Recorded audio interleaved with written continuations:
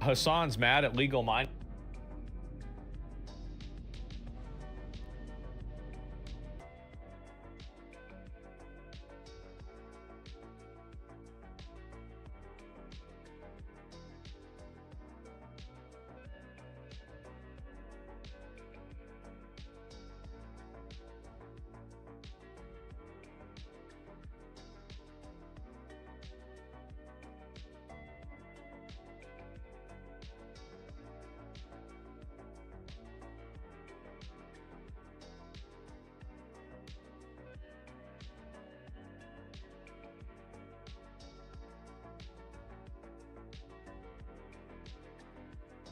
Check one.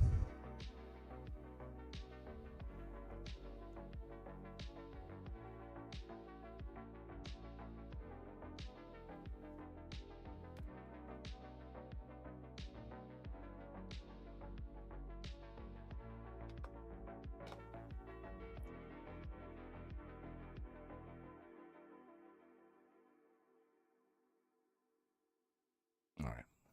No intro. We're just jumping into it. I've been listening to the America panel with Casey and Horseradish and Grumple and a bunch of other people I've never heard of before. Game Boy was on there for a little bit.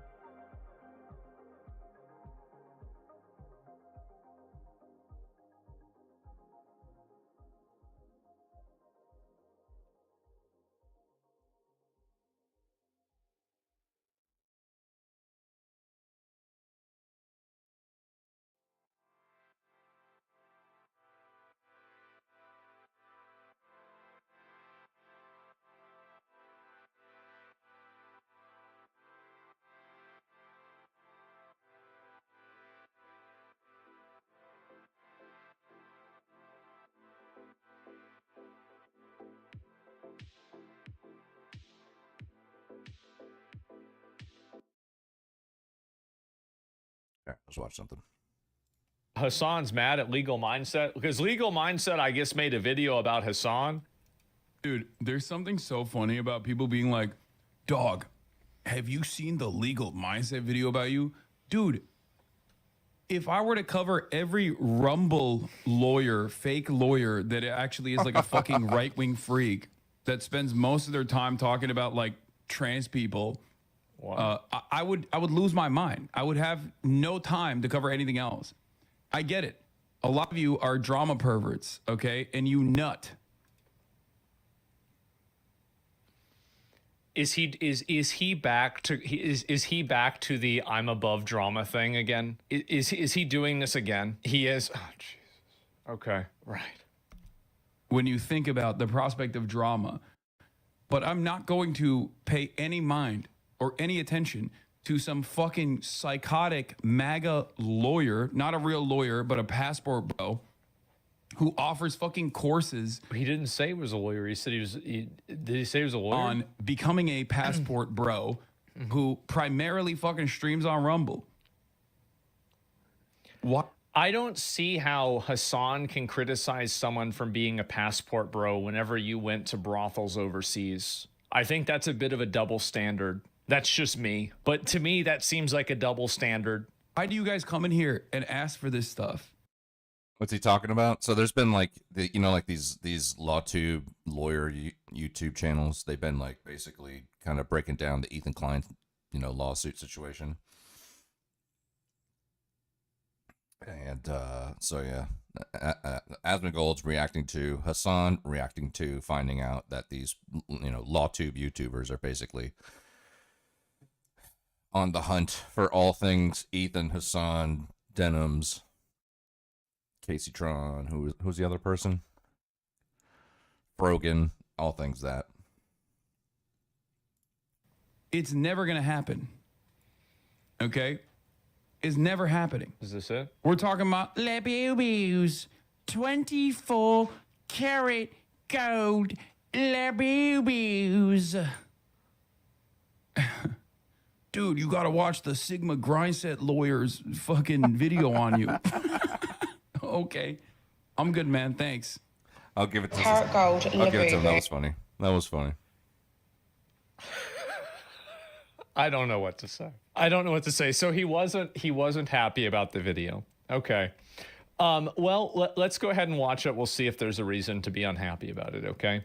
I haven't seen this. Apparently, it came out earlier today, and we will take a look at it. So this is Legal Mindset. He recently hit apparently 300,000 subscribers, and he released a video, and it's called Twitch Has a Hassan Problem.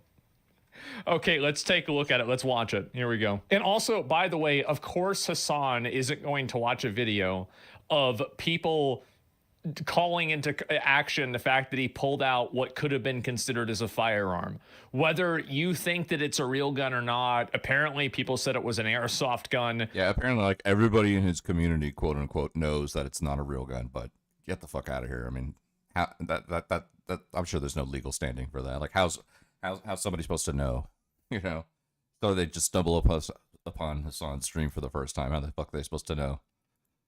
Go rob a store, go rob a bank with an airsoft gun. You're going to get charged as if it was a real gun.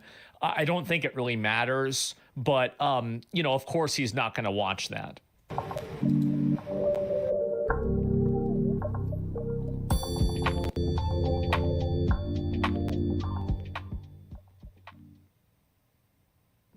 Twitch has a brand new Hassan problem, and this one could have... So he's not introducing himself as a lawyer, right? He's just talking about legality?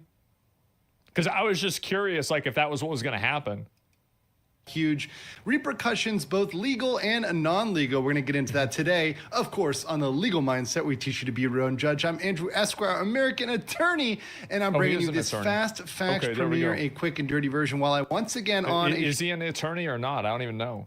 Short vacation in lovely Phuket, Thailand. I guess he is. Another hotel room, another place, but still bringing you the freshest news. So make sure you like this video. He is? Okay. Like the Fast Facts Well, then version. why would they say it's fake? Esquire means attorney? Oh, I thought it was like a French word. like Esquier from Expedition 33. I just thought it was like a made up word. That's crazy. Okay. So let's get right into it. Twitch has always taken a preferential stance when it comes to enforcing its guidelines, or That's one at way to least say it. when looking at its terms of service, has not always applied those equally to all groups and people. And one of the people that gets the most criticism Everybody knows this. Everybody knows it. It's a fact. this, and that many folks across the board have said is the really recipient of a lot of the benefit of the terms of service without the burden of punishment, has been one Hassan Piker. Now, I actually think that Hassan is the most noteworthy case because he's really popular. But the fact is that other people do worse stuff than Hassan all the time, and they never get in trouble either. I think that really everybody thinks about Hassan because, again, that's what gets the most attention. But the fact is that, like, Mike from PA goes way harder than Hassan does. Really. Like, I mean, there's no universe where, like, I mean, Hassan does things that are unhinged, but even Hassan, I think, tries to at least pretend to not be crazy.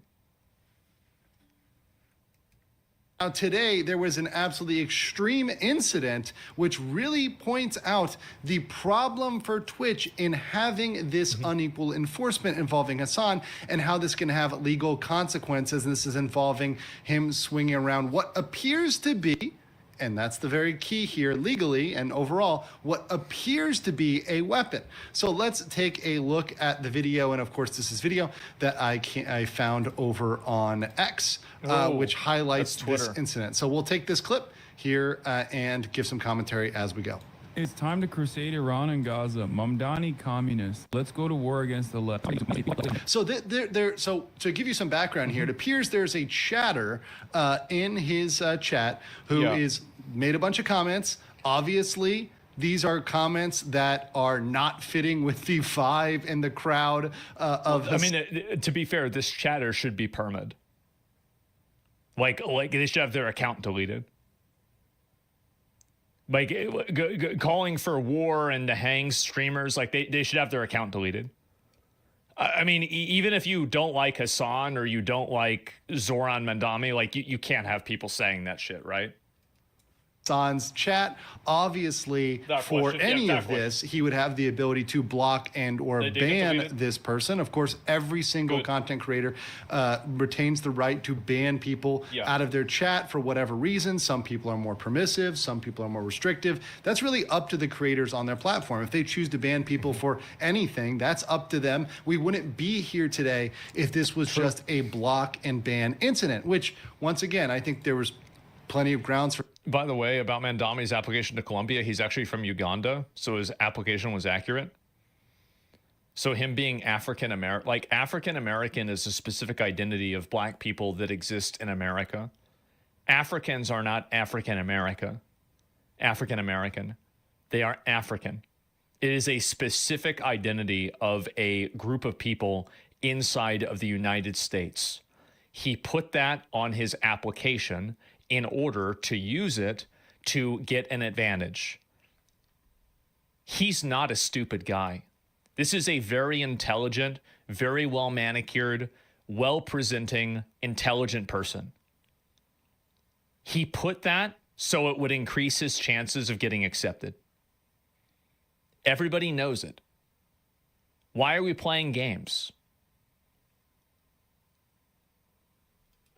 Him as a creator saying, hey, I don't want this person here. He knew. And some of this language was even pretty extreme, saying hang Hassan for treason. Yeah, that's pretty extreme. And you know what? Blocking and banning someone for that would be called for. If someone came into my chat or anybody else's chat and said that about that creator, they would probably catch a ban. They would probably catch a block and a ban, and possibly a report, a broader report.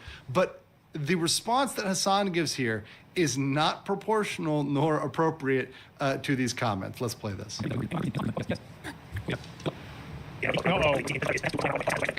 In our sincerity and actually delivering for the very working. So let's be clear. He's gone and retrieved what appears to be a pistol. Now, many people have pointed out it could be airsoft. Even the dog is on alert. The dog is like, oh, fuck. Oh. Or it is airsoft or whatever else. The key here is that it appears to be a real weapon. I'll also note as someone who played airsoft for like 8-9 years as a Yeah. kid, I had MP5s, I had pistols, I had a sniper yeah, rifle, airsoft even an gun too. airsoft sniper Yeah. rifle.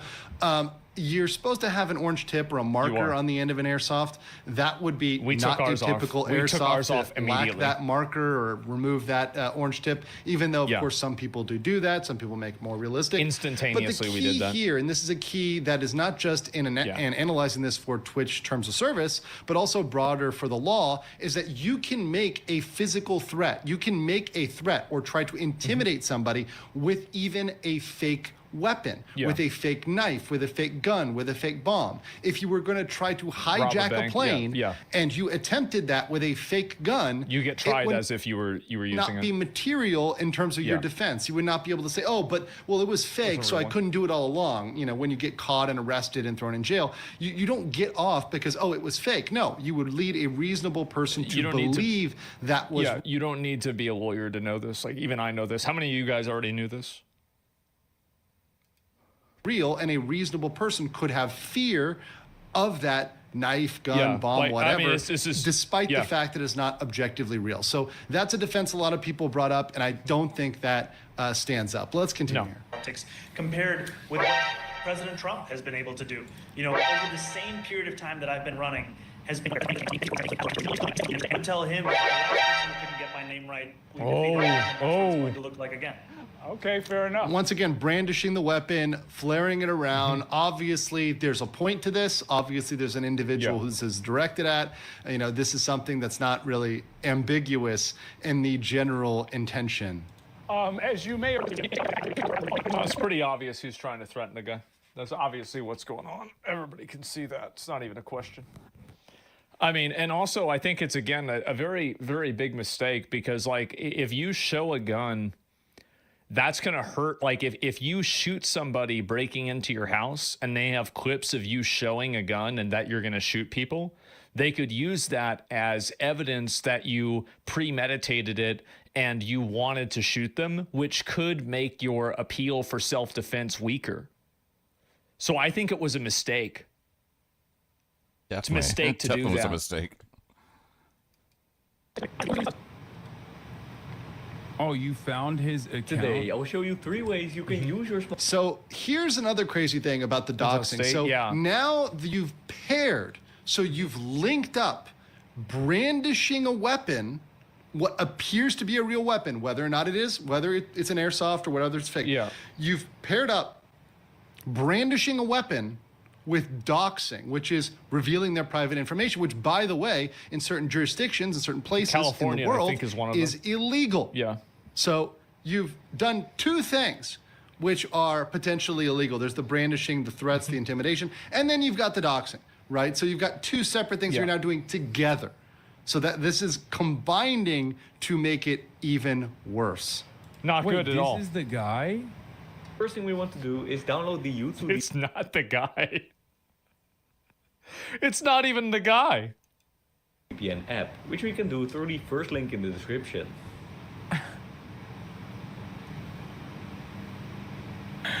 Fuck are you gonna do, bro? And of course, I do like the pop up there just explaining that this is Yeah. clearly against their TOS. This is something that is not, you know, holistically, both the doxing and the threatening is, of course, against the Twitch terms of service, right? Yeah. Write a petition? Let's do a crusade, he says. Let's do a fucking crusade, he says. Let's hang Hassan and Mamdani for treason, he says. The fuck are you gonna do? Go on a fishing expedition? Try to fucking put malware in my phone? Is that what you're gonna do? You don't have to have big muscles in order to pull the trigger of a gun. It's not like you have to work out in order to shoot a gun. That's the whole point of a gun. Like, I don't even, like, what, are they going to beat each other up with a gun? I don't know. You're misinterpreting it. It's not a threat. He's just fucking stupid. I think that if you pulled out a gun like this in front of a police officer, you would be spending the night in jail or in the morgue. I think this is absolutely a threat. I think if somebody went to your house and they did this in front of your house, you'd be calling the police. That's the truth. And everybody knows it. You skinny bitch. And to be clear, nothing that Hassan said would be necessarily impermissible. He could say all those things. He could call them, I believe his technical word was a skinny bitch, all he wants. That would have been perfectly fine. He could yell. It's actually not perfectly fine, because if Tectone can get banned for calling Frogan a fat bitch, then why is Hassan not getting banned for calling someone else a skinny bitch? What is this, fat privilege? That doesn't seem fair.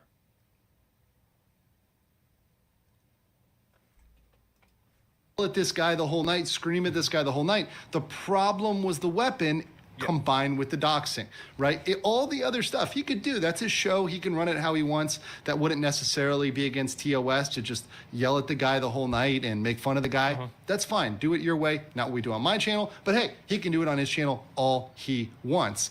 But with that, you open yourself up to a bunch of problems. And Twitch is opened up to a bunch of problems because now they've got to decide what they're going to do with Hassan. And in the past, they've only given him slaps on the wrist.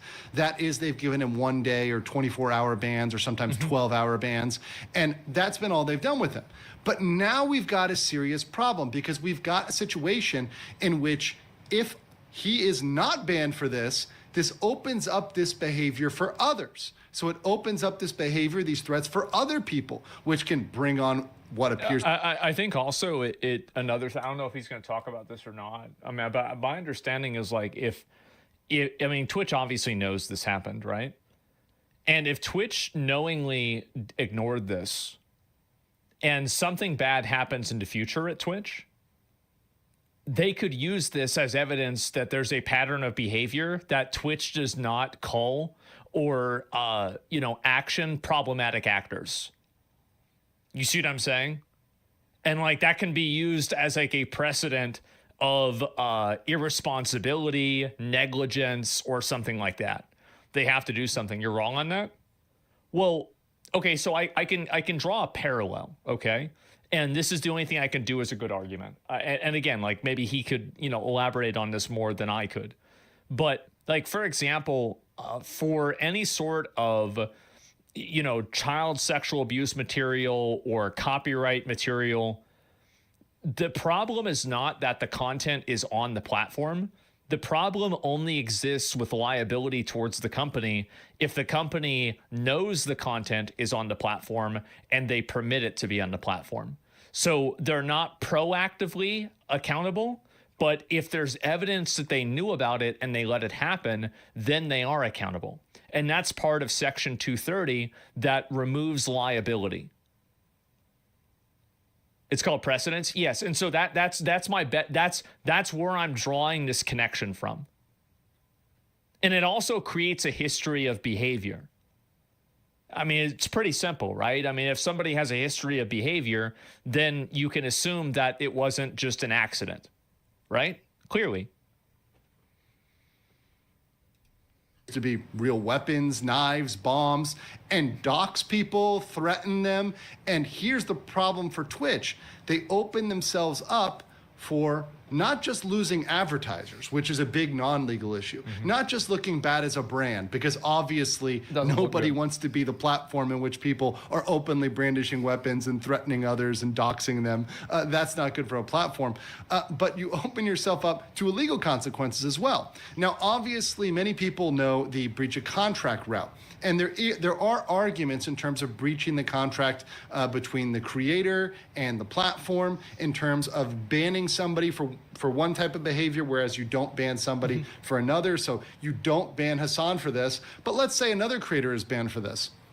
well, there might be a cause of action open up there. Now, there's a lot of challenges with that. That's a difficult one. But one that's even more interesting and one that is really untested, and in fact, there may be many people looking to test this, is a consumer type action under a private right of action. Every state has their consumer laws, and those laws are sometimes very, very strong. And one thing they protect against is unfair and deceptive practices. And it indeed is a very strong case to say it is an unfair and deceptive practice to benefit some people while punishing others. Because this bias, this, for example, Hassan bias, is not disclosed anywhere. It's not given out in the terms of service. When you read the terms of service, nowhere does it say. I don't think that they can really have that bias happen and be held accountable for it unless it can be proven that it's done off of grounds that were protected groups. And this is, again, I'm not sure about this, but that's my understanding, is that like you can ban people for whatever reason you want, but there are certain groups of people that you can't ban categorically for discrimination reasons. So like, for example, you can't ban black people from doing something, but you can ban other groups of people, like all Republicans, for example, because some things are protected groups and other things are not protected groups. So I think that's my understanding, but I could be wrong. Everyone will be punished except for Hassan Piker. Everyone will be banned except for Hassan Piker. Or, for example, if you want to be more broad, everyone will be banned except people who share Hassan Piker's political beliefs or affiliations or associations. If that was disclosed publicly, then fair dues, then you can do what you're trying to do. Of course, advertisers may have an issue with that, but legally it wouldn't be as deceptive. But now you're deceiving the consumer, both the people that are consuming the content, that are expecting that their favorite content creators will not be banned, and then seeing them get banned, and deceiving the creators themselves by lulling them into a belief that they can stream on your platform safely and do what they want, just like Hassan. I think the big problem is that a lot of companies want to have the privileges of Section 230 that allows them immunity from accountability from their behavior. So they want the privileges of a platform, but the power of a publisher. And I think that the more companies start applying these terms of service like rules arbitrarily, and they're not applying them in an even way, I think that really this is a privilege that the government gives these websites and these companies. And in turn, I think these companies should be acting in good faith. And if these companies are not acting in good faith and they're not doing the thing that the privilege is designed to allow them to do, or not do in this case, which is preemptively censor and audit all content, and that's, again, because they're not a publisher, they're not publishing it themselves, they're just a platform for other people to publish on it. If you are applying this much editorial control to a website, at what point do you effectively become a publisher?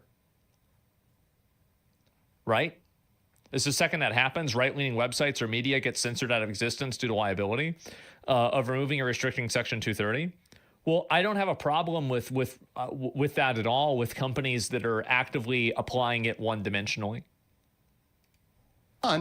But then they're ultimately punished. And they're punished for a much longer period of time. They're losing a much larger slice of revenue, memberships, subscriptions, et cetera, affiliate deals than Hassan. So you're able to point to that and say, I have damages because I am being banned for 7x, 10x, 30x, way longer than Hassan. And I can bring this private cause of action for an unfair and deceptive practice on the part of Twitch. And there's a lot of folks that may be opened up for that. So looking at this, I think that especially with how, like, and this was the really bad one was the Arab to Jew tier list that they did. That's the one that I think is really going to get them in a bad situation. Is that if they're banning and applying rules to people based off of perceived ethnic differences, if that can be proven in court, Twitch is actually fucked. The Sabra tier list, yeah, it is. It should be a perma. That was crazy. It was. And also, like, another thing too is that I don't think that the tier list is a problem. Like, but and this is kind of like, this is what the issue is that it's the systematic allowance of one type of racism while other types of racism are being banned. And I think that's really where the problem is more than anything. Because like on YouTube, for example, or on Kick or Rumble, you can say a lot of different crazy stuff. But Twitch has a much more narrow terms of service, and a lot more things that would be against the rules on other platforms are, or would not be against the rules, are against the rules on Twitch. So really the problem isn't that it's happening. The problem is that it's happening and it's being regulated in a one-dimensional way. Israeli accounts are banned from opening accounts by IP. Yeah, like there's a lot of evidence, I think, and not, yeah, there's a lot of evidence that points towards the direction that Twitch has had a bias that is detrimental to Jewish people. I would say so. I think criticism and negative treatment towards Jewish people has been allowed to exist much more than the opposite. I think also you have creators that, you know, with that tier list that got a 30-day ban and that was it. And I don't know. I mean, like, it's very hard to prove something like that in court. That's a very big accusation. But I think that they would have a number of points of reference, and especially with, you know, like the logic of like Twitch, for example, if Twitch said, well, we banned the IP addresses after October 7th from Israel and Palestine because of the war, that would be immediately deleted when you look at the fact that Ukraine wasn't banned. It would just be instantaneously gone. So like that argument doesn't exist.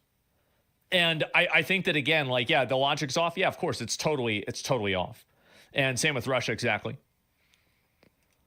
Big problem, and would be even a bigger problem if there was a real incident India and Pakistan, where somebody got into an altercation where there was a threat made like Hassan, and then somebody responded with force. We saw the case of Sin City Manny in Las Vegas, the streamer that responded to taunting and threats of other streamers.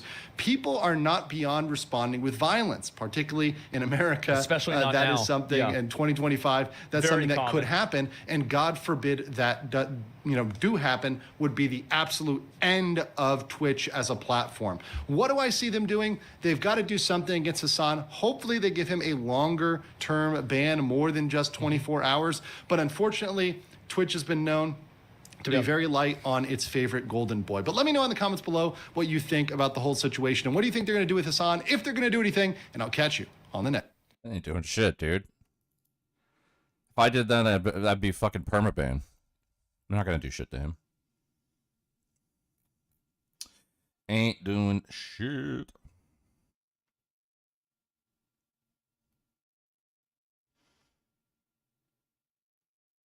Is this the Tectone version? To say it is an unfair and deceptive practice. Well, thankfully, we have a lawyer to weigh in on this.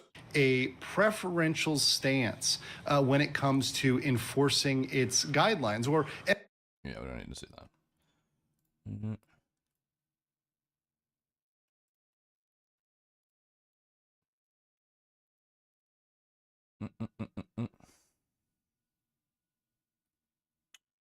What else we got?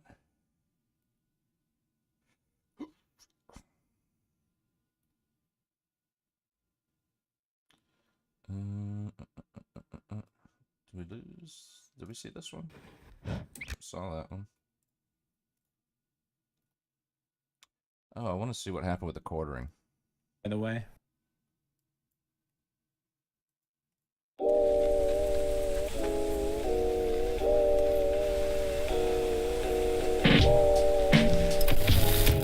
It's a quartering video, and it's called Women Finally Get It, and it's too late, but I want you to see the thumbnail.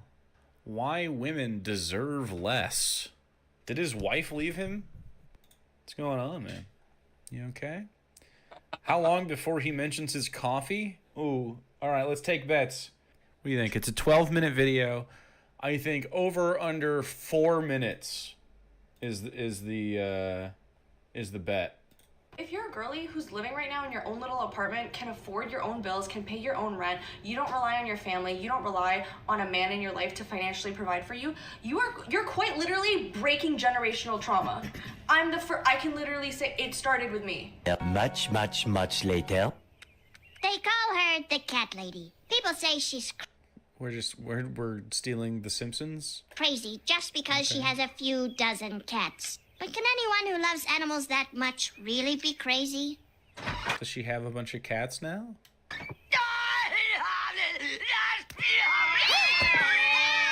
I was the Okay.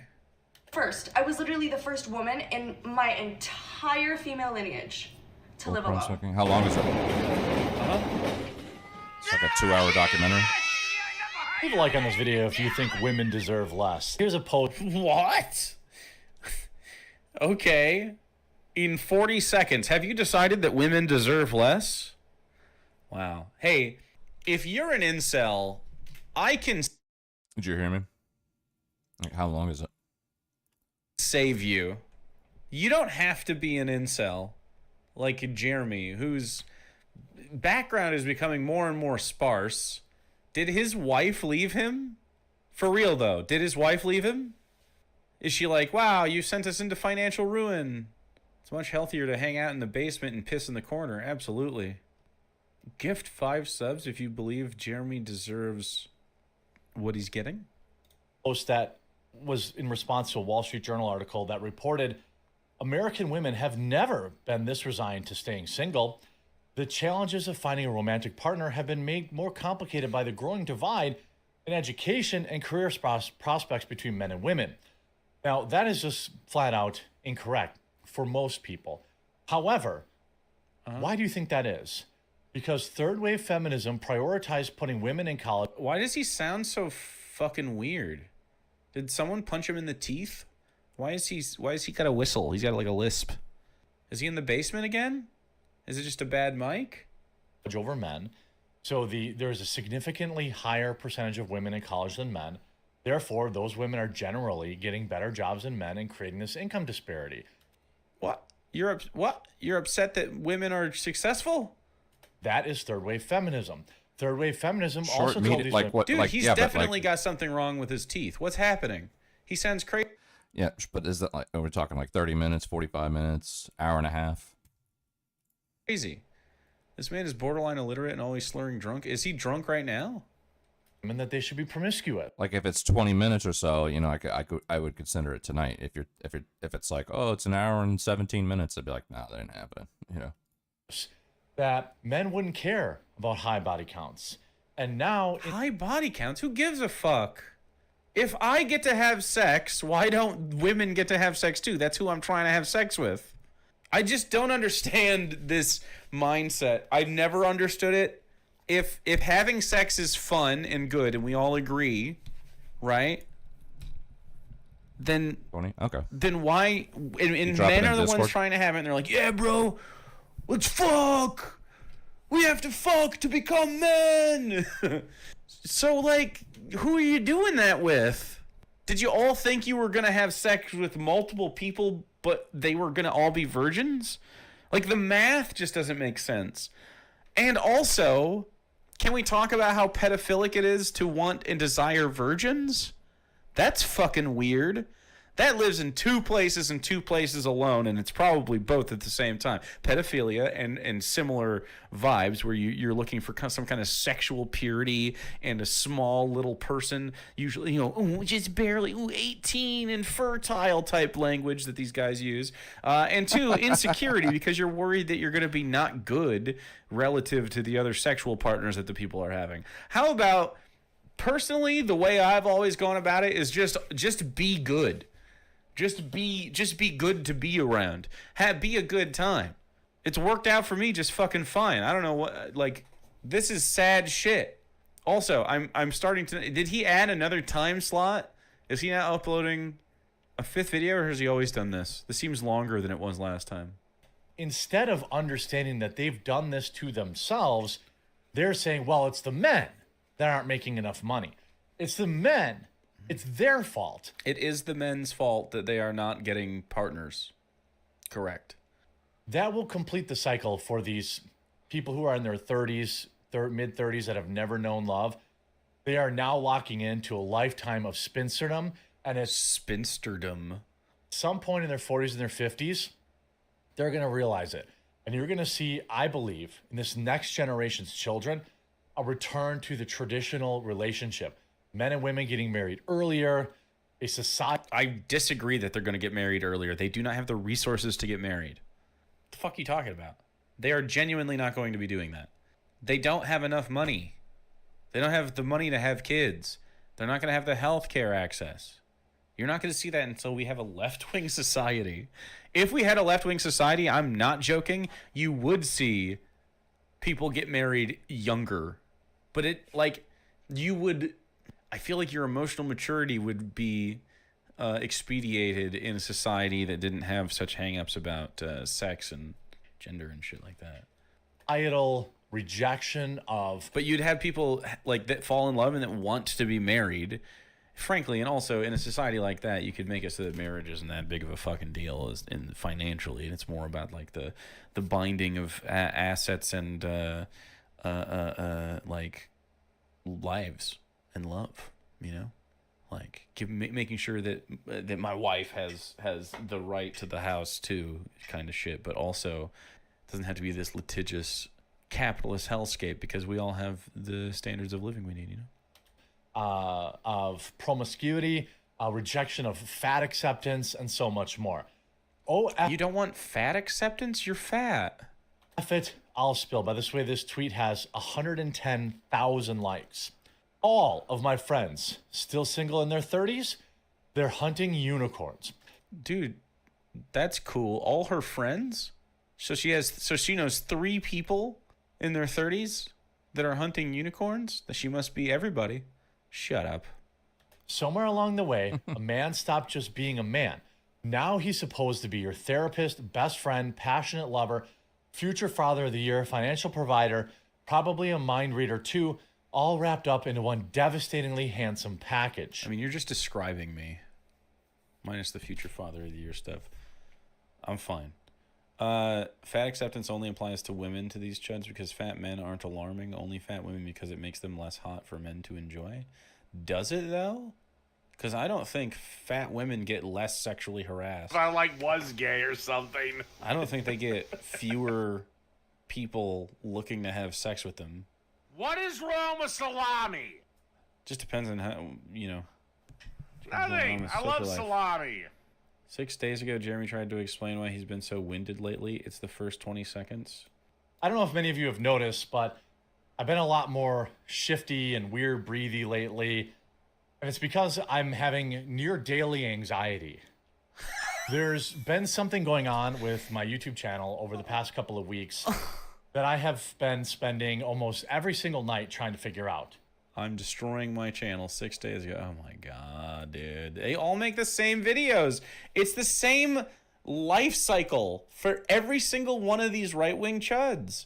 I guarantee you there's a video of me somewhere on the internet saying, I bet one day this guy burns the fuck out because this is not sustainable. He doesn't even make real content. No one even fucking likes it. We grew up on a steady diet of perfect men who could do it all. And now we're shocked. But I'm not here talking about his breathiness. I'm actually talking about how his teeth sound. Shocked to discover that actual humans come with some flaws. Like, actual humans come with some flaws. Like, the right side of his mouth, right here, is a little pinched. You see? There's something going on there. Is he good?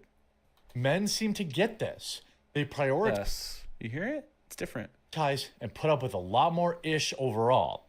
Meanwhile, women are out here with spreadsheets of required qualities, then wonder why they're perpetually disappointed. Now, this isn't all women, obviously.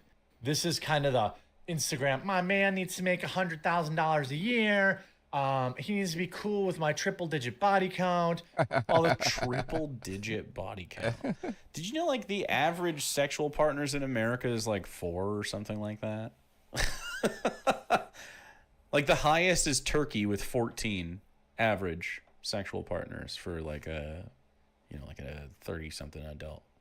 Like, this idea of hyper promiscuity is just not happening in America. People have, I guess it depends on your population density and shit, but like, and your the availability.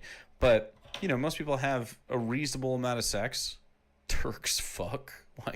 Why do we have to allow that term? This kind of stuff. Men are raised in yeah, he does sound bad. Ooh, closing in on 4 minutes. How to treat a woman. Women are raised in what to expect from a man. What? Think about that. Right? Yeah, think about that. No. What the fuck are you talking about? It's pretty obvious that men do not do a good job of that, or there would be fewer complaints. It's a very different mindset nowadays. When I grew up, it was, hey, open the doors. You know, The door.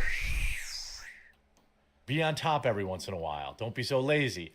You know, Be on top every once in a while. He means fucking? Yeah. this kind of stuff. It was a little more detailed than that, but women are grown up. You need a man who's got a college degree. You need a man who's got a 6-figure salary. You need a man who's going to be a handyman. You need a man who's going to be sensitive and cry at movies. You need a man who's this, and this. And now, Congratulations. He held out over 4 minutes. I can't even believe it. Good for him, dude. I guess now we should see if he's going to do it at all. Will he mention coffee? I think he'll do just fine. He's going to hold out. Come on, Jeremy.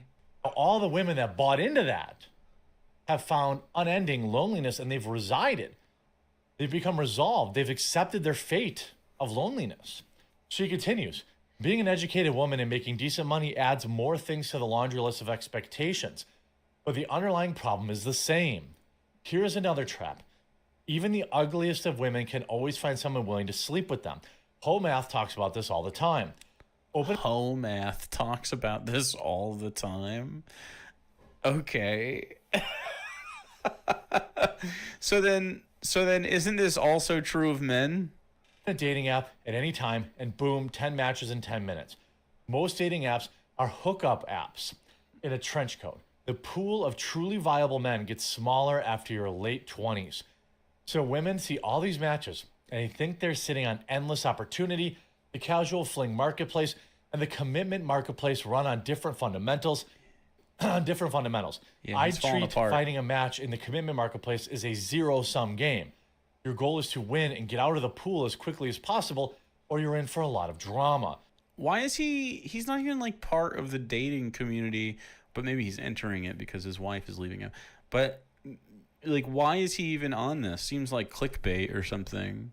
He's trying to just get in on the manosphere bucks, trying anything to branch out, trying to latch on to whatever dollar he can get his hands on, his grubby little Pete's. Again, men have known this for 15 years now. Women are only now figuring it out. If I had to do it all over again, I'd have 2 to 3 non-negotiable values. Deprioritize looks in general, 6 feet, bald, fat, etc., and focus on financial compatibility. Financial compatibility? What the fuck is that? We find ourselves financially compatible. What does that mean? One of you has money? Huh? Be like VCs, venture capitalists, betting on their future potential instead of venture debt providers who look at your current profit and loss. How's that working out? Like, for real, how's it working out, Jeremy? This, like, whole thing. You know? The system is fucking rigged. Oh, this is not working for you. Yeah, treat your relationships like venture capitalists.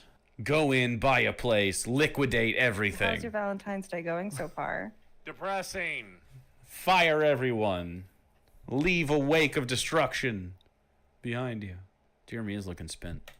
I mean, this is exactly correct. This is... Come on, man. And when you look at the Wall Street Journal article, you know, her problem is very simple. She's attractive, smart, and highly career ambitious, and wants to marry the same or better. Except her male equal is likely looking for a supportive role, spouse to focus on raising their kids and helping him achieve even more of his goals. So, that's crazy. Is Amy Nixon actually a man, by the way? Like, is this just a white man running this account? Why peddle this? The right-wing manosphere mindset thing, like, it makes none of them happy, and then they're just like, yeah, this is how it should work. Huh? None of you are happy, ever. You count being happy as not being divorced yet. You know? Have you ever had, like... That's a major metric. Just like true joy in partnership, you know? There are very few marriages with two highly ambitious spouses gunning for big career goals at the same time, especially once kids enter the picture. It happens, but it's rare, and there are lots of unseen compromise and conflict. Well, this is the you girl bossed too close to the sun.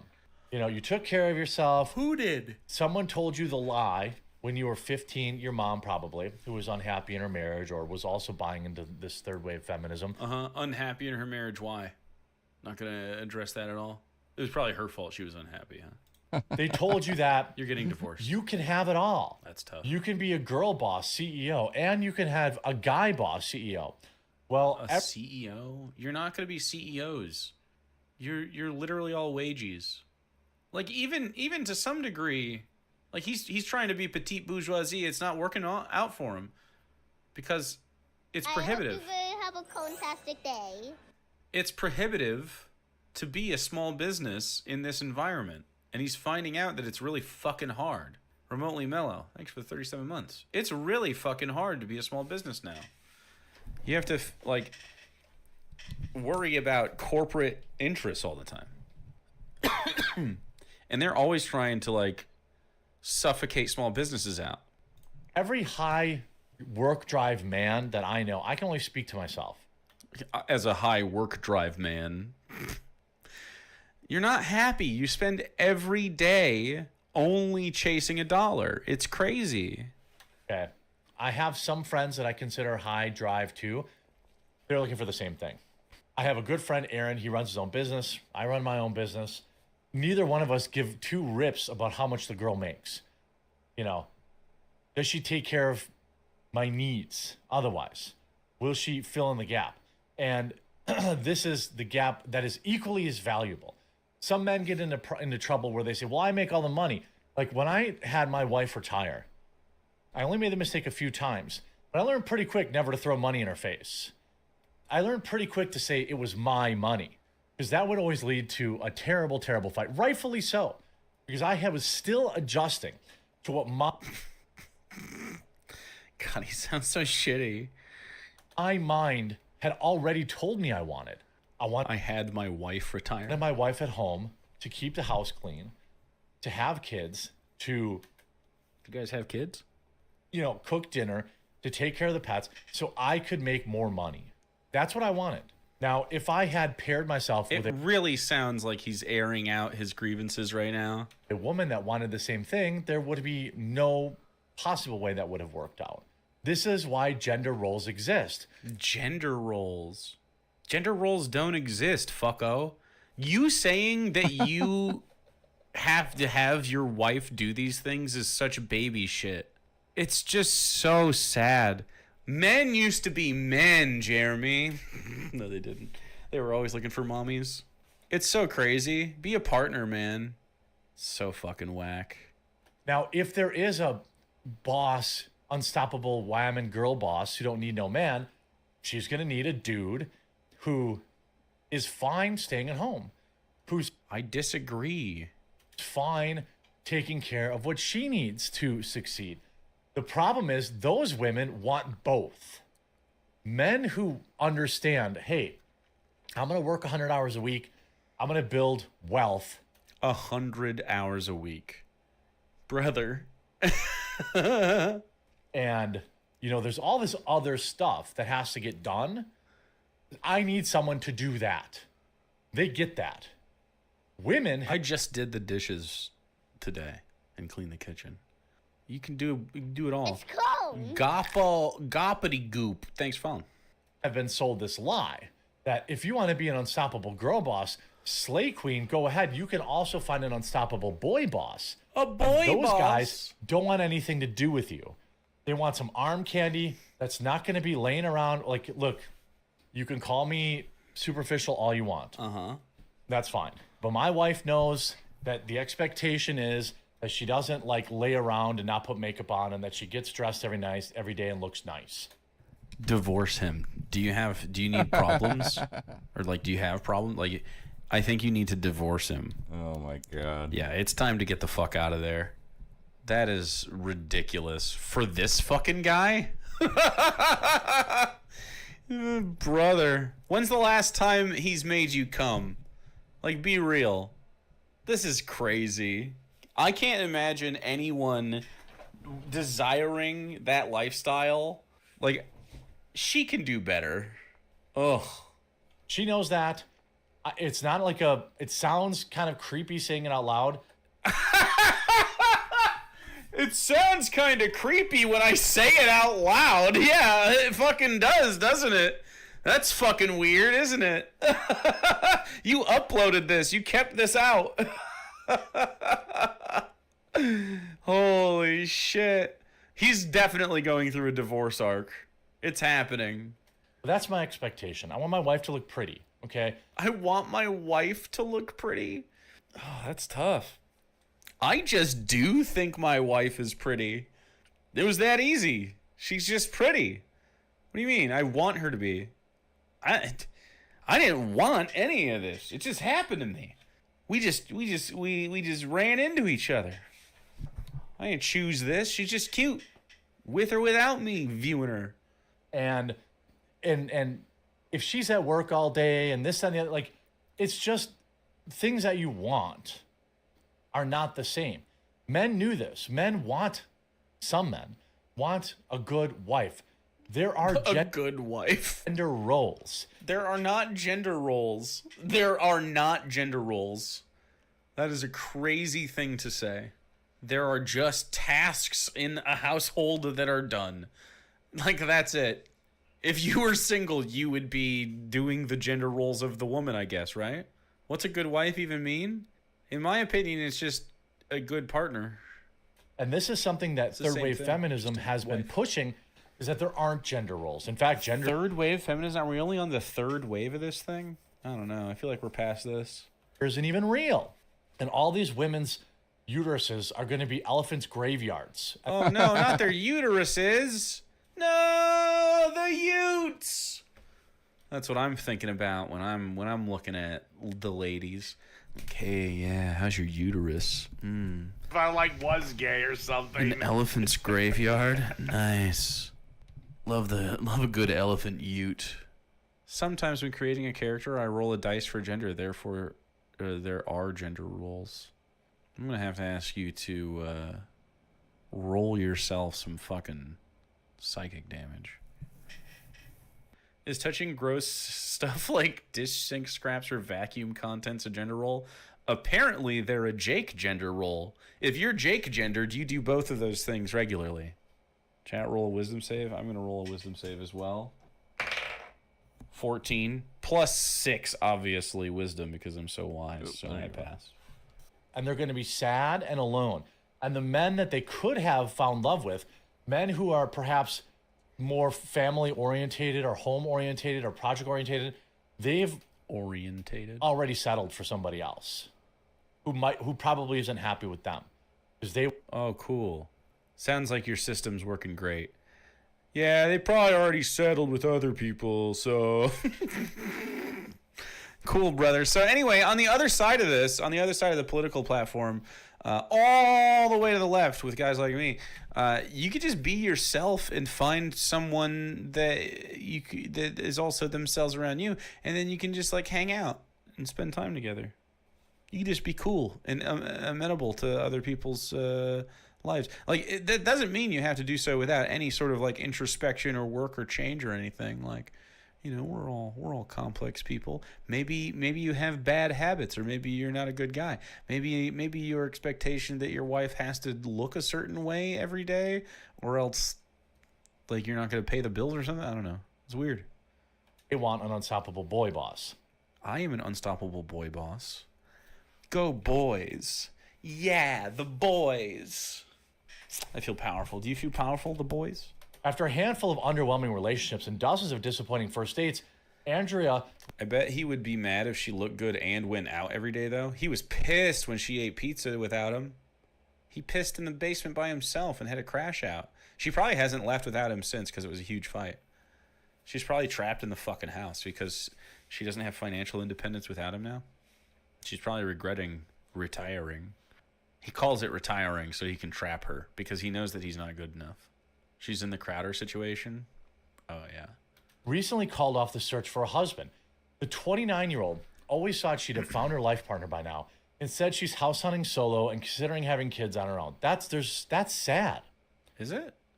I'm financially self-sufficient enough to do these things myself, said Andrea, a Boston-based accountant. I'm willing to accept being single versus settling for someone who isn't the right fit. I agree. That is a you problem, lady. It's not really a you problem. It's more like a thing that she's saying that she's wants. I don't want to say like if you keep reading this, I don't think this sounds bad. You have this ridiculous expectation of what a man. Not. You have deluded yourself into thinking. Why do you think that there is a delusion here? Happy. She hasn't even described what She you're talking sees her about. plans for an independent future as making the best of a lousy situation. Girl, you're 29. You have tons of time to find a guy. You don't want a guy that's been divorced. You don't want a guy that has a kid. You don't want a guy. That's your choice. You could find a man. She says, but I feel. You say the same. You're projecting. That's what you guys say about women all the time. It's just projection, man. No one gives a fuck. Real normal people are just like, if they're attracted to somebody, they'll be attracted to them. That's just what it is. I feel happier just accepting my reality. I don't want to sit here and say I'm 100% happy, but I've accepted it. It's mentally and emotionally a sense of peace. This is what you'll live in a pod, you'll eat the bugs, and you'll be happy people wanted. It actually sounds like this Boston-based accountant is what she wanted. I'm not for capitalism. I don't think accountants are even a reasonable position that we need. At least not for this. Maybe we can have accountants for other shit. But this is just like for personal wealth growth, which is really dumb. This is what they wanted, and they've turned her into their prototypical person. Who's they? What are you talking about? Some of the numbers that are shocking. A 2022 Pew survey of single adults showed only 34% of single women were even looking for romance, compared to 54% of single men, down from 38 and 61. So even more people are checking out of the dating market. Okay. The share of women, listen to this, the share of women aged 18 to 40 who are single, that is neither married nor living with their boyfriend, was 50. Nor living with their boyfriend? Or cohabitating with a partner?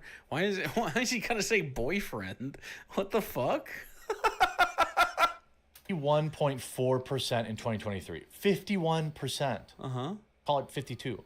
The same data in just 20 years before was at 41.8%.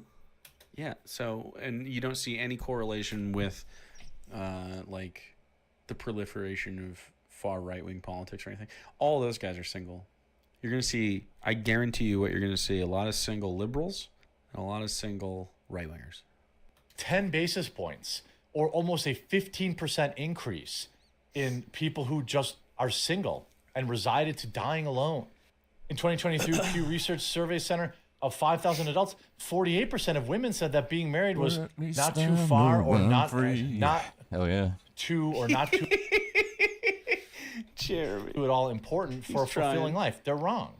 They're wrong. It is important. You have to be married. You have to. They're wrong. When they're saying that it's not important to them, I don't know why you're like, yeah, it is. What a fucking weirdo. Compared with 39% of men. So more men want to get married than these women. Up from 31 and 28% in 2021. I can't believe it. I'm smart when I drink. I'm so shocked that women are saying, I'd rather not marry a man. They're telling you what the problem is, and you're like, no. Okay. More for the rest of us, I guess. Popcorn to someone else. I beg of you, Jeremy. Popcorn to someone else. What does that mean? Then marry each other? Yeah, I guess. The entire... Yeah. No. I think we're Maybe good. the men should start marrying each other. A bunch of right-wing men married together. Not gay, of course. Our society is checking out. They're checking out of the dating pool, and this is exactly what third wave feminism did. Most of us saw it, and it's so sad to see. I hope you're informed by this video. I hope these women and men... You hope you're informed by this video? I'm informed that you're going through a divorce now and having daily panic attacks due to the decisions you've made. will stop taking the black pill and will get back in the dating pool and start being more reasonable and realistic about what it takes to find happiness. But you're not happy. What the fuck? The only happy people I ever see are leftists. And really, that's just like in interpersonal relationships. And even then, it's a crapshoot, right? Still gotta, like, navigate the world and shit. He's not taking his own advice. I just never see a happy couple when they're right wing. They can stay married for sure. There's lots of old couples that don't even fucking like each other. That just, would be scared to navigate the world without each other. I guess he'll find out. His own way. How hard it is for a guy like him in the dating pool. Women don't like right-wing men. If you are an incel and you want to stop being one, I can help. I can help. TLDR, it's probably your fault, but it's not also. It's probably also the men in your life, or the way that you were, or maybe not even the men in your life, the way that you were taught to be a man is wrong. Yeah. Take your masculinity cues from actual Jake here. Holy shit. What'd you do? Is there a ceremony? I mean, it's been raining here in Texas all day, so I didn't do anything. I mean, I went out and got dinner, but that's about it. I was gonna like, what I was going to do was cook some hot dogs and hamburgers, drink some beers,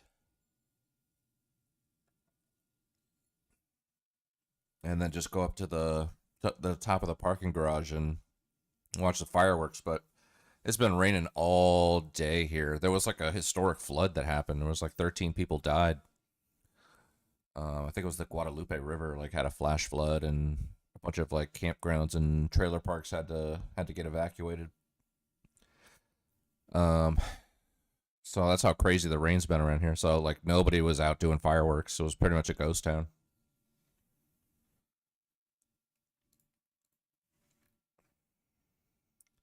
What about like a national thing? I mean, there's no like national thing. I mean, if you go to like Washington D.C., they have a thing over at like the mall, the National Mall, and the firehouse, the White House, and everything. But it's more like, you celebrate with your family and your community. Usually in America, like they'll set up like a block party, so everybody that lives on the same street will bring out like tables and chairs and barbecues, and everybody will just like cook hot dogs and hamburgers for all the kids and light fireworks on the street. That's how it goes. It's usually like a local kind of thing. National Mall? Yeah, but it's not literally a mall. I think it's called the National Mall, but it's not an actual mall. Was I affected? No, I wasn't. There's a town called Kerrville, which I think is in Kerr County, and it is just northwest of San Antonio. So it's about 45 minutes northwest. I've been up there once. It's actually really beautiful. It's when basically West Texas starts to get very mountainous. Really, really gorgeous area. But no, it's about like, I don't know, I would say like 45 minutes to an hour northwest of where I'm at. But the rain still came. I mean, it was just raining all day here. It literally did not stop all day. Will I cook roasted beef? I would. If I had some roasted beef, I would cook it, yeah. Get some Arby's. Get an Arby's beef and cheddar. Fuck yeah.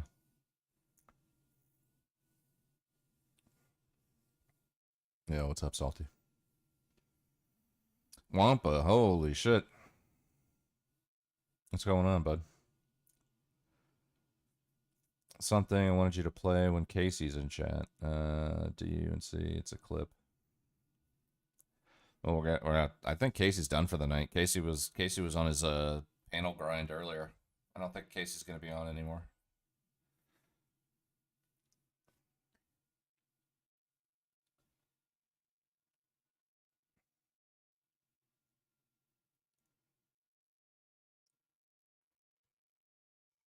Those are brutal.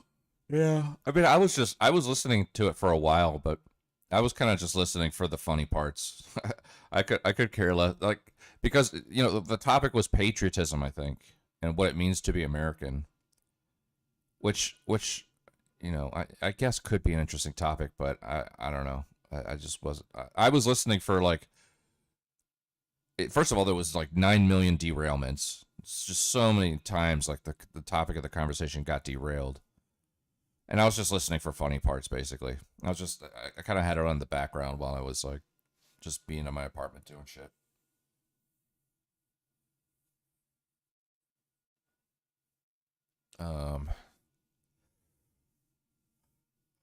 Radically, shit takes is so boring. Gaslight motherfucker. Yeah. Panels are milquetoast. Yeah, these ones are. I don't even know what the point of them is, really.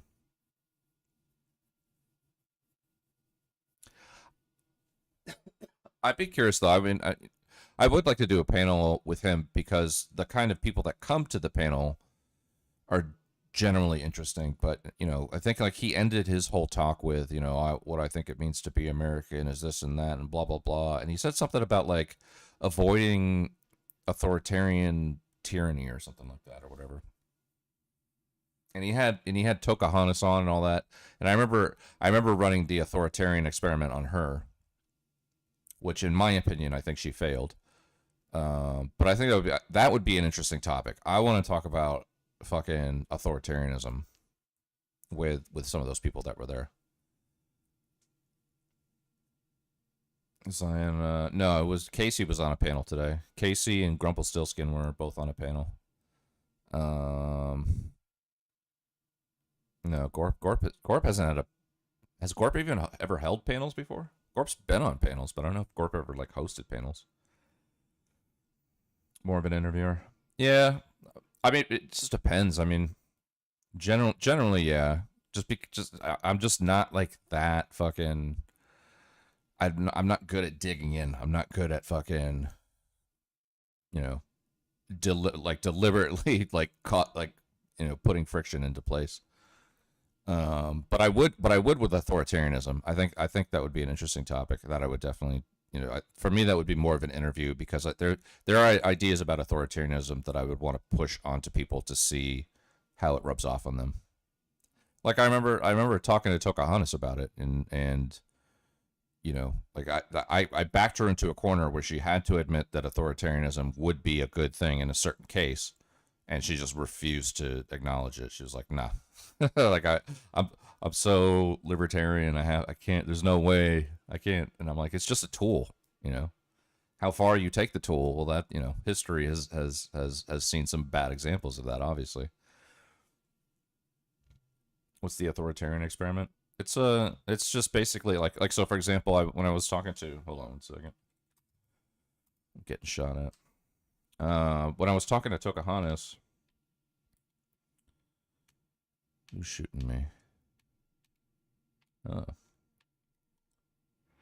When I was talking to Pocahontas, I know that her whole shtick is like, I'm a libertarian, as long as you don't harm me and I don't harm you, then basically you can do whatever you want. It's like the same libertarian shtick, which I get and there's nothing wrong with, but I think that we just get caught up in this idea that some words sound bad. It's like, ooh, authoritarian, that sounds bad, and so it must be bad. And granted, authoritarianism can be bad, but if libertarianism is by default good, then does that mean that authoritarianism is by default bad? Or are these just words that we have like placed these kind of like emotional emphasis on that isn't necessary? When libertarian can just be a tool. Libertarianism can just be a tool. So can authoritarianism. If you are raising your children and you are going to discipline your children, you're not going to discipline your children with libertarianism. You're not going to fucking discipline your children with fucking libertarianism. It's good. Whatever you do to discipline your children is going to resemble authoritarianism. So that's the experiment. It's just to see, the experiment is to see how people feel about the word and why they attribute those things to it. Like, because the moment you say authoritarianism, Hitler just automatically just pops into somebody's head, and it's like, whoa, whoa, whoa. And in my mind, I'm thinking, no, it doesn't have to be that. It's just a tool. How far you take the tool, obviously, can be very bad, but Hitler, yeah, exactly. I mean, stability. Ask anyone, Somalia or Iraq or Syria. Do you want a weak government or a strong government? It'll be one-sided. Yeah, yeah.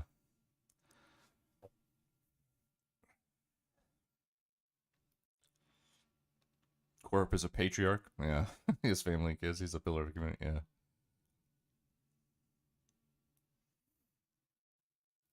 He has cats. Yeah. So that's the experiment. It's just I sometimes I just I think that it's unnecessary to attribute these kinds of vibes essentially to certain words. Like if you say the word libertarian,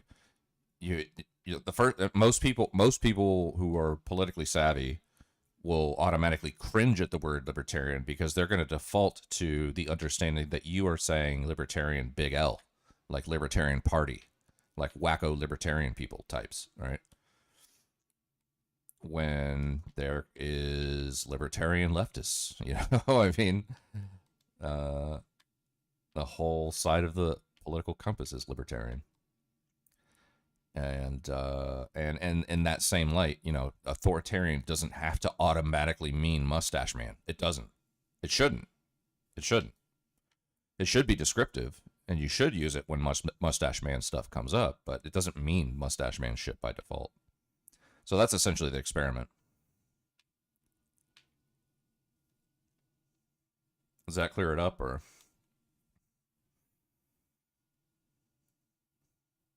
Vosh goes full Casey. What is it?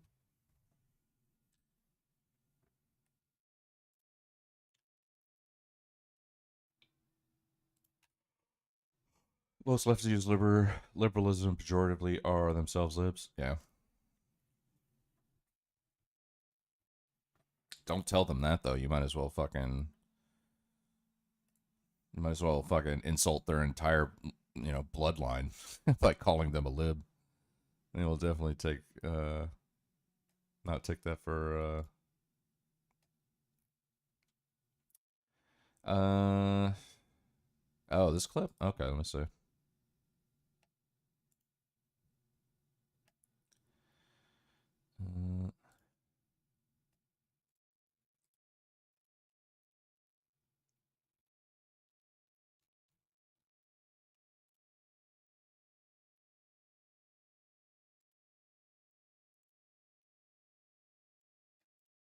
Yeah, I mean, it's really funny because I'm over here.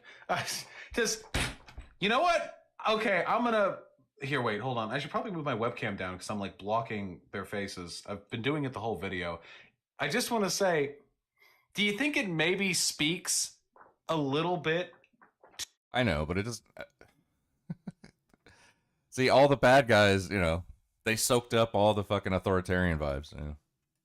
To the. You know what? Okay, I'm gonna. Here, wait, hold on. I should probably move my webcam down because I'm like blocking their faces. I've been doing it the whole video.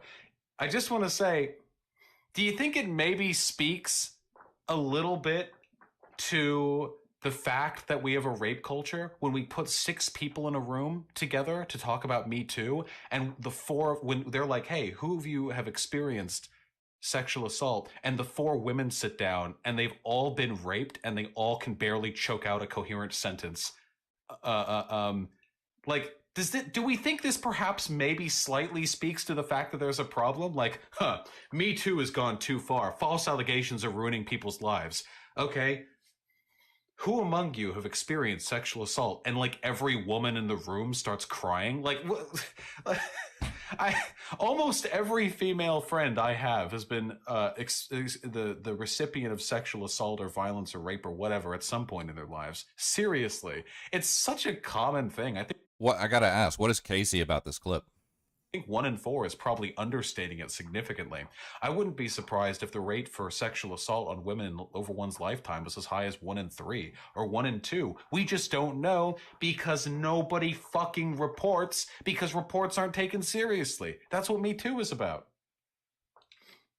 You're like, I don't think things are on the same level, but things impact you in like bizarre ways.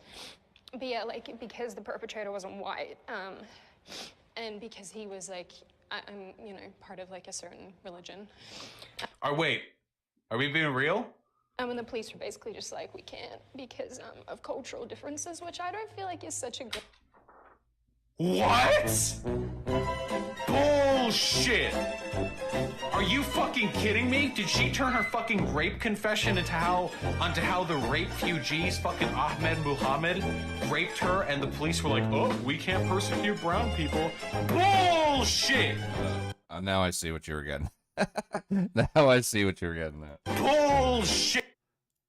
And the police were basically just like, we can't because of cultural differences, which I don't feel like is such a good. What? Bullshit! Are you fucking kidding me? Did she turn her fucking rape confession onto how the refugees, fucking Ahmed Muhammad, raped her and the police were like, oh, we can't persecute brown people? Bullshit! Bullshit! Okay, now it all. I had to wait till the end there. Yeah. There you go.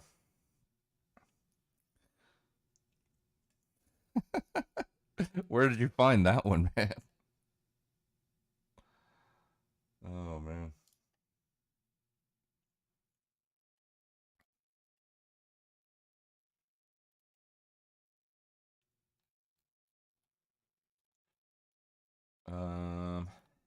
Anyways. We're gonna watch.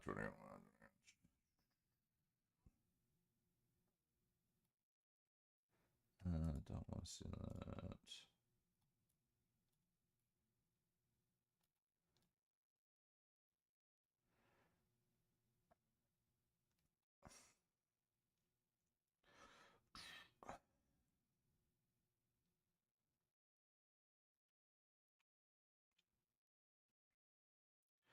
Oh, Andy Pants.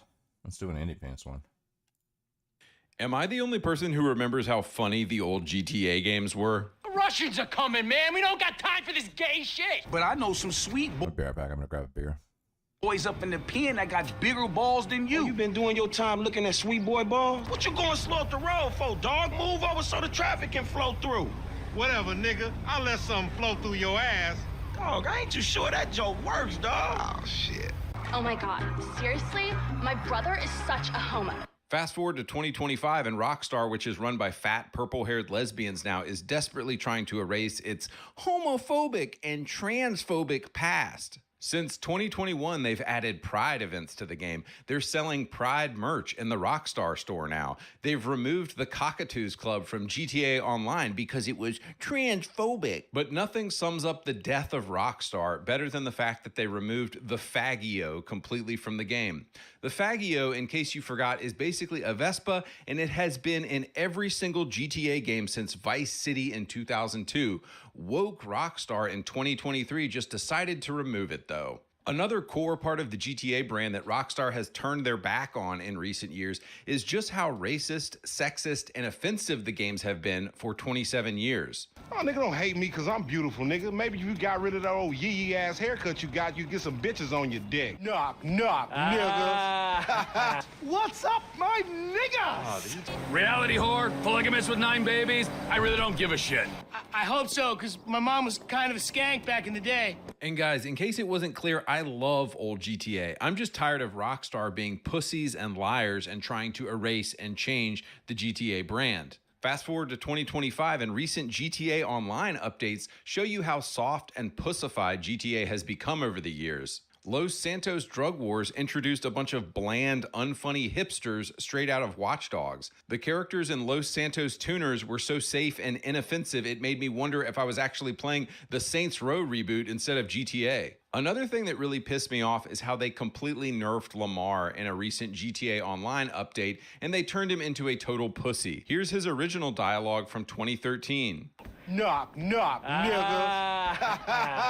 Here's Lamar's updated dialogue in 2021.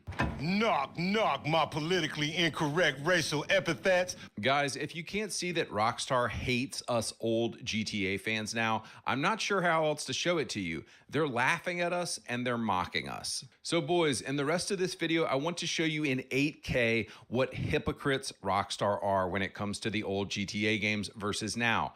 They used to make based, edgy games for us guys, but now they've completely collapsed, and it's looking like GTA 6 and any future GTA game will be a woke abortion. But first, I want to talk about PC optimization. If you have a slightly older PC like me, you're probably tired of frame rate drops and bad performance.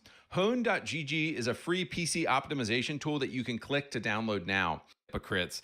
But it's actually worse than that. They're gay communist hypocrites, which means they look at police getting killed and black people being stereotyped and they think, oh, that's fine. But the second you make fun of a trans person, they're like, ree! Just to show you how far we've come from based, edgy GTA games, I want to play you a radio ad from San Andreas. Sexual realignment used to require expensive surgery, months of hormone treatments, years of therapy, and you still ended up looking like a drag queen. Now you can let the woman inside come out in the privacy and comfort of your own home, and it's as fast as this. Slice. See? Now I'm a woman, thanks to Rapidyte. This do-it-yourself sexual realignment kit includes everything you need to go from Brad to Brenda in a jiff. It's just snip, chop, stuff, and swallow, and away you go. It's great. It was 2004 and Rockstar was literally making fun of trans people. Ain't no way that's gonna be in. No way that's gonna be in a new game, bro. Hey, communist gulag. Okay. Ain't no way that's gonna be in the new GTA. Like, bro, Rockstar is dog shit now. The old GTA games were homophobic. They were transphobic. They were wonderful. It was a great time. Now you've got Rockstar in a recent interview with Bloomberg saying, we don't want to punch down on marginalized groups. Boo. Why is that, guys? You've been punching down on white people and black people and Mexicans for 20 years. Suddenly you decided to grow a conscience when the LGBTQ weirdos got mad? Now, just to be clear here, I don't think GTA 6 is going to go fully woke. They know the game would bomb. But what I am saying for sure is that GTA is not GTA anymore. GTA Online in its current state resembles Roblox more than it does the old GTA games. My faith in the GTA community was recently restored when photos of Jason and Lucia walking in a pride parade were shown, and everybody was immediately like, yeah, I'm gonna drive a truck right through it. Now, do I endorse unaliving gay people in real life? Of course not. I would never encourage violence against another person. But if my avatar in GTA can unalive cops and unalive prostitutes in a game but can't unalive people at a pride parade, it feels like you're starting to play favorites, and that's honestly retarded. But speaking of GTA 6 specifically, I think we all saw the second trailer come out, which featured Jason more prominently. Everybody breathed a sigh of relief. We can relax, boys. There's a masculine dude punching people. There's a hot woman. GTA is back, right? But are we really back, boys? Or is this just the woke retards at Rockstar knowing exactly what they need to do to appeal to old fans of the games while doing one of the greatest rug pulls of all time on us? We know the staff at Rockstar is a bunch of fat, ugly, overly sensitive, purple-haired women now. We know they do tons of DEI seminars and unconscious bias training to make sure you are super woke in order to work there. We know all of the edgy male founders of Rockstar are now gone. It's only one cuck, Sam Houser, left with a female vice president. This is a clip from GTA 4 in 2008. Let me ask you this. Do you honestly think a game coming out in 2026 with a bunch of purple-haired leftists working there is going to allow dialogue like this in a game? Oh! Rock, hey, how are you? There they are, the spick and the fag. Or what about this? Oh my God, disavow. Excuse me, Jose. Yo soy el grando smokio, and I want that grass. Comprende? Or what about this? Knock, knock, nigga. Hello, Lamar. What's up, homie? What's up, then, homie? What's up, dog? Franklin here has been awarded Employee of the Month. You fucking with me, right? Man, we both being fucked with, dog. Man, knock it off, man. For real, after all the motherfucking work I put in, man. Guys, the answer is no. Woke Rockstar is never, ever, ever going to allow stuff like this in their games anymore. And that's why I'm saying GTA is not GTA anymore. GTA is Roblox now. There's a body shop in GTA San Andreas called Trans Fender, and it's just a joke about trans people. In addition to the radio ad I played earlier that makes fun of trans people, there's an area in San Andreas meant to make fun of the Castro district that's full of gays in San Francisco. It has a bunch of gay dudes running around acting like fairies. Jumping forward to GTA 4, we see another super homophobic mission. Oh, and I should probably mention that I think the word homophobic is really dumb, but I keep using it to use these people's own words against them and show them that GTA 4 was in fact very homophobic. Brucey, who is gay, tells Nico he needs to go on a gay date with this dude in order to kill him. Nico, you want to go on a date? Come on, what's wrong with you? Okay, who is she? That's the thing, it's a guy. Fuck you. No, dude, listen! Nico doesn't want to do that because, of course, Roman is having a blast over here making a fake gay profile for him and thinks it's hilarious because it is. So, I'm just doing your profile. All right, let me see. I am a vulnerable guy who needs to be held by big, strong arms. Yeah. You got to be kidding me. I knew we should have made him a giver, not a taker, Brucey. Oh, shut up! But it gets better. You go to an internet cafe and you can read Nico's hilarious gay profile and the profile of French Tom, the guy that he's meeting with. When Nico finally gets to the date, their depiction of gay people is very artistic and subtle. Hey, are you my date? Thank God. Of course not. It shows a funny gay stereotype. Nico then proceeds to unalive the dude. Another action that could be perceived as very homophobic. Another person I want to talk about that's in the old GTA games is Yusuf Amir. Here's his original dialogue from GTA 4. What's up, my nigga? Oh, did he just... Hey, man. Hey, nigga. I'm the real deal, nigga. Going down, my nigga. Ooh, Chinese person. Bye-bye, nigga. Dude, this guy going around saying the N-word is comedy gold. You have to admit that junk is funny. Well, they brought Yusuf Amir back in a recent GTA Online update. Let's see how bad they chopped his dick off and neutered him for their Roblox game. Yo, yo, yo, yo, yo, yo. There you are, my homie. Ya Allah, fucking A. Hope you don't mind. We let ourselves in. But Yusuf Amir in the house. What the fuck? Yusuf, baby, are you okay? I am fine. Fine. Look. Everything's perfect. Actually, fully intentional. Like, it's just so safe now. The dude is boring as hell now. I never laughed once at any of that. It's just cringe, safe, millennial 2025 humor. I haven't played GTA since fucking Vice City, which is, what, 20 years ago? I have not played any GTA since then. I loved Vice City, though. Holy fuck, I played the shit out of Vice City. Oh, we can't offend anybody anymore, so we just have to do zany. Oh, he's gonna fall down. Oh, never forget that they robbed us of our boy Yusuf Amir, and they've probably done this to a bunch of characters I don't even know about in GTA Online.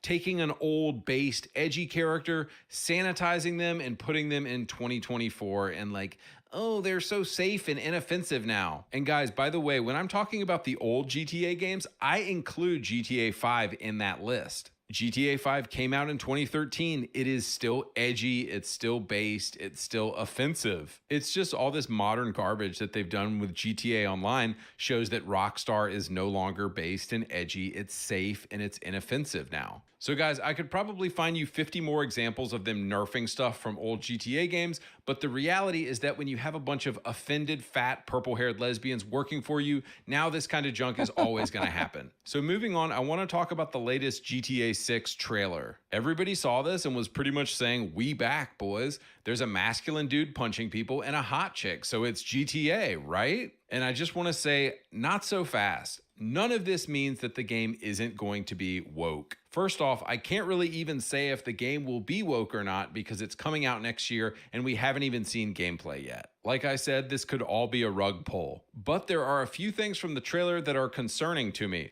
First off, Jason is shown off as a sex symbol with his shirt off, glistening in the sun. This is obviously put in here to placate the female audience and the fucking gay audience for this game. And I know this is small, but I think it's a bad sign. Can you tell me one other GTA game in the game's 20-year history where a male main character was shown off as a sexy sex symbol with his shirt off? No, it never happened. Do you know why? Because old GTA isn't fucking gay. GTA 6 might be gay, but old GTA was not gay. Next, we see Jason and Lucia being reunited. They're both attractive, they're having sex, it's great. This part of the game looks awesome, honestly. Another thing that concerns me here is that GTA 6 is going to have a female protagonist. Rockstar has insisted for 27 years that a female lead would never work in these games, and suddenly they just happen to change their mind about that. When the company is full of ugly lesbians and no men are working there anymore. Funny, interesting energy shift. I mean, think of all the games that just so happen to decide they need a female lead now in the 2020s. Witcher 4, Last of Us, Assassin's Creed, Saints Row, Star Wars Outlaws, I could go on and on. If you think GTA 6 is immune from current day politics, I'm sorry to tell you that you are coping. And yes, I understand the opposite argument to this. As long as the female main character is hot, the game is usually still good. Stellar Blade, Nier Automata, the Tomb Raider reboot. But the fact that Rockstar suddenly in 2025 just so happened to decide they need a female MC is a really, really bad sign about the changing internal politics of Rockstar. But honestly, don't listen to me. Let's listen to what founder Dan Houser himself said on this very topic in 2008 about why he thought a female character would never work in a GTA game. Spiegel Online asked him, would you ever do a game with a woman as the main character? Houser, probably not in GTA. We've done a lot of research on that. What held us back was that it felt a bit phony. We didn't find high-level criminals who were women. In any game that felt it could have a womanly character, we would do it. The danger is that you could end up with something like Charlie's Angels. Spiegel Online, so GTA is for guys. Houser, women do play our games. I know a bunch of them. But yes, the games are more male because we do stuff for ourselves and we are predominantly male. But is a gangster film male or female? We're doing westerns, schoolboys, gangsters. They are more male because that's what we are. So you see, even Rockstar's founder, Dan Houser himself, who probably left the company because of the infestation of DEI nonsense, thought this was a bad idea. And yet here we are in 2025 doing it. I think it really is the cherry on top that shows you what complete ass clown garbage Rockstar has become. Next, we see Jason and Lucia robbing a bank. Pretty standard GTA stuff. But listen for this line.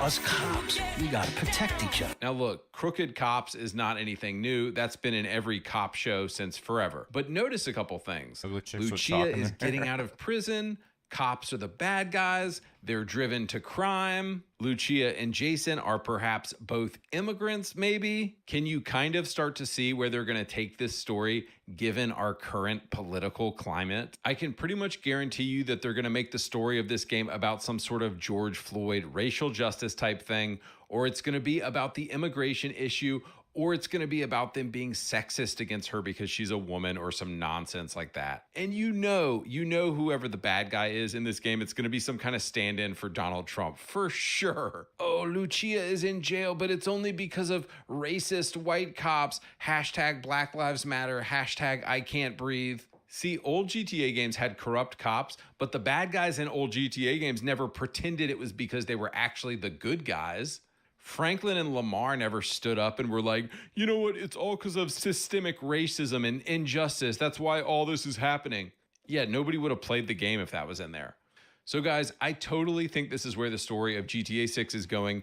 And I could be wrong, but I think that's where they're going. And I think everyone's going to fall for it. Everyone's still going to buy the game regardless. And they're still going to sell 1 billion copies. Lucia is in jail because of racial injustice, and they have to commit crimes because society isn't truly free anymore.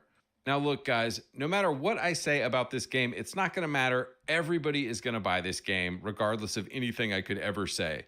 And the story campaign is such an afterthought anyway in this day and age. I mean, think about it. Your average GTA Online player, how much time do they actually spend playing the story campaign? Like 20 hours? And then they spend 500 hours playing GTA Online. Rockstar isn't Rockstar anymore. It's all purple-haired fat lesbians now. Of course, the GTA 6 campaign is going to be the most safe, fluffy, downy fresh game you've ever played. There's going to be nothing edgy in it. It's not going to be offensive at all. And this is because, wait for it, GTA isn't GTA anymore. GTA is now Roblox. Guys, one final thing. My YouTube channel has gotten a few strikes on it recently, basically just for telling the truth too much. So after you download Hone below, scroll to the end of the description and click the other link to follow my backup account. YouTube is no longer a free speech platform, so all of my content could just vanish one day very soon. You can also just type youtube.com/@AndyPantsGaming2 and the backup account will come up as well. But yeah, guys, it's crazy times out here. They hate the truth.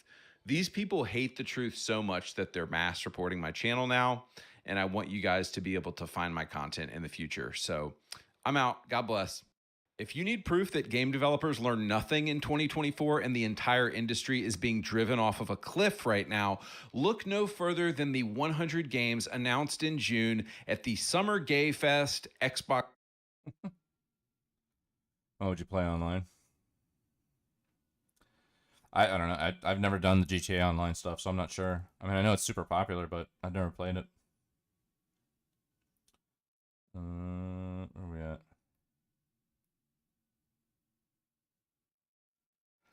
Oh, Sargon. Let's go. So this was going around for the other day. An article published in the New York Times. Men, where have you gone? Please come back. So many men have retreated from intimacy, hiding behind firewalls and filters and curated personas, dabbling and scrolling. We miss you. Oh, well, that's a very interesting thing to say, because the question is, why have they done this? And I'm not saying that the person who wrote this, Rachel Drucker, is in any way ill-intentioned or anything like that. It's just very interesting how what she's asking for and what she is directly in conflict. So what feminism and women have done and the effect that it has had on men that they didn't care about until the actually not even negative necessarily, but just the consequences of their own actions and their own choices have come about. And so now they're looking at a world without the men that they sought to supplant, and they're saying, well, okay, but why aren't they here? Why aren't they a part of our lives that we wanted while we were having everything? And it's like, well, that's because you can't have everything, actually. Some things come at a price. And you decided that you weren't going to pay the price for one thing, and the result of that disappeared elsewhere. So anyway, she talks about how she's out on a date with someone called Troy. They've known each other for 20 years. Apparently they met at Playboy, learning how to be pornographers, which, okay, I believe it. But anyway, she says that she's out on this date, or ish, with him. I'm not sure what it's supposed to be. But she says, that night we made the effort. Still, what I saw unfolding around us felt like something else entirely. A collective shift that I couldn't see. It started to become clear the previous April when a man who had been pursuing me cancelled dinner at the last minute. There was a scheduling mix-up with his son's game. I understood, I'm a hockey mum, I get it.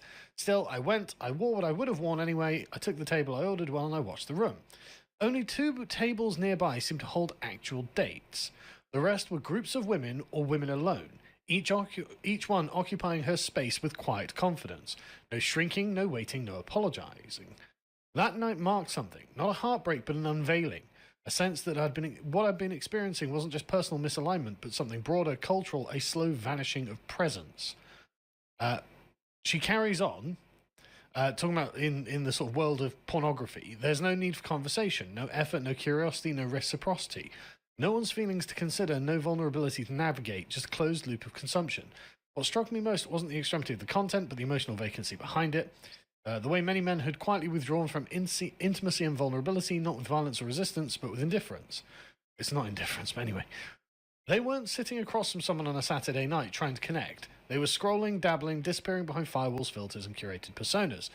And while they disappeared, women continued to gather, to tend, to notice who wasn't arriving and to show up anyway. I'm 54. I've been dating since the mid-80s and been married, been mother, gotten divorced, had many relationships, long and short. I remember that when part of the heterosexual male culture involved showing up with a woman to... What computer would you get if you played games for the next 3 years? I'm not sure. I got this computer 3 years ago. It's an Alienware. And I fucking spec'd the hell out of it because I just didn't want to fuck it. It was during the time, like during the crypto rush. So like all of the, I wanted to build my own computer. But computer parts were just not only insanely expensive, but they were on back order for months. So I was just like, fuck it, I'll just get something pre-made. But now that we're not kind of in that same kind of situation, I'm considering building a new one at some point. So I'm not sure. Am I mining crypto? No, I'm not.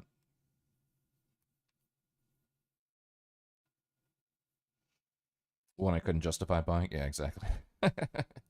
Yeah. Signal something. Status, success, desirability.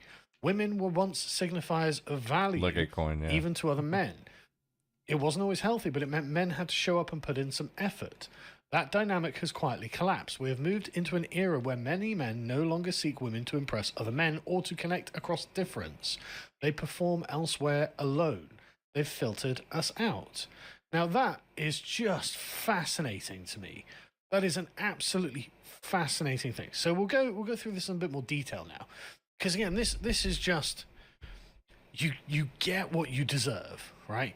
You asked for it, you campaigned for it, you altered the structure of the economy and the reality that we live in to make it happen, and then you're looking at the consequence and go, well, hang on a second, how is this happening to us? It's like, yeah, how indeed? It's genuinely incredible. So you've got this, right? The rest were the groups of women alone, each occupying a space with quiet confidence, no shrinking, no waiting, no apologizing, no consideration, right? I love the feminist occupying space. Trust me, women have always occupied space. That's never been in doubt. But they're all just sat on their own, being alone, as in, you don't need anything from the men. You've got your quiet confidence. You're not shrinking, you're not waiting, not apologizing. The men are irrelevant. This is actually the attitude of men. This is the kind of attitude that you want in a man who is confident in himself, in his own person, who is not on the back foot constantly, and who is capable of handling things, right?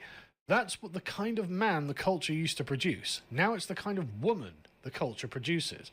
Well, that's all well and good, but men aren't looking for this. Right? This is not what men want.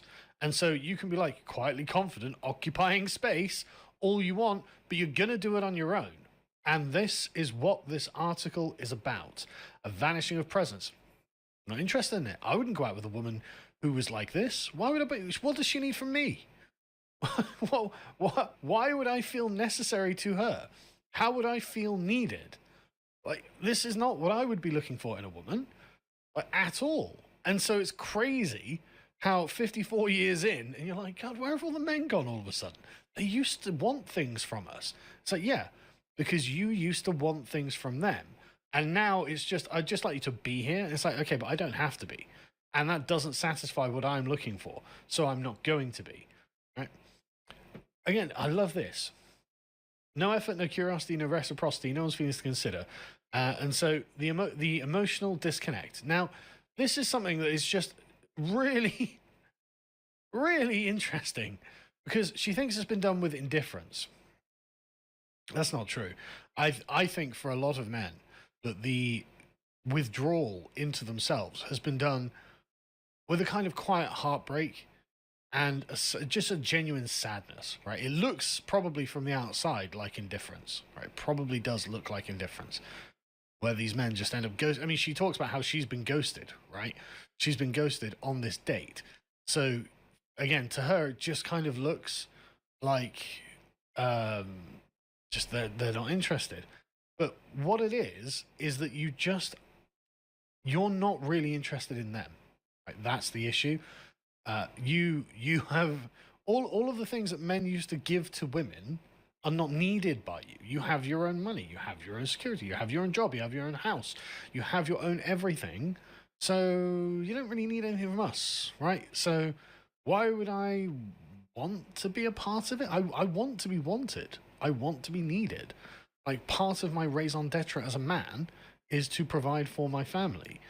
Part of why I do anything, why I bother getting up in the morning, is because I know there are people relying on me, and you don't rely on anyone. And so, from your point of view, these men who are just like, yeah, I'm just not going to bother. Just not going to bother. She doesn't do it for me. I mean, if she's into me, it's in a kind of personal vanity way. Like, they say, male culture used to be showing up with a woman signals something. Almost what it feels like for you to say, well, why aren't the men showing up? Like, we were supposed to be signaling something. And it's like, okay, but you're signaling to a room full of other women who are heterosexual and lonely and on, sat alone on their, in having their own dinners or whatever. Like, that also was something that women signaled, right? Oh, I've got a high status man. My husband earns lots of money, blah, blah, blah. And so they could feel better than the other women, frankly. But this isn't, there's no masculine competition. Well, not no, but, the lack of masculine competition is what you're asking. And it's because men have been dethroned from their position as the breadwinner. If you're not going to let them be the masculine patriarch of a household, why would I bother signaling value? Because what difference does it make? And this isn't about, this isn't about you. This is about, well, it is, that's not true. It is about you. But it's about something you don't realize that you've done. And by saying, no, we need to be the equals of men, we need to have affirmative action for women, we need women, girl bosses everywhere. Okay, well, this is the consequence, because you've turned yourself into men, right? That's all you're doing, is turning yourself into providers. We're not looking for providers. We're looking for the people who want to be provided for. And so now she is left lamenting the culture that feminism created. Look at this. Women were once signifiers of value, even to other men. It wasn't always healthy, but it meant men had to show up and put in some effort. That's right. It wasn't always healthy. A lot of the time, it could be quite chauvinistic. But it provided something you didn't realize you wanted until you lost it. And now it's gone, and now you don't know what to do. Now you're writing articles in the New York Times saying, men, can you please go on dates with us? I was like, why would I? Why would I want to? Like, what's the reason? Like, genuinely tell me why I would need to. You don't need me, and therefore, why do I need you? This bit is just really interesting. That dynamic has quietly collapsed. It wasn't that quiet. It was to the sound of screeching harpies going, feminism, patriarchy, manspreading, and all this other bullshit. Me too, right? That got into, okay, well, men are not going to seek to impress women or other men with women, or connect across the difference. Like, they perform elsewhere alone, they've filtered us out. Yeah, you made yourself not really very appealing, frankly, right? The world you created isn't the world that men wanted, and the world men wanted had something in it that you found desirable. But instead, you decided to weaponize the power of female victimhood to recreate the world in an image you thought was desirable, and in your arrogance and your hubris, you didn't realize that you failed to create a position of honor for men. In fact, the entire feminist movement was about dethroning men from their position of honor and giving that to women. And now there's no honor for a man to be gained by doing any of these things. They don't do them. So they've filtered you out. Carl, yeah. Why wouldn't I? Why would I bother? Like, I would find more respect in a Call of Duty chat room. What do you think about this video, Wampa? Than I would. See, the PJW took with Benjamin back in the day. Shit cracked me up. He came up to his armpit. No, I've never seen that. Going on a date with a feminist woman. At least if I came top of the scoreboard, don't get me wrong, I'm not a Call of Duty player. I'm not going to come top of the bloody scoreboard, especially at my age. But at least then you can brag. At least you have some bragging rights in that. That's something that you've achieved that other people didn't. What am I getting from this? Like, seriously, what is the appeal that she thinks that she's putting out there? She carries on and says, look, I recently experienced a flicker of possibility with James. We met on a dating app. There was something mutual from the start, wordplay. So she's looking for, like, if the fleeting connections that matter, and she thinks, okay, well, maybe there's sexual tension there, blah blah blah, but he ends up ghosting her. Okay, well, there we go. Obviously, you were just doing this for you, right? You're like, oh, I wanted to create a spark, excitement, but maybe he's looking for something else, right? And I'm sure all of these men who have ghosting, and it seems like I've known dozens, like, you're not providing them with vulnerability themselves. You're like, oh, why aren't men vulnerable with us? Well, why aren't you? Why are you a strong, independent woman who takes up space? Like, what? Why would I want to spend my time with that? Where is your vulnerability that I can take care of, that I can be the active partner in the relationship? And you're just sat there going, well, I guess I don't know what's going on. And she even laments that, like, one-night stands used to at least have some human connection, but now we've built so many boundaries and we've walled off the very moments that make the connection memorable. You don't understand what feminism has done to men, right? You've literally gelded, as C.S. Lewis put it, and bid the geldings be fruitful. You've taken away their manliness, and now you're saying, why aren't you just going to be manly with us? It's like, sorry, you did this to men, and now men are just not interested in you. You've created a generation of emotional eunuchs, and you wonder why they're not interested in getting into bed with you. It's like, sorry, you did this. And she says, it's not about blaming men. No, you're damn right it's not. You're damn right it's not. Do you know who's to blame? It's women. Women are to blame for this.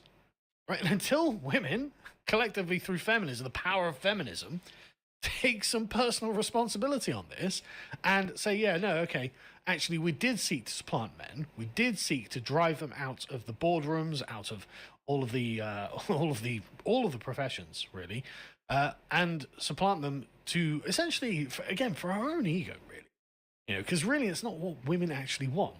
Women actually don't want to be corporate boss babes and stuff like that. Generally, I mean, a small percentage of women will want that, but like mostly, women do not want that. And to satisfy this very small percentage of women, men themselves as a class have been dethroned. And so it's like, it's not about blaming men. No, well, how about this? Get fucked. No one cares if you blame men, because it's been literally, 30, 40 years of feminism blaming men for everything. And now they're like, well, they're just filtering us out. They don't care what we have to say. Yeah, well, there we go. Keep blaming men. Don't blame men. Nobody cares. Until you go, you know what? Actually, I'm not sure women should be the breadwinner. Men aren't coming back. That's what this boils down to. Until you go, you know what? Actually, maybe I shouldn't be earning as much as I'm earning because I'm putting men out of job. Men who could be providing for a family.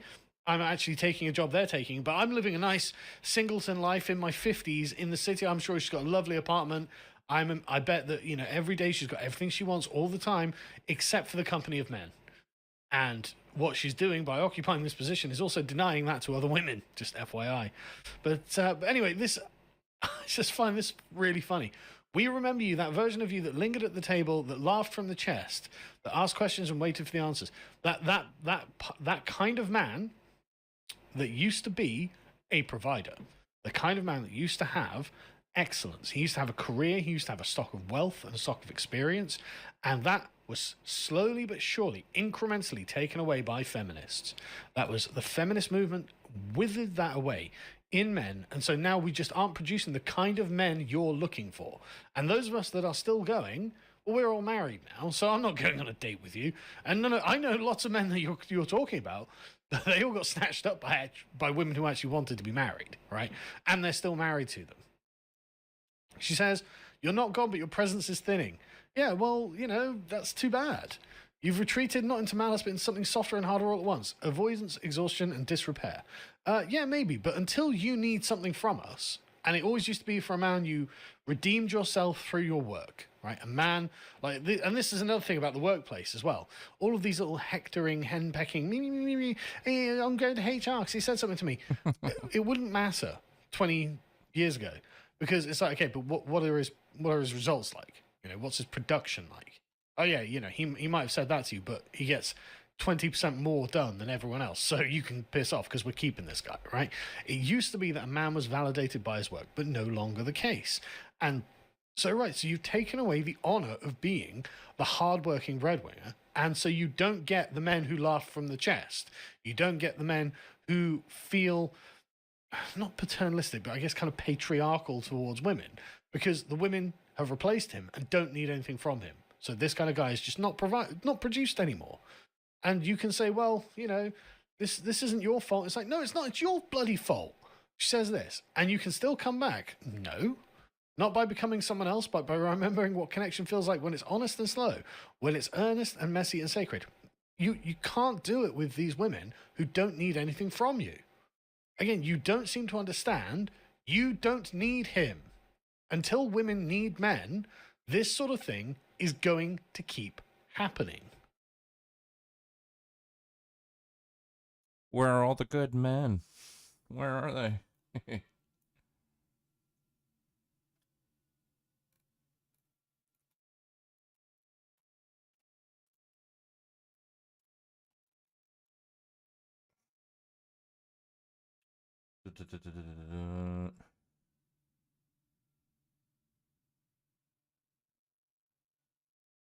Oh, speaking of which. Yeah, but can I ask, Mike? Oh, Can I ask the girls a question though? Honest question for the girls at the table. Would you, those of you who are adult entertainers, those of you who are doing this, OnlyFans, whatever you're doing, do you honestly want a guy who's going to tolerate that? Like, do you find that respectable? Do you honestly think? I see married women and men every single day have amazing relationships with kids, and the whole thing is a normal relationship. But when it comes to work, work is work. Let me ask you this. You clock in, you clock out, you're done. Yeah, you clock in, you clock out. Let me tell you. Cock in, you cock out. Can you just give me a few characteristics of the kind of guy, if you were going to look to settle down with a guy, what traits does that guy have? Bisexual would probably be number one, I'm going to guess. Oh, I'm sorry. Was I not supposed to say that? Sorry, my bad. Go ahead. I like fluid men for sure. Fluid. They're called fluid now. That's a new name for it. So the thing is for me, if they treat me nice, and if they give me the attention that I need from them, and we have, like, we don't need to be together all the time, but communication, having our date nights, doing that. Okay. Do you want a guy who has his, shit together? Someone who's I want got his an empire finances with my man. Me and him grow up together. We're building the world. Okay, you want a guy who's considered like high value, right? You want someone who's got his finances in order. You want someone who's going to treat you with respect. I'm guessing you want a gentleman. Am I correct? Yes. Okay, so all of those traits make up a guy who's not going to want to tolerate his girlfriend going and sleeping with a whole bunch of other random guys. But He's I just know not going to plenty do of it. them. But I see them every day. So Are you with them? I'm not dating. Oh, you're not dating at all. But would you? No. I mean, if I'm worried those about guys, my money. I have a hard time believing that when push comes to shove, any one of you women at the table would take seriously a guy that's basically a doormat for you. To basically, you can go on camera, do whatever you want, and he's a doormat. And I will bet dollars to donuts that a really hot guy that shows up and says, guess what, ladies, I'm not taking this shit. You're either going to stop this, you're going to be with me, you're going to make a decision. You'd be all aflutter over that guy because he's taking a stand. But I don't actually see myself with somebody. I actually don't see myself with somebody that's not in the industry like I am. Monica, go ahead. What are you saying? So as someone who's not in the adult entertainment industry, like, I do not want someone that, like, I can walk over and, like, boss around. Like, when it comes to my relationships, I, like, am very loyal, so I also expect the same thing. So I'm not in the industry, so it's hard for me to talk on it. But I feel like if you're in the industry and you're with someone else that's also in the industry, you may have, like, that same mindset of how the relationship should go. But also from a perspective of not being in it, it's wild to me. Like, I could never. I would tweak out, and I'd be like confident and like kind of stubborn. So if a man can actually stand up to me and like make me question my actions and stuff, like, I respect that, because I don't want someone that I can walk all over. Ted, Monica is our tradcon for the day. She's our I hear it. I like what I hear. Our green-haired tradcon. Hey. Yes. But I do have to say, on the whole Cassie thing, she was a very traumatized individual. Agreed. But the problem is this. Started young. The problem is this. While we talk about how young she was old enough. I promise you, when an 18-year-old girl votes for Kamala Harris, she's more than old enough to do so. And nobody has a problem with it. Oh, you want to talk about the most misogynistic shit I've ever heard is this infantilization of women. Oh, they were too young to know what they were doing. No, they weren't. It's crazy to me. It's like, no, you disagree with what they were doing. Cassie is is complicit in this Diddy thing. I'm sorry. I don't care how old she is. She is complicit. She sourced people to come to these parties. She consistently went to the parties. She cheated on a man. And here's the other thing. I just want to bring this up. We've had the clips with Mia Khalifa, Lana Rhoades saying, I wish all this porn of me could just vanish. We've had... I'm friends with Crystal Hefner. At least Crystal Hefner, when she wrote her book, she said, I understood I could have left and I didn't leave. She takes accountability for that. Holly Madison, not so much, okay? And then we have this situation right here with Cassie, and there's several other situations like this where women are like, I'm a victim and I want to leave. And here's There's a lot of levels to it. Correct. But my whole thing is this. If Mia Khalifa wants to say this, or Lana Rhoades, or any of these other people, then one of the first things I'd like you to do is go back to your dad who told you to not do this. Go back to your ex-boyfriend who you cheated on.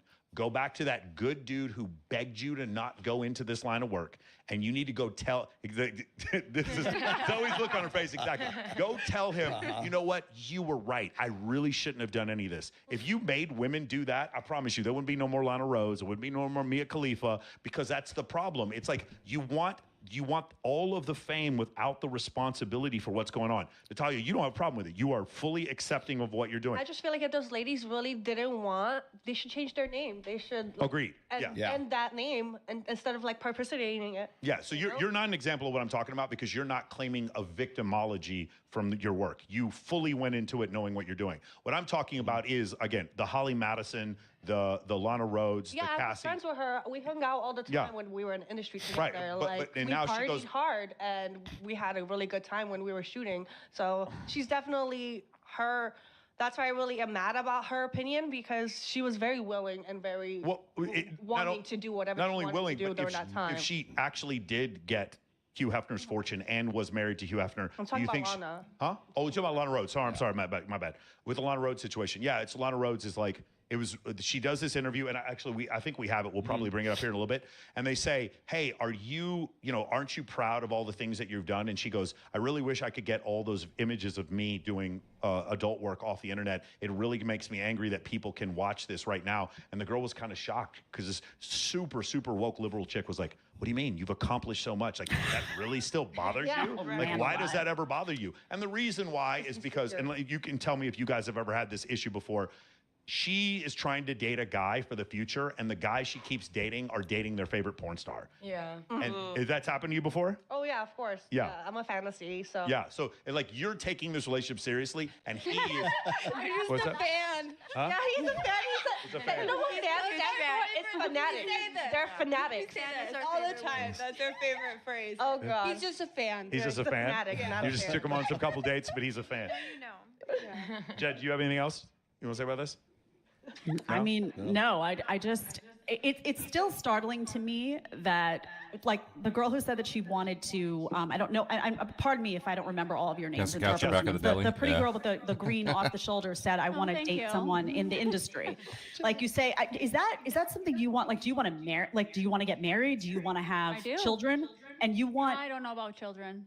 But I'm just wondering, it seems so odd to me as a woman. Typically, women are more emotional when it comes to, sex and all these things. And it Intercourse, seems yeah. really strange to me that a woman would be able to be somewhat numb to her love, her person going and then having sexual relations with a bunch of other people. That seems really strange to me. Just, I don't care if you call it work or whatever. It's still something is not quite right with that situation. Well, here's also the thing. There's levels to it. Like, when I have something special with somebody, it makes me even closer, because like when I go on set, it's work. I'm thinking about a million things. I'm thinking about what my face is doing, what my feet are doing, where my leg is, where's the camera. I think about all of those things, so I don't get to enjoy myself.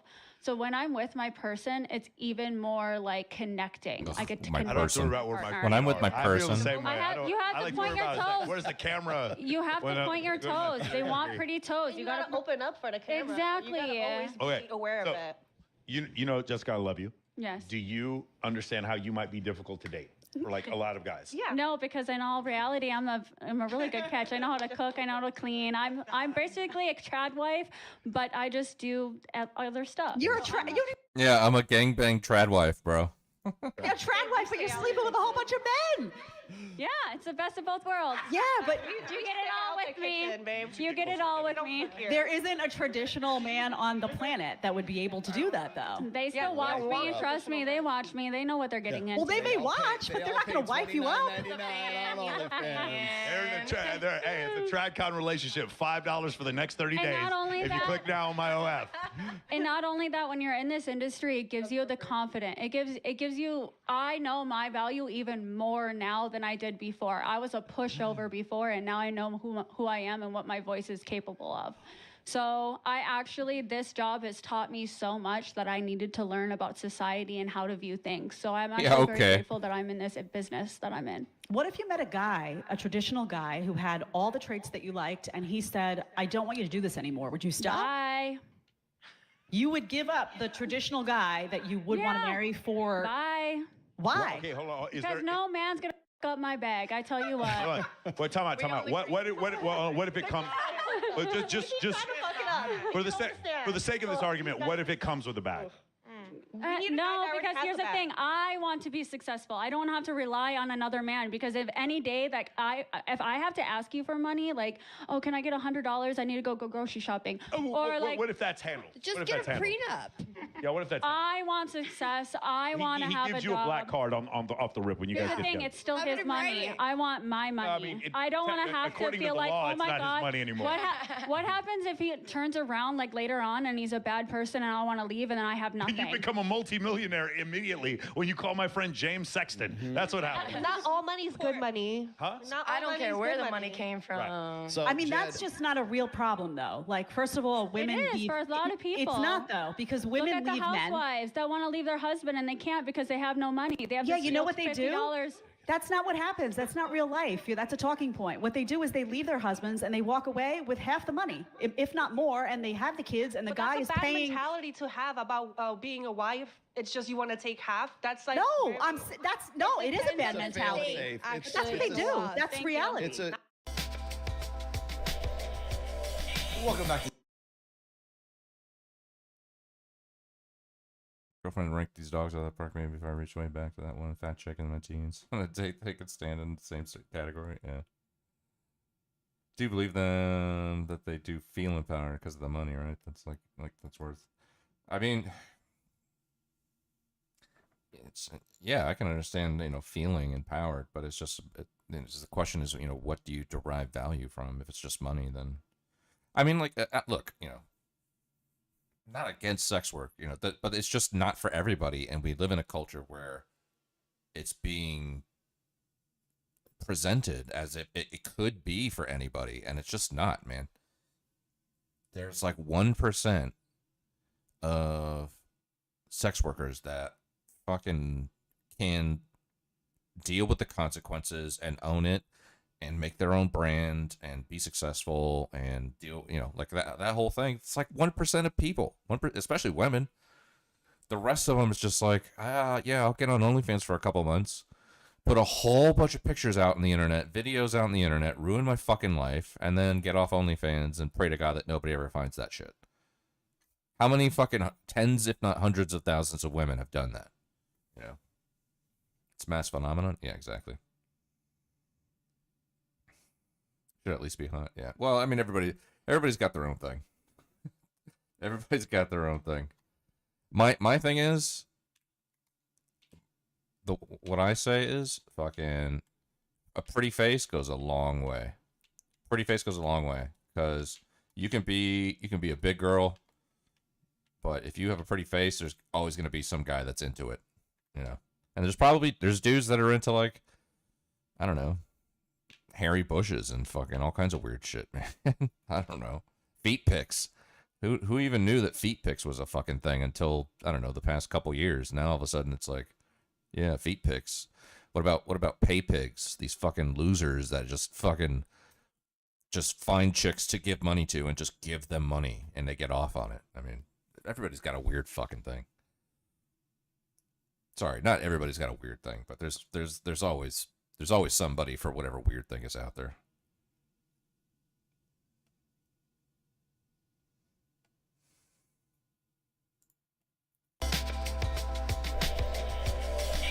back to Chow Time Pods. Your host, Red. Got a video today from Dating Red. Pretty face on large arse. Nothing wrong until you live with it. It just all depends on what you're into, man. I'd be fine with, not a huge girl, but if she's got a pretty face and big tits, dude, that goes a long way, man. That goes a long way. Like I would even be like, oh, okay, all right, I see it. Just depends, But a pretty face goes a long way for sure. Face matters, yeah. I used to tell my soldiers, because like they were, I was an older guy and they're all 18, 19, 20 years old, and they're like, oh yeah, I would never date a fat chick. And I'm like, bro, look, I'm just telling you right now, speaking as an older guy, I've seen a lot. All right. Maybe you wouldn't, but you definitely would fuck one. So don't come to me with this whole, oh, she's too fat, this and that. Okay. Cause I guarantee you give yourself a couple beers and she's got a pretty face and big tits. I guarantee you would fuck her. I guarantee it, bro. All right.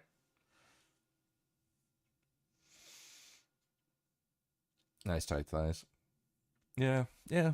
Pretty face is above. The thing is, if you have a pretty face, you can get away with more. You can have less tight thighs. You can have a bigger ass.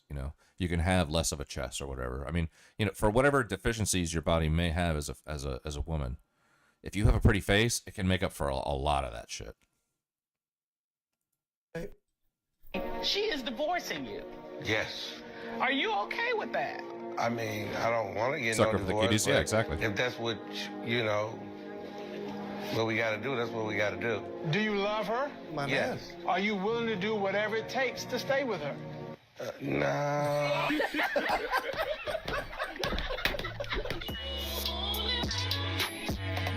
Guys, do you know these women are still out here making videos about the fact that men are not approaching them anymore in public? And even hearing that, I know a lot of you guys are thinking, yes, this is something men have been telling women for the last couple of... Well, I mean, the other side of it, Dating Right, is women have been telling men to stop doing it left and right, so we just stopped. Years. But I think a lot of these women don't think these men are serious, or they think these men are playing some type of game.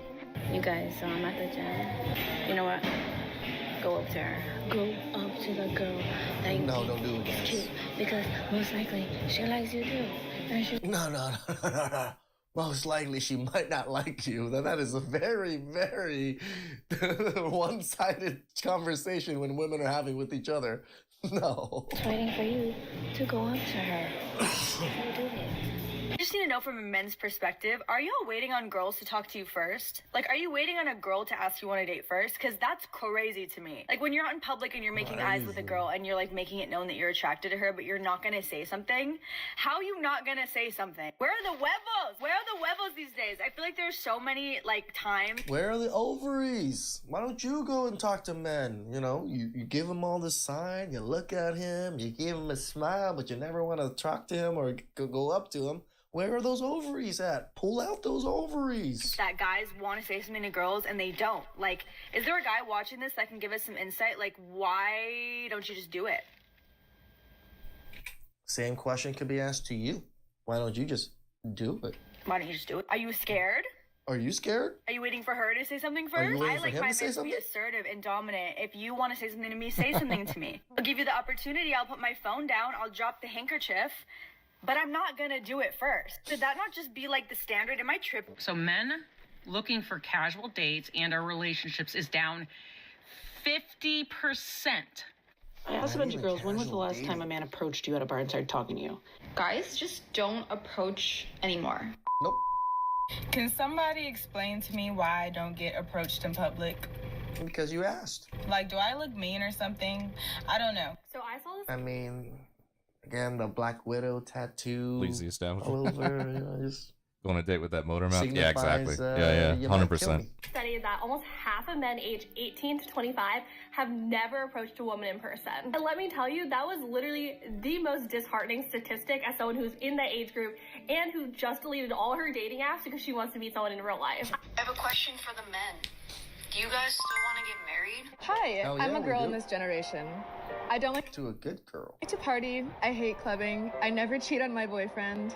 She's for the I streets. don't have a spicy site. And I love dressing conservatively. Womanese. That was a Translation. lie. And I love how they have to qualify that too. Did you hear what she said? She said, you know, hey, I'm 5'3" and I'm in college, or you know, whatever the fuck she was saying. And then she also slipped in there, I don't have a spicy site. It's like that has to be like part of the checklist now. Do you have an OnlyFans is part of the checklist. Before it was just like, you know, do you come from a good family? Did you go to school? You know, what do you do for what are your hobbies? You know, now it's literally with every chick you ever meet for the rest of your life. Do you have an OnlyFans account? Or have you ever had an OnlyFans account? No, I'm not a virgin, but I cannot believe we are in this era now. that was a figment of your imagination because girls like that in this generation do not exist. All these men deserve Step out like of a it. first-class ticket to hell. Yes. They need to burn, baby, burn. Everyone acts like they want to date me until they find out it's not peaceful. I am chaotic. Yo, I don't see the point of approaching women or bagging women. There's no point unless you know. The only way you get her is if you already know she's into you. Correct. So what if you're out somewhere and you find an attractive woman? You're not going to go up to her? There's no point. Why? Because they choose. There's absolutely no point of. What do you mean how? But how do you know you're not chosen if you don't go up to her? You don't have to go up to yo. When a woman wants what she wants, she shows you that she wants it. This is We true. went on date twice. We hook up more than twice. You're my boyfriend. Men don't really approach women that much anymore for a lot of different reasons, I think. But personally, I want to be approached. I would love to meet someone in real life versus online. And as long as it's a respectful approach, I'm always going to be nice. Even if I'm not interested, I'm never going to be You're one of the few women that will be. Well, there's enough men out there that experience the not nice part. We're done. rude to the guy. But I think as women, we have to give a signal that we are interested before most men will feel like it's okay to like actually approach you. Personally, I'm not going to approach a man. That's not me, but I will make it clear that I'm interested. I will pretty much give him. At least if she makes it clear, I think it's a lot better than most women, right? An open invitation to approach me through eye contact, smiling at him, physically like getting closer to him in whatever vicinity that we're in. And if he doesn't take that invitation, then I would just assume he's taken or he doesn't have the confidence to come up to me, which just means he's not for me. Guys do not approach you at the bar, not because you're not pretty, but it's because of this. I've been going to the bars every weekend with my friends, maybe for the past couple months, and I love it. I love socializing, and I'm single. And my friend and I were talking at the bar the other weekend, and we were talking about how we've never been approached by a single guy before. Like maybe ever. So you've been approached by married men, is what you're trying to say? Which is just insane to think about. Like, I can name a couple occurrences where they have. A person watching porn. I used to find it weird when a guy was fucking from behind. And she has her back to him. And to see her and be together in this, you just hate her. I was so innocent. Yeah, the old Conrad days. Yeah, those days are no longer.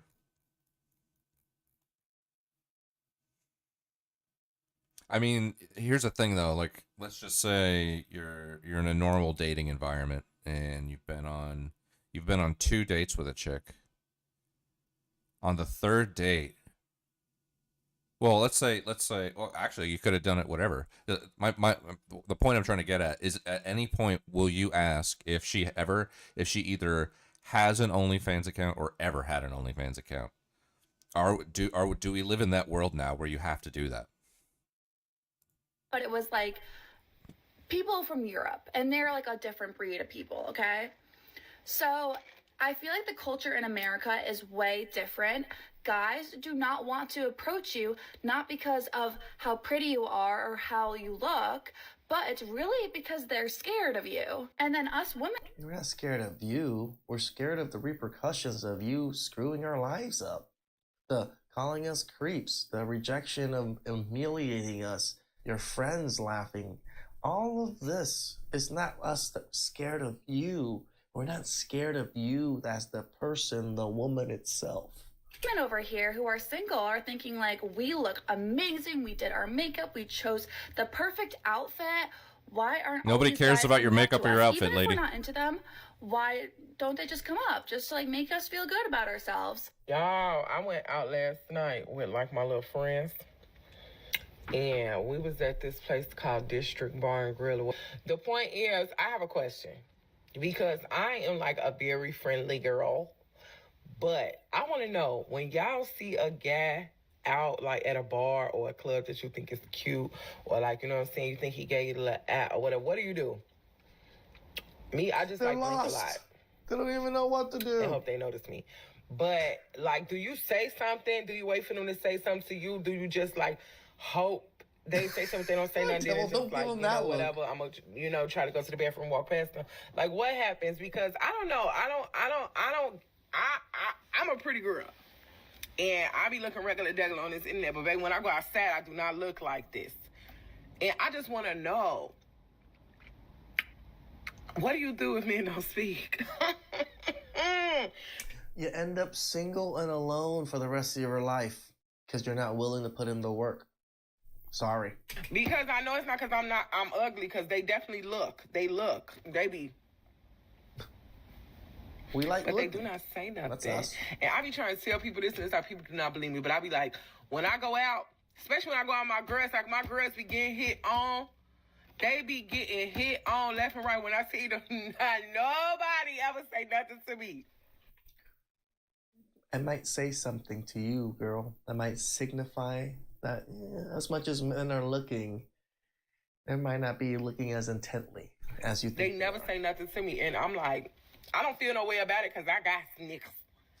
But I just be like, damn. I'm definitely not going to say nothing to you. Well, ma'am, that may be your problem. You do need to approach men and say something to them. In 2025, women gotta wave the men over to them. If you're afraid to approach men, wave your finger and tell the guy to come to you. He's across the way. I'm over here. He see me. I see him. So I tell him to come over here. I'm like this, right? So he comes over to me and I'm like, I just want to tell you that you are gorgeous. And he's like, oh, thank you so much. You're beautiful. And I'm like, thank you. And I was like, I just had to tell you. Again, this woman, 46?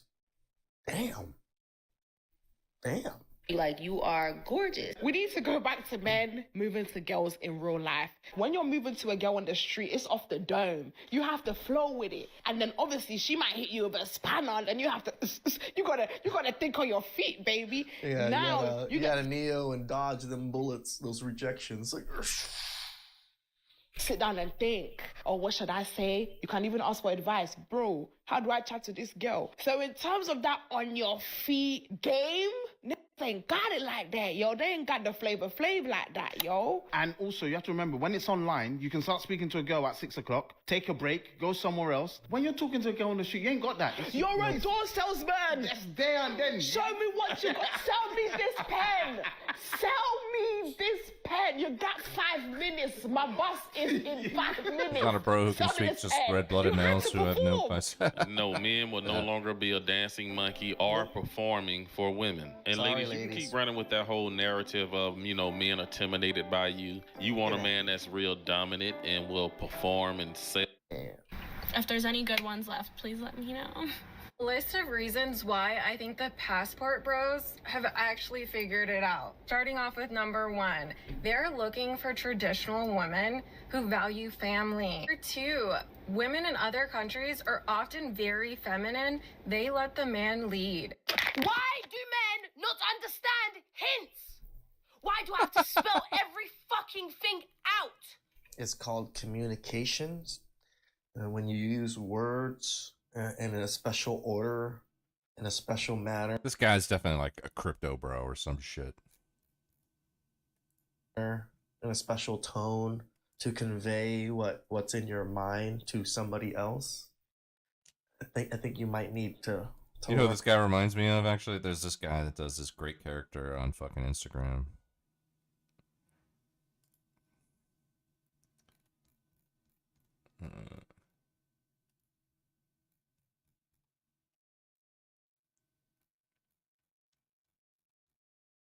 Actually, it was a couple clips. There's a couple clips. There was one I wanted to show you, Salty.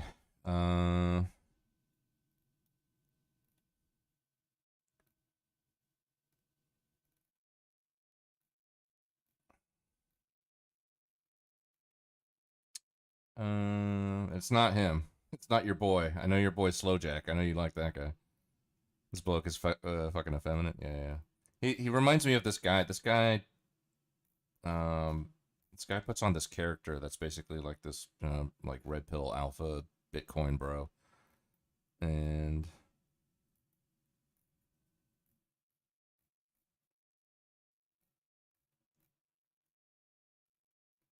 where is he?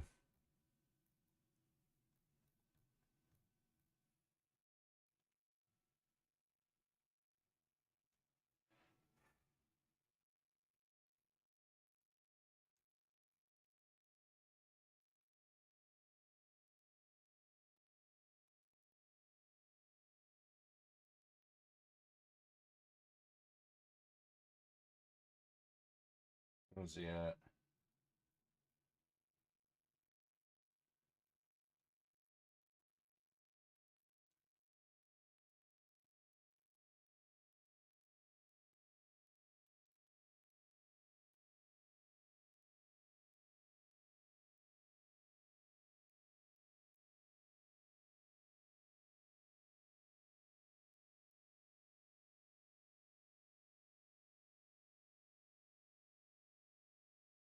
This guy.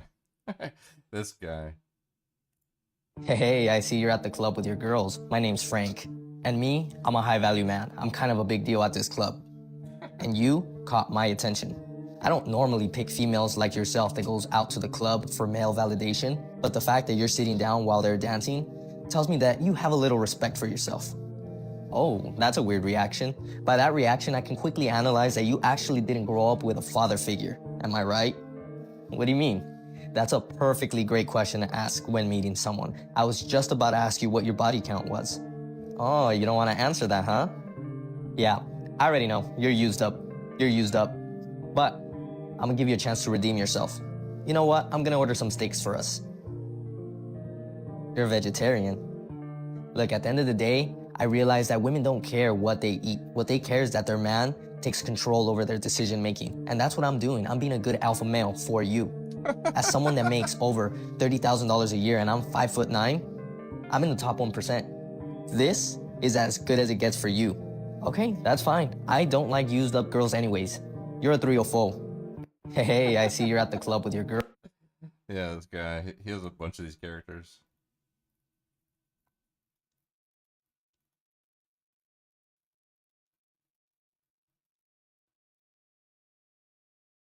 Yeah, this guy. Hey, how's it going? I just wanted to say that you caught the attention of a high value man. I'm talking about myself, of course. Anyways, my name is Frank and you look very good, so just put that number right in here. You said you have a boyfriend? Where is he? I don't see him anywhere. Besides, don't tell me that boyfriend doesn't let you have friends, right? You're just here at the club with your friend. Exactly, so how about you put your number in there? See? You're putting your number in there when you said that you had a boyfriend. You just failed the test. See, if you were my girl, I would not allow you to go to the club with your girls because I'm gonna be thinking that you're over here putting your number in other males' phone. And that doesn't fly with me. Oh, sweetheart, how are you ever gonna get married and have kids with a high value man if you're over here opening your legs to everybody? It's not a good look. Anyways, give me my phone. And there. I'm about to expose you to your man. Yeah, how about that? Don't mess with a high value man. Oh, please, how are you gonna call your man on me when I'm over 5'9" and I make over $30,000 a year? I'm literally in the top 1%. Plus, I have a few boxing classes and jiu-jitsu classes under my belt. You think he really wants to mess with me? Oh, sweetheart, you got it all wrong. Hey, how's it going? Oh, man.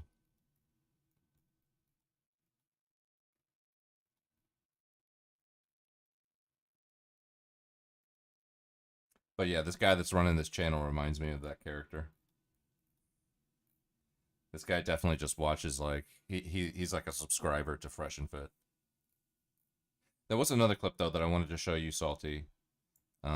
This lady who did an interview. And she talks about being Lebanese in Australia.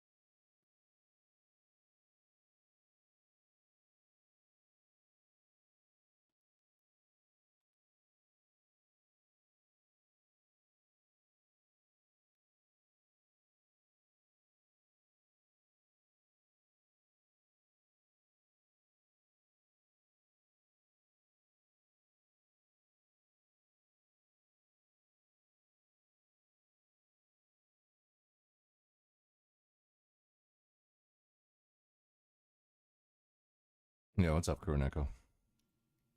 Coming to the Asmongold tribe? I am the Asmongold tribe. Where's this clip at? This lady's, she's like, I'm Lebanese, and I'm Australian, and I'm Lebanese, but I don't feel Australian.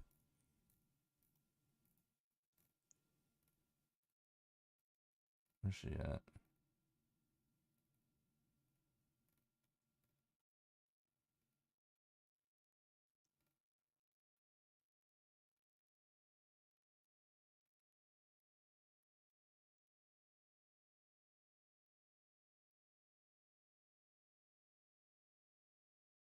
Mm.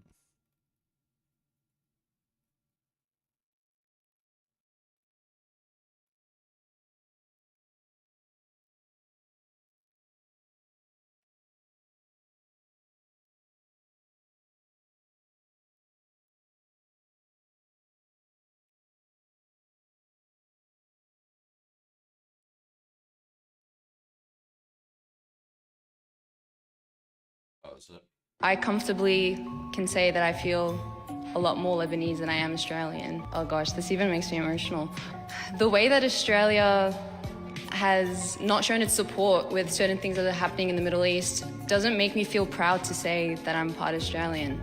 The way that it's culturally appropriated certain things about my culture and other people's culture is not right. There's lots of Arabs that are living in different cities, like for example Dubai, where there's Lebanese restaurants, there's Moroccan restaurants, there's Jordanian restaurants, and each culture can exist and be properly appreciated, whereas I don't see that in Melbourne. I comfortably can say that I feel a lot more Lebanese than I am Australian. Oh gosh. This bitch was born here? Yeah, exactly. This even makes me emotional. The way that Australia has not shown its support with certain things that are happening in the Middle East doesn't make me feel proud to say that I'm part Australian. The way that it's culture. She can fuck right off. I can tell within 3 seconds she's ain't. She ain't a lebo? Is that a lesbo? What do you mean? What's a lebo?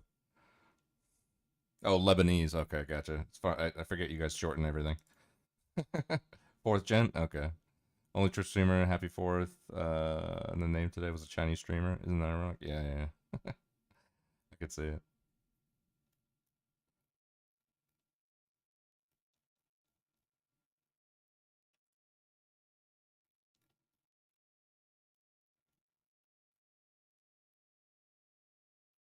This guy. This is Salty's favorite guy right here. Ever since I moved to the United States as an Australian immigrant, I get asked the same question quite often. Jack, you're an immigrant. What's your thoughts on illegal migration? I'm all for sending illegal immigrants back home, mate. Wait, what? But you're an immigrant. Yeah, key word. Legal, you fucking idiot. I didn't break into the fucking country. When you have a bunch of illegal immigrants coming into a country at once, these people coming in, they're undocumented, so you don't know who they are, whether they're dangerous or not. You want to know what the problem is with that? Let's just say some of those immigrants turn out to be fucking murderers. If they do a bunch of murders, no one even knows who did them, mate. Do you understand how hard it is for the government to fucking do their job and keep people like you and me safe when they don't even fucking know who's doing the bad shit? Oh, are you saying that all illegal immigrants are fucking killers and violent? Obviously, not every migrant's violent. Most of them definitely are not. But you know what the funny thing is? Who am I or you to say that they aren't? You don't know them. Neither do I. There's no record. That's the fucking point, if you'd believe me. If there's a bunch of people who aren't even supposed to be here doing all kinds of shit, the crime statistics won't be consistent enough to work with because there's no predictive population to base it upon. And that leads me to my next point. It undercuts the middle class. There is a massive exodus going on in the blue-collar, lower middle-class world. If you're an illegal immigrant, don't worry, mate. There's a guy in fucking Northern California that'll pay you $2 an hour to re-shingle his fucking roof. The illegal migrants themselves get treated like fucking slaves, and the people who should be getting the jobs, aka legal immigrants or citizens, don't get any fucking work. Oh, you're insensitive and you're racist. You're the ones that encourage slave labor. You encourage illegal migration. You encourage no checks and balances. Your way of thinking, that over-empathizing way of thought, is the whole reason you got states like California. Absolute fucking shitholes, mate. You see an obvious photo op of a fucking baby crying on the fucking border, and it takes you all the way to the fucking ballot box, mate. I'm actually morally consistent, unlike you. Ever since I moved to the United States as an I understand why immigrants want their host country to comply to their own culture instead of them trying to integrate to the host country. Yeah, believe me, I'm from Miami, man. I'm from Miami, dude. That is a city that is that like, as an American, if living in Miami for as long as I did, like almost 30 years, fucking, it doesn't even feel like America down there. And I know I always catch shit for that. I always catch shit for saying that, but I'll die on that fucking hill. I will die on that hill. Nobody I've showed you like countless videos of people saying the same things that I say about Miami, because it's exactly like that. Nobody speaks English. They look at you like you're fucking crazy if you don't speak Spanish. There's some places that only speak English, like exclusively. Like if you go to Hialeah, which is in Northwest Miami, only Spanish, dude. Only Spanish.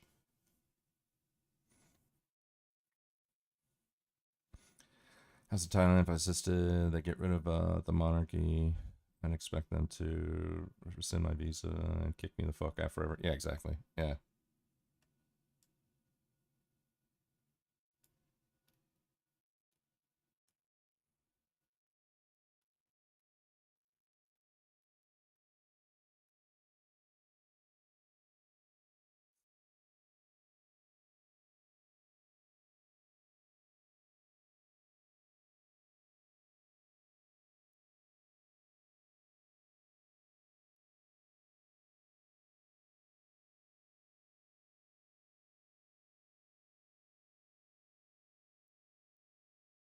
Anyways, yeah, I was just getting lost there. I just wanted to find that one clip of that guy.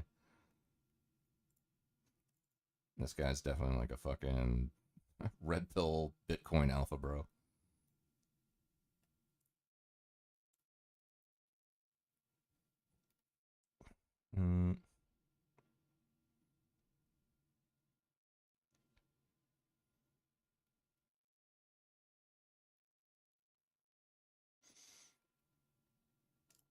Greetings, guys, gals, non-binary pals, and welcome back to another video. Something that we all know is that men love to yap. And not in like a fun way where they just like talk about fun things and just like have a good laugh, but in the way of like, they feel like... What does it mean to succeed as a...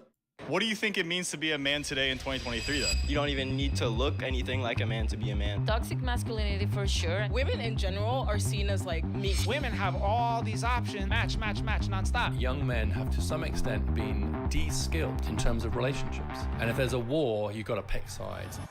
So today I'm out here, and the question that I'll be asking is masculinity toxic? Yes.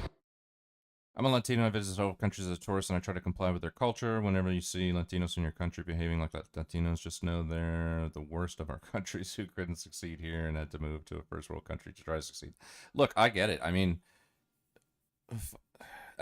it's like lo único razón porque yo tengo un poco de la idioma español es porque toda la gente en Miami no habla inglés. Toda la gente vive en la ciudad en este país para 10 años, 20 años, 30 años, 40 años y nunca practicar la idioma de este país.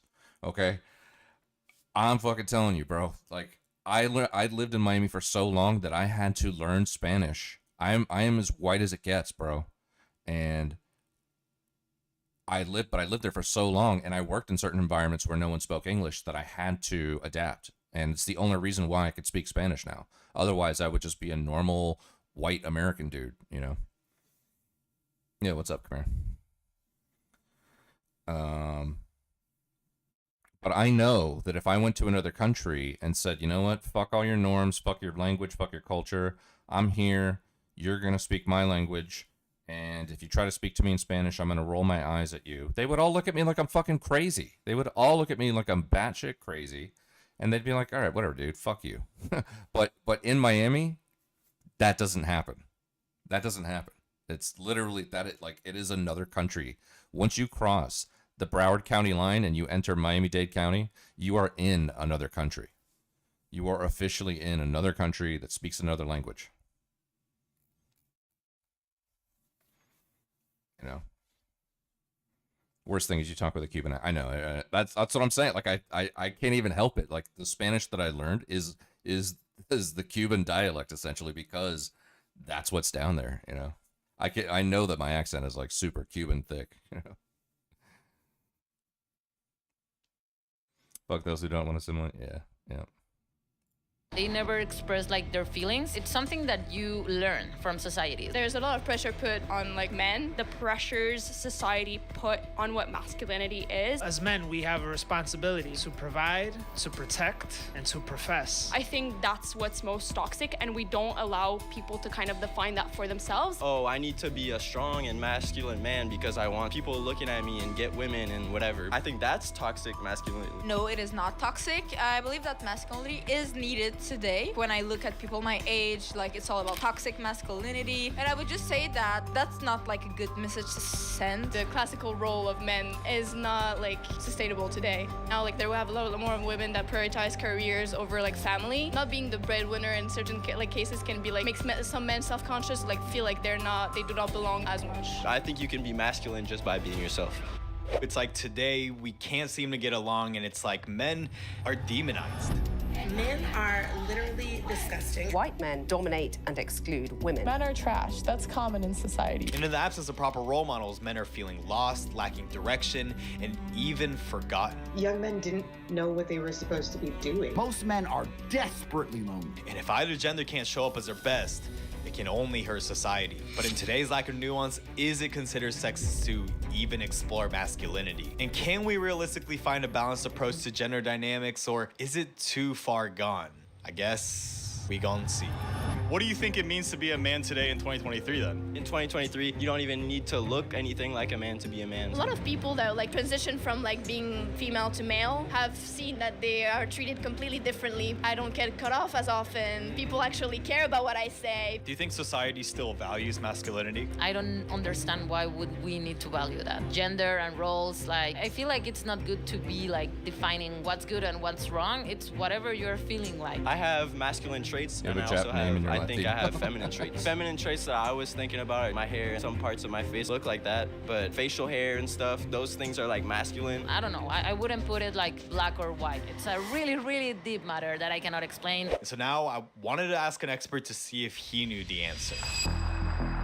I'm Richard Reeves, president of the American Institute for Boys and Men, a think tank and research organization that will be specifically focused on the issues facing boys and men today. You mentioned that both the left and the right are approaching masculinity incorrectly. Why do you think this gap exists where only the extreme definitions of masculinity is currently being presented? It's one symptom of a broader problem in society, which is a polarization and zero sum. That the right are saying you should be more like your dad, and the left is saying you should be more like your sister. And in the middle are most of us, and trying to figure out how to be guys in a world that's changed. As time changed, those roles kind of went away. Young men don't know who they truly are. In that instance, then, how would you personally define like a real and mature man? The process by which a boy becomes a man is always a bit more fragile, a bit more socially difficult. There's a reason why every society has had rites of passage and ways to help boys make that transition. I have 3 sons, and I've tried to raise them being willing to put yourself out there, to take some risks, and sometimes risk rejection or failure. The second is this sense of graciousness and understanding and absolute respect for women and other men and everyone else in society. And thirdly, I think it does bring in the reality of something of a protector role, which is the reality that women on average are more physically vulnerable than men.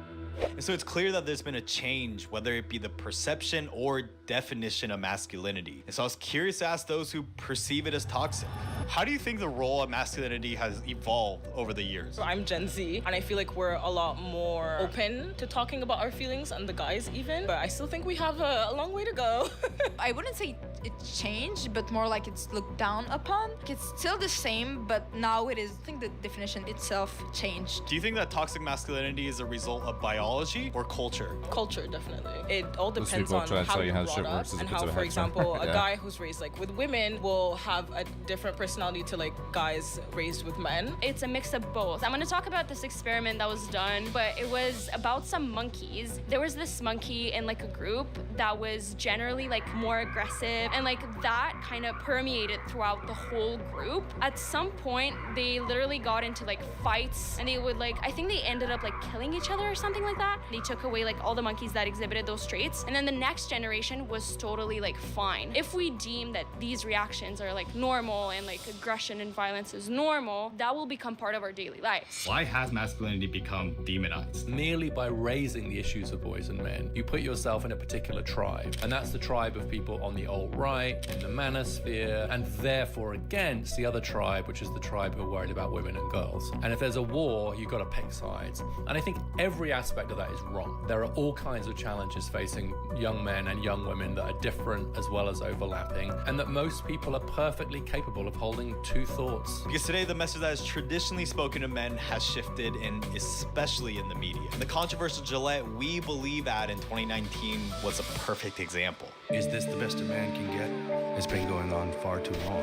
The ads also address issues like bullying and sexual harassment in a way that seemed to portray masculinity as a whole as violent, sexist, and toxic. This advert is really dangerous. It's like an anti-masculine Gillette commercial. It makes like every man look like a misogynist piece of shit. Although the video became one of the most disliked videos on YouTube, could this sort of message of masculinity equals toxic have its consequences? In a recent study of over 4,000 men in Europe, they found that thinking masculinity is bad for your behavior is linked to having worse mental health. But when men are viewed as oppressors, is there even any room for empathy for male struggles? And so I was curious on what the streets thought. What do you think are some of the challenges that men are facing today?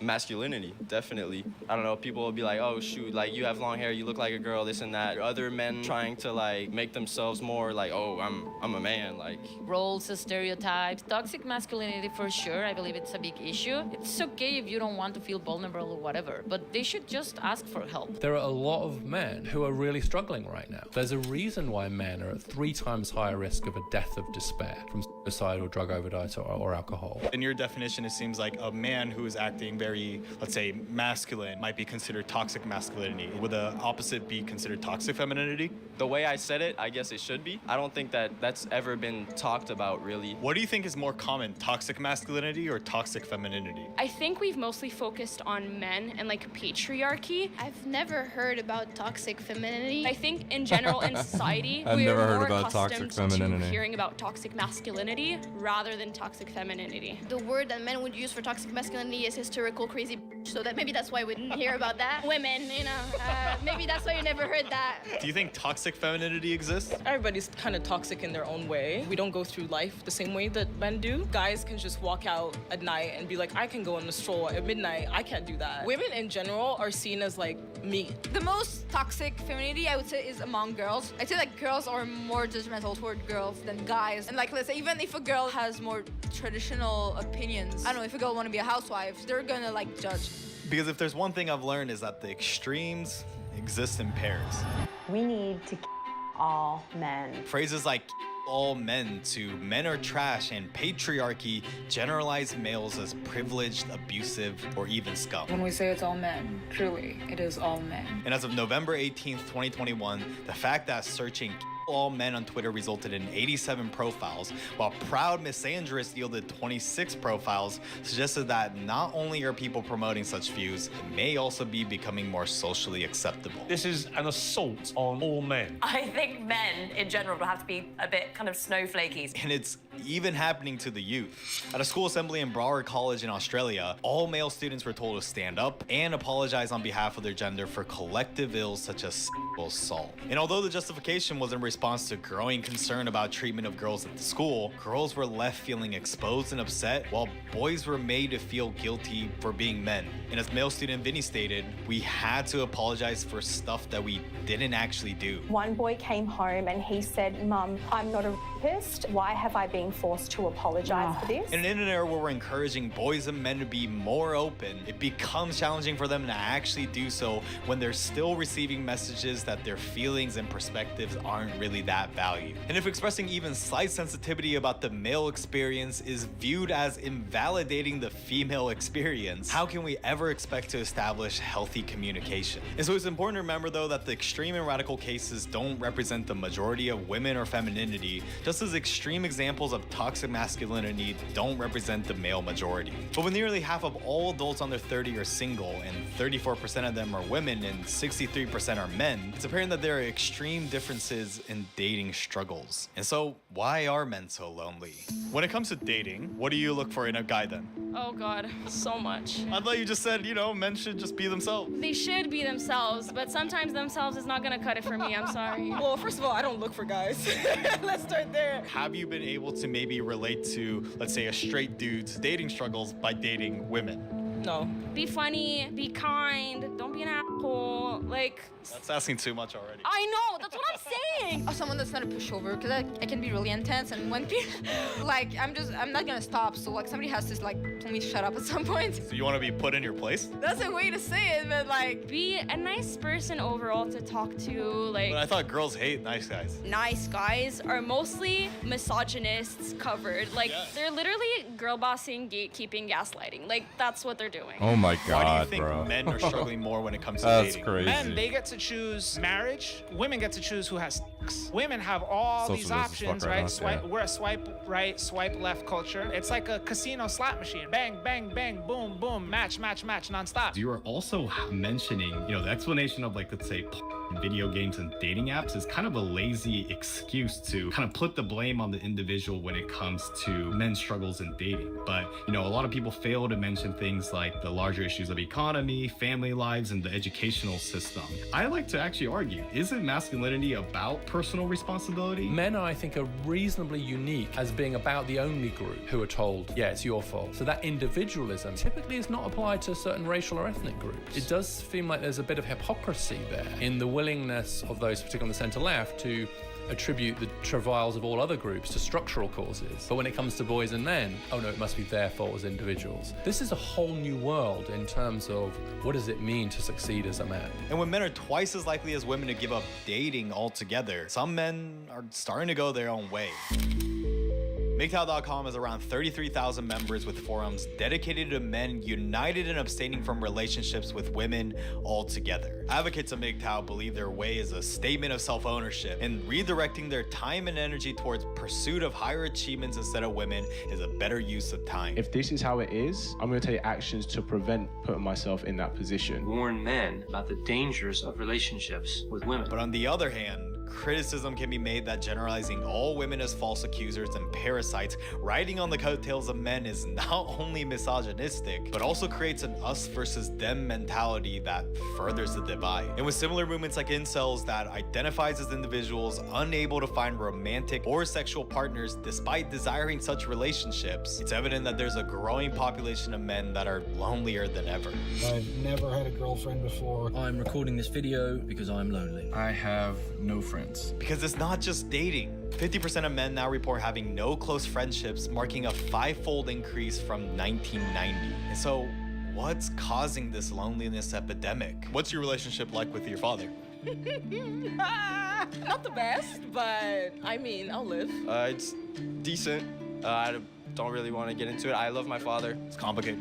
Yeah. I actually have a really good relationship with my dad. Do you think that kind of shaped your view on just masculinity and just like men in general? My dad is a very emotional guy in the way like he will cry in front of me and he will not be ashamed of it. My dad like kind of like shaped what I look for into a man into like, oh, I want somebody that respects me. Actually, it's pretty good. We are super best friends. It's the best relationship ever. You know, we didn't really have like the greatest relationship actually. I kind of let bygones be bygones of the past, and like I really made an effort to repair my relationship with my father. I grew up with my mom. My father is very, very macho. He would often tell me stuff like, you gotta submit to your husband when you grow up. And like all along, he's always told me that he loved me. It's been like 5 years since I've seen him last time, and I do miss him and I do want to see him. And even though we have our different, he's still my dad. I go on and One of the facts that I stumbled across was the fact that within 6 years of their parents separating, 1/3 of American children don't see their father again. How does that play out in the dating market? I'm not sure here. Girls who have good relationships with their dads when they're 16 have better mental health in their 20s and early 30s. It is clear that young men have to some extent been de-skilled in terms of relationships,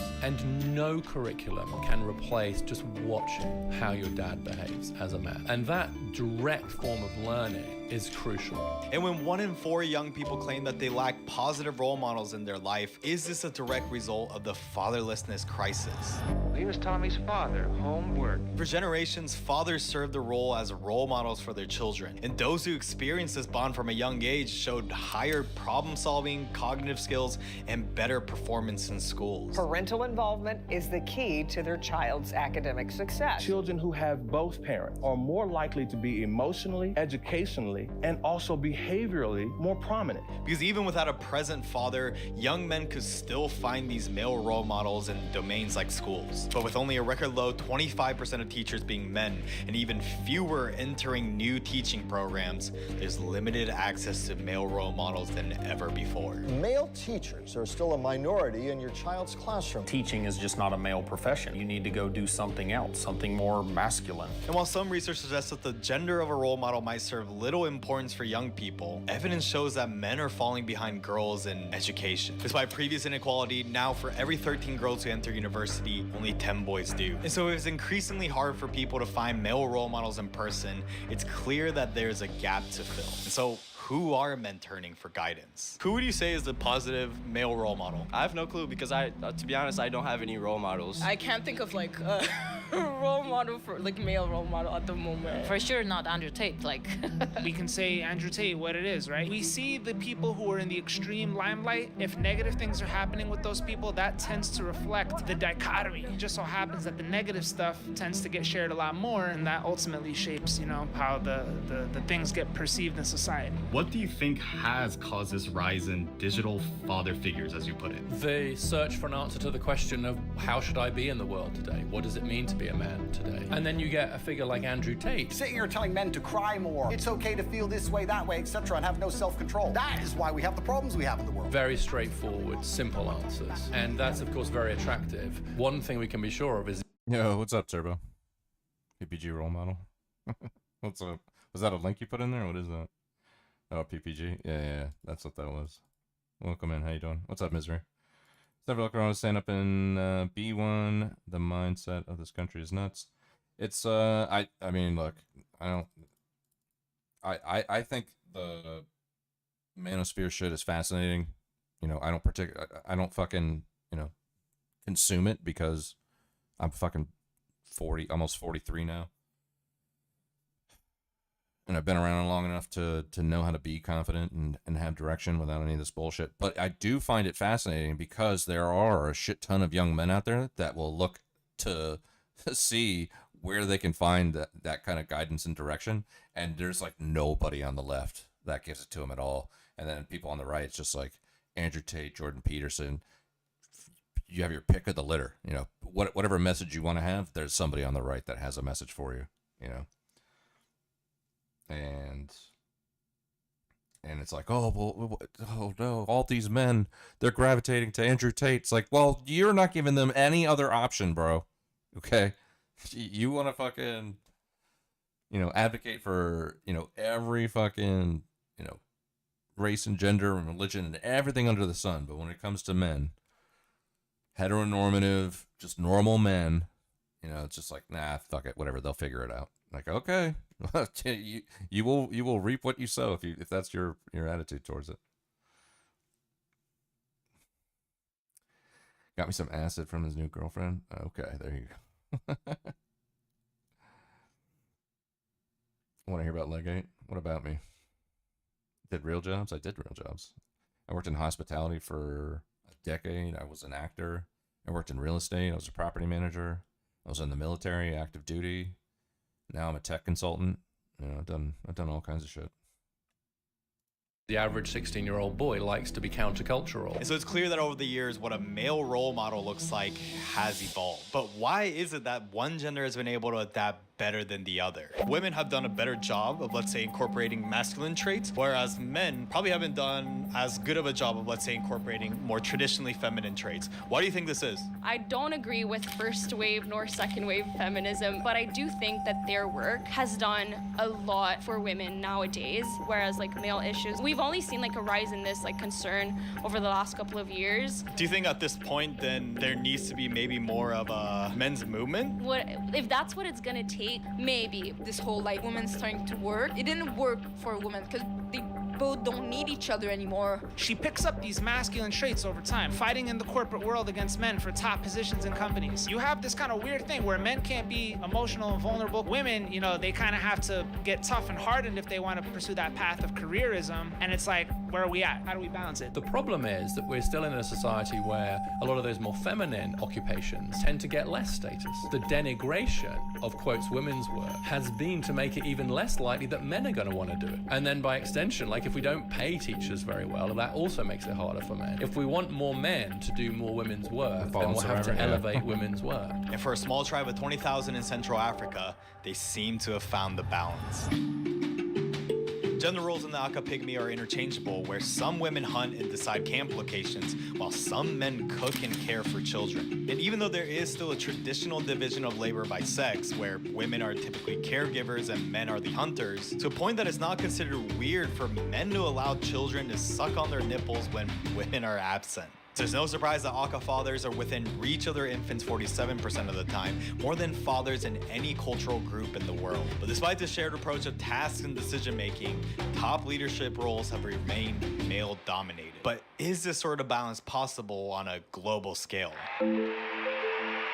Because even with K-pop's global popularity challenging traditional standards of masculinity with elaborate outfits and made-up eyes, it's interesting to see that South Korean culture as a whole remains highly patriarchal and heteronormative in many ways. And that the blurred lines between masculine and feminine presentations in K-pop don't always translate to other aspects of life. The country has a new president now. Mr. Yoon is a self-proclaimed anti-feminist. He wants to abolish South Korea's Ministry of Gender Equality. Because even though economic change has brought forth greater gender equality and a break from traditional roles, with over 2 out of 5 American households having a woman breadwinner, it has also challenged what fathers are traditionally for. Because with blue-collar jobs disappearing and some men lacking guidance to advance mentally, educationally, and sexually, a healthy society will depend on both genders thriving. And so, how can more men adapt and create a new future moving forward? What benefits will there be to society when men are doing well? Well, the downstream effects for women and children will be huge.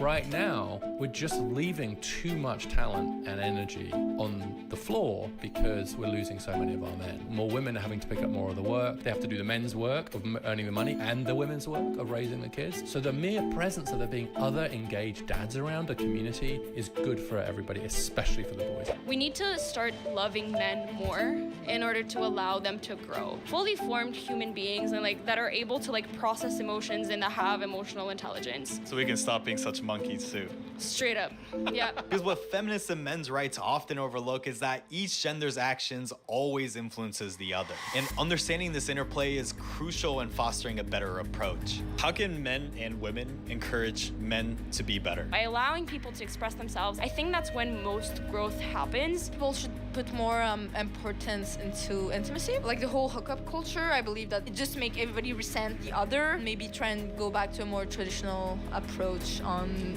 household.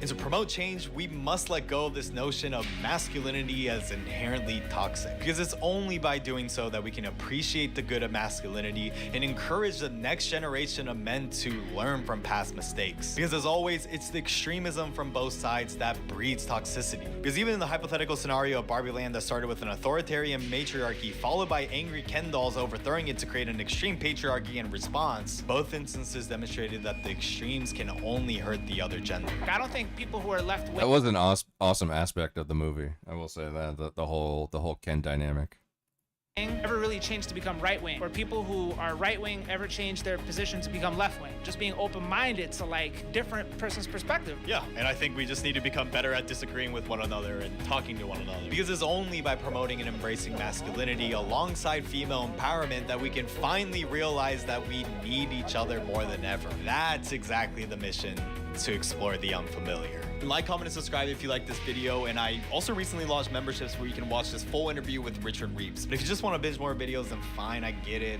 Man up for something and click on this video. You won't regret it.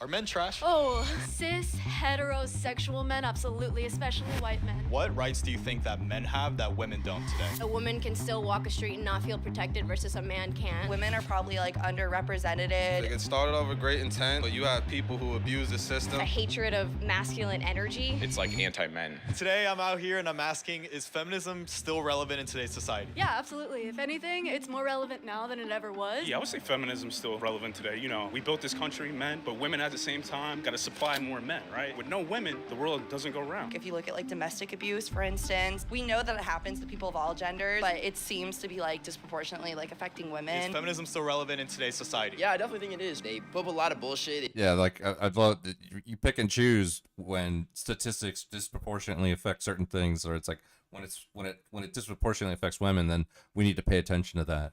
But when other statistics and disproportionate aspects of society present themselves, we don't want to look at those, They pull up with sexual harassment. They put up with a whole lot of bullshit. I'm not saying anything. I'm just saying that is the discourse, Us men just don't have to deal with. Of course it's relevant. Throughout history, women have been discriminated against. It is, but I think it's changed a lot.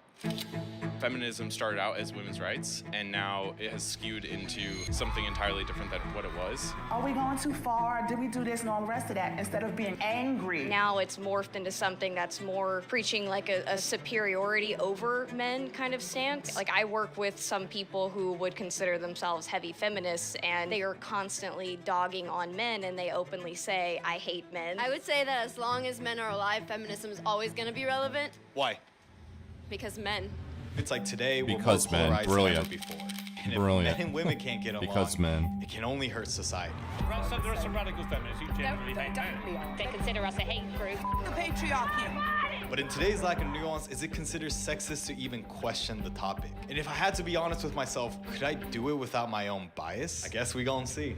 What rights do men have today that women don't? Oh, let's go down the list. A woman can still walk a street and not feel protected versus a man can. I think we all have equality when it comes to laws. Men are able to walk out maybe in whatever they want to wear, or, be able to stand strong through societal pressure. I feel like women take a lot of precautions just by being a woman themselves, Statistically, just going into a corporate setting, if you look at how women are rated on performance review versus men, the language that's used, assertive versus bossy, or kind of the dynamic of how individuals are interacting in the workplace, I do think that there are societal norms that place women at a disadvantage, absolutely. I think you have to, so for instance, for pregnancy, right? There's no law saying employers can't like fire you if you're pregnant. Or like abortion, for instance, like that's a law that like only affects women, right? But don't you think that's just kind of explained by like biological differences? But why does that justify making a law anyway that literally discriminates women? And so biological differences lead to different treatments in reality. And so I wanted to take a different view on this topic of equality. Do you think today that women have certain privileges that men don't have? Yeah,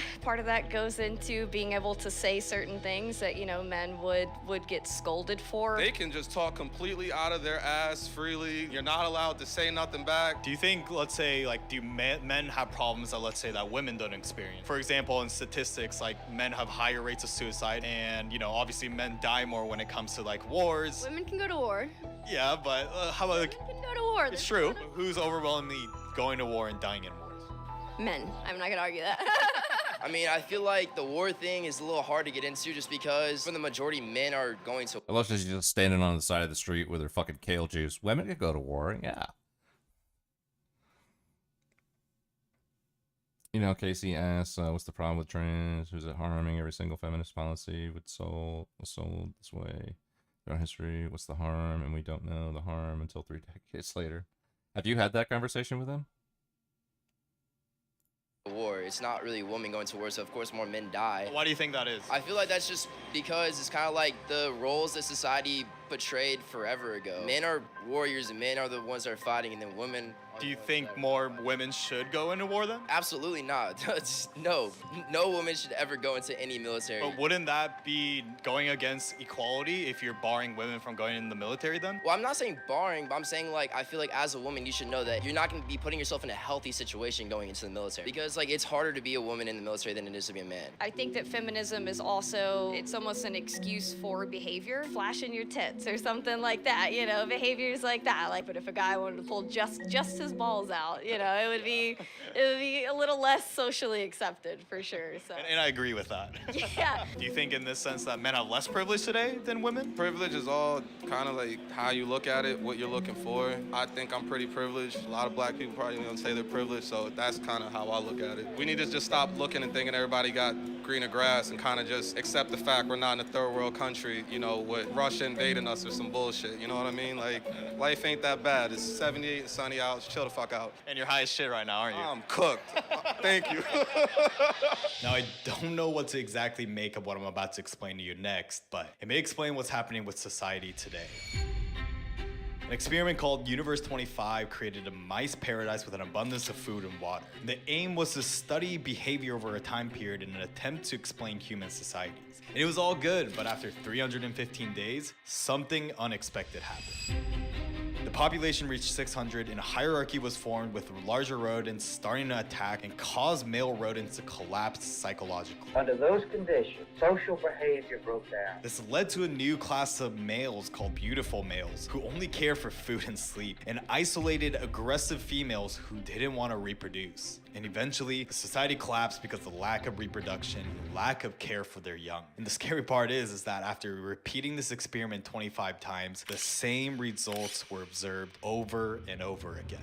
A viral Facebook post drew parallels to today's society with weak, feminized men with no protection instincts and overly aggressive females with no maternal instincts. We need to kill all men. It's a bit of a stretch, but is it possible that that's what's happening in the West today? Is the negative reaction of feminism coming from the fact that not only are women struggling, but also men? Let's take a closer look and see what this really means. May I ask you, like, what are some, like, examples of misogyny that you faced? Oh, let's see. I went through there was one time, I'm a psychology major. We were tasked with counting how many times we got catcalled. I realized every time during that month I went to a gas station at nighttime, I got catcalled. I've seen some of my guy friends literally make 30 grand more than some of my girlfriends, and just because they're men. But let's say that the pay gap does exist. Why wouldn't firms just hire women then? They have to find probably quotas at this point. Do you think there's quotas for men? No, probably not. There's a lot more men in power in the top 1%. A lot of the women are the ones left in the dust. There's definitely, like, in the top 1%, I think there's definitely more men, for sure. But let's say, like, in the bottom, right? Like, most suicides are men. You know, most people with depression are men. Do we sometimes ignore that to maybe showcase disparities where it might not exist? Yes, men do have a disadvantage at that point. So is it fair to say then that both genders at this point maybe had disadvantages in certain situations, but when it comes to the law, they're pretty equal and even opportunities? Yes, it does have that societal influence more from a social standpoint. It's not necessarily what is placed in the law, but it has everything to do with how people interpret the law for themselves. With women, it's you have to jump through all these barriers in order to even be elected in office. However, I did hear though, like for every male college grad, there's 2 women college grads. Yeah. And I believe most college students are actually women. So I guess what would you say to that? I know that women are probably like underrepresented in like the military or in trade school, so men might find more interest in doing that instead of like getting a bachelor's. So like that's like a whole career path that like women really aren't being encouraged to do as much. I mean, I guess would you say that there's probably different interests in general between the genders? Now there's like much more of a push to get women into STEM, so there's like more of that. But when I was younger, there wasn't really that going on. So it does raise the question, does feminism account for the advancements made, or will they have happened regardless? And if so, is feminism more important than ever to preserve progress and also to prevent regression towards inequality? Yeah, absolutely. I think it should remain. Originally, it's not a toxic thing. Again, what modern society has morphed it into, especially, you know, things like social media, it has turned it into more of a superiority kind of cloak than it is actually pushing equal rights. So it did make me think, are we at a point now where there's actually male inequality in the West? And in a video titled exactly that seems to be the case. My latest book is Of Boys and Men, Why the Modern Male is Struggling and What to Do About It. But is he just one of those red pill, misogynistic, cisgendered anti-feminists? And what he found through his research is that women are leaving men behind in advanced metrics like education and the workforce. In the 70s, Title IX was implemented to close a 13% gap in college degrees between men and women, but now there's a 15% gap in favor of women with degrees. And so today, there's evidence that there's inequality on both sides.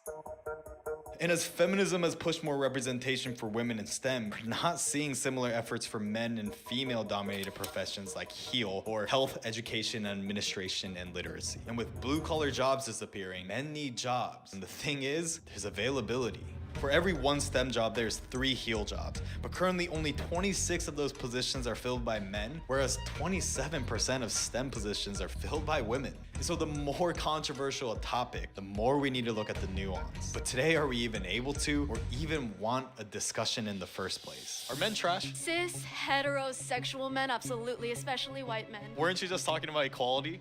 Oh, absolutely. But we have to have that viewpoint because of how much we've been attacked just by that gender. But you just said that all straight men are trash. Like, that's a pretty big generalization, don't you think? It definitely is. It's not necessarily something I'm gonna like saying via statistics. I'm saying via experience. Are men trash? Yeah, okay. No, I like my dad. He's not trash, so most men are trash. I don't think men are trash. Men just have more advantages. But like I said, like I wouldn't want to be on the front lines of like, you know, some army. I don't. That's when feminism goes out the window, right? Yeah, that's it. 100% does. So I wanted to ask the same, but the reverse. Are women trash then? No, I don't think anyone's trash. I like people. I think that there are some people that have had really bad hands, but in general, I would like to think that most people are good. What would happen if we said that women are trash? I say it. Yeah? Yeah, I think they're trash too. I thought you were a feminist. I'm not a feminist, no. Maybe a little misogynistic. No, I'm just kidding. But all kidding aside, in order to have a discussion, there needs to be mutual respect. And if equality truly is the goal, do they mean that in all aspects? Why do you think women are allowed to say that men are trash, but men can't say that women are trash? Because, I mean, just based off of history, you know, men have been the dominant sex. I mean, not even really 100 years ago, women were more of an obtained piece of property. Sometimes women are trash. But I think more men than women, for sure. It's one of the many double standards. That's because of what feminism has turned into. It's no longer about the equality of men and women. It is more the differences between men and women. And in recent times, that history of inequality has been exposed in no other place than Hollywood. With Hollywood's sex abuse scandal growing by the day, Me Too movement. Me too. Me too. Me too. The Me Too movement in 2017 raised awareness to numerous stories of sexual abuse of women in the workplace. And not only was the movement successful in exposing individuals like Harvey Weinstein, it even had an impact on public policy through the passage of laws to prevent harassment in the workplace. But like anything, the pendulum swings both ways.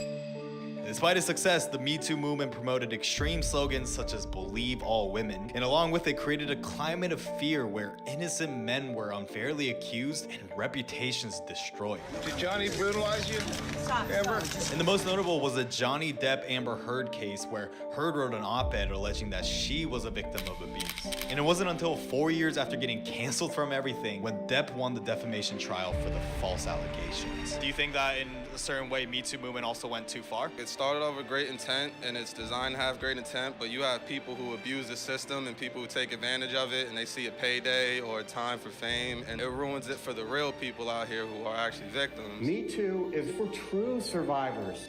It's a clusterfuck of bullshit. And it's the unfortunate reality that any overcorrection swings back just as strongly in the opposite direction. And so is this what's happening in modern feminism in the West today? And if so, how can we correct this overcorrection before it's too late? The best way that I could learn from you is by sitting down and listening to you and really trying to understand, seeking to understand where you come from and learning from that dynamic and that dialogue. I say conversations like this, right? Absolutely. I think that we need to get rid of terms like feminism. Feminism is more of like a suppression of masculine energy, essentially. Getting rid of that sense of like dominance of one over the other would be the better society to exist in. Because if negative attention wasn't enough, it's now becoming harder to be a feminist, even if you're a feminist.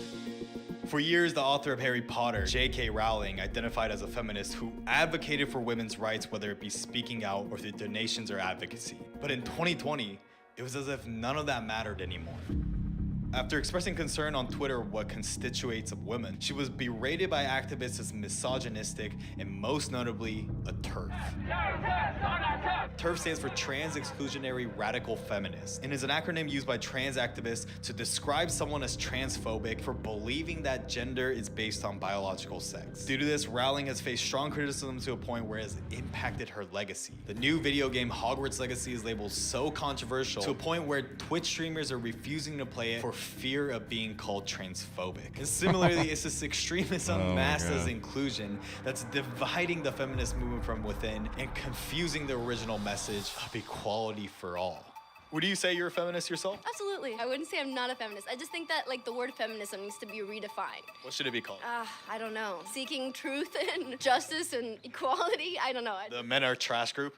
No, men are not trash. And so if women are hesitating to identify with the movement, it's likely due to the impact of the extreme. Because if equality is achieved through bringing others down, it's creating issues where none exist, perpetuating double standards. But with that said, feminism is needed. While true equality may be difficult to achieve and some may not actually desire it, nothing significant ever came about through indifference. The pendulum is ever swinging, and we need individuals who push for progress and serve as a check to maintain balance. But today, how can we even navigate differences if we can't even question the nuance? I guess it's up to me to lead the way, and it all starts with exploring the unfamiliar. Thanks for watching, and subscribe if you want to see more content where I turn street interviews into investigative journalism. And if YouTube gets it right, you'll like this video too.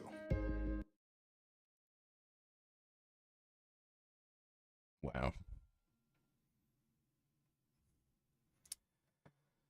Wow.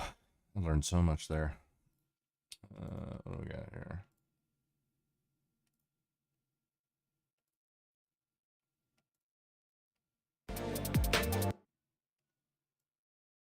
Oh, Jove and Bradley. I haven't seen one of those in a while.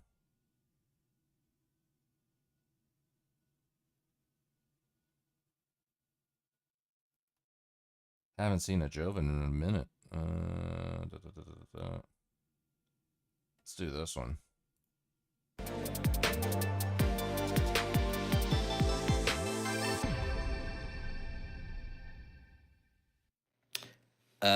Like top 5 bad faith dude on the internet right here. Hello, are you here to debate?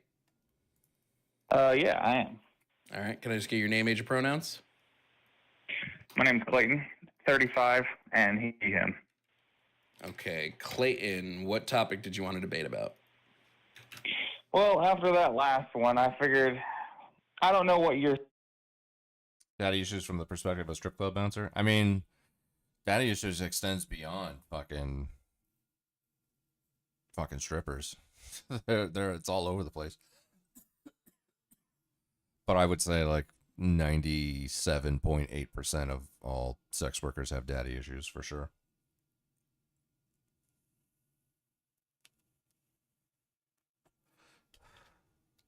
And some of them are super serious. Some of them it's like, the father did some horrible shit to the daughter, like actual horrible shit. And then some of it's just like the dad left. It just depends. But it is everywhere, that's for sure. Pronoun thing still makes me irk. Well, I mean, fucking... I've already had this. I've had this discussion. I've had this discussion with Salty and Tim and all kinds of people about the pronoun thing. I just basically don't do the fucking neo pronoun shit, the fucking xeno pronouns, all that fey fair, zir shit. I don't do that. And then you have a roll my eyes, yeah. What the fuck are daddy issues or the dad stayed? Yeah.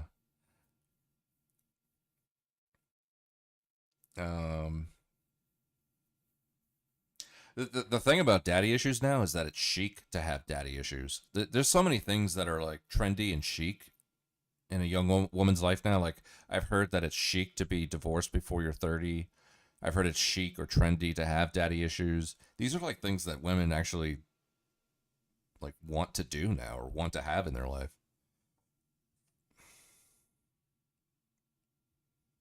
Stances on all of these topics, so I figured we'd just do a quick little rundown going through all of them if we needed to. Well, all these topics are just to make it easier on you. All of these topics are what I believe. So if it's on there, it means I believe. Well, yeah, your first one just says trans men and women. So are men and women. You got to read the second sentence. Hold on 1 second. Let me turn this down real quick. There we go. So yeah, your first one just said trans men and women. So I didn't know what your stances were on just trans men and women in general. There's another sentence there. It says are men and women. Oh, trans men and women are men and women. Okay. Yeah, there you go. Oh, yeah, we can start there. So you believe trans men and women, so you think trans men should be able to play in women's sports? Why would a trans men play in a woman? I think trans men would play in men's sports. Sorry, trans women. Yeah. Should they play in women's sports? Yeah. So trans women, so a biological man who believes he's a woman should play in women's sports. I believe that trans women are women, so therefore I don't care if they play in women's sports, yeah. You don't think maybe they should have just their own category? How many trans I have no problem with trans people competing in the Olympics and stuff like that. I just think maybe they should have their own category. How many trans athletes are there? Probably not as many as there are just standard men and standard women. So they probably wouldn't make nearly as much. We can make it. But you could also. We can do it real simple. Let's use the NCAA for example. Okay, out of all, there are 500,000 student athletes in the NCAA. How many do you think are trans? Like 1%. Less. Yeah, I figured it was low, but I mean, same could be said for there's like if you were to look at the NBA and the WNBA and stuff like that. Like there's a lot more. The pool is a lot larger in the NBA than it is in the WNBA. So if they made a there are enough, NBA or whatever for trans people, that would be even smaller. There are enough athletes. Like you don't have enough athletes to have trans categories. Like there's not enough athletes. Like you physically can't do it. My point there's exactly. 10 of them. So they're trying to put them with the other. Yes, because groups. How would they have their own divisions if there's 10 of them across all sports? Like I said, which is why they're trying to put them with the other groups. But putting them with the other groups is just unfair. Why is it unfair? Put biological females who believe they're men with men, they are never going to be able to compete. And if you put biological men who think they're females with females, they're just going to dominate those sports, and they have. Show me which trans athlete has dominated their sporting category. Leah Thomas is the kind of go-to one a lot of people like to talk about. I don't think you want to open this can of worms. I don't know that you know enough about Leah Thomas to make this claim, but we can do it. We can do it. How many when it comes to Leah Thomas, how many heats did she win? Like she swam in one NCAA tournament as a female athlete, as a woman athlete, right? How many did she win? What did she win? What was her record? Okay. Oh, I have no idea what that record is. Let me just pose a real quick question, real quick though. When he or she was swimming with men, what was his times, what was his records and stuff like that, as opposed to when he started racing against women. It doesn't matter because he didn't beat any. Sorry, you tripped me up with your words there. Yeah, sorry. She didn't. No, I apologize for that. She didn't break any records as a female swimmer, so she broke 0 records. Whenever she was racing with men, she didn't break any records. Period. Not very good. She was ranked. When 89th, she started racing with females, she started beating all the females. She was nope. Now, she might not have beat any of the female records, but she started beating all the female races. She was only ranked 31st in women's swimming. She was ranked 31st. That's not beating all the females. 30 women swimmers beat her. Right? And what was her rank in men's swimming? 89th. I believe I was about to say I believe it was like 90. Okay, but hold on. Your claim is that she dominated, okay? Your claim is that she dominated this category. How did she dominate if 30 women are beating her? From going to rank 90 against men to rank 30-something against females, that's a big percentage of improvement. Wait, this is still not dominating the category. The claim is she's dominating the category. Where's the domination? I would assume if she was dominating, she would be winning every event, because that's what dominating means, right? Dominating means that no one can compete with you. But here we see 30 women are beating her. Again, she never broke a record. The word dominating. I apologize for using that word. So let's use the word improved, and vastly improvement in going up against the other sex. It's not a vast improvement because her times got lower. She didn't improve in swimming. Her time from when she swam in the men's league to when she swam in the women's league, she got worse. She got worse. New Zealand and then her opponents were also I remember slower. that. Okay. What does her opponents being slower have to do with anything? Just because she got she got slower, but the people that she started going up against were much slower than the first people she was going up against. Wait. What about all of her opponents who beat her? Again, you keep this. This is my issue with the claim on trans sports, right? We're claiming that trans people are coming into these categories and doing so well. Leah Thomas won one race. She came in first place one time. Every other event, she lost. Every single other event, she lost. Secondly, when it comes to Leah Thomas, right, she didn't break a single record. And her winning time was 9 seconds slower than the record that was already placed in the, what was it? It was the 100-yard freestyle. No, the 500-yard freestyle. And we can even, she competed in the 500, she competed in the 100, and she competed in the 200. She lost the 100. She came in dead last. She tied for 5th place in the 500. And then in the 200, and then she won the 500. This isn't a domination. This is like not even remotely close to a domination. Like I said, I apologize for using the word dominate. Yeah, it's not even, there's no issue here, right? Now, if every sport, if a trans person came in and they were winning 100% of the time, always in every sport, then I'd be like, yeah, maybe there's something we should look at here. But sports are a competition, so I don't give a fuck if somebody wins or loses. Like, it's a competition. Okay. I don't necessarily think sports should be fair. Like, they're sports. I can agree with you on that part. So, to the other side of that argument, having a basically biological man in a locker room with females changing. That's the other side of the whole Leah Thomas thing that made a lot of females angry at that time. Yeah, like what's the issue?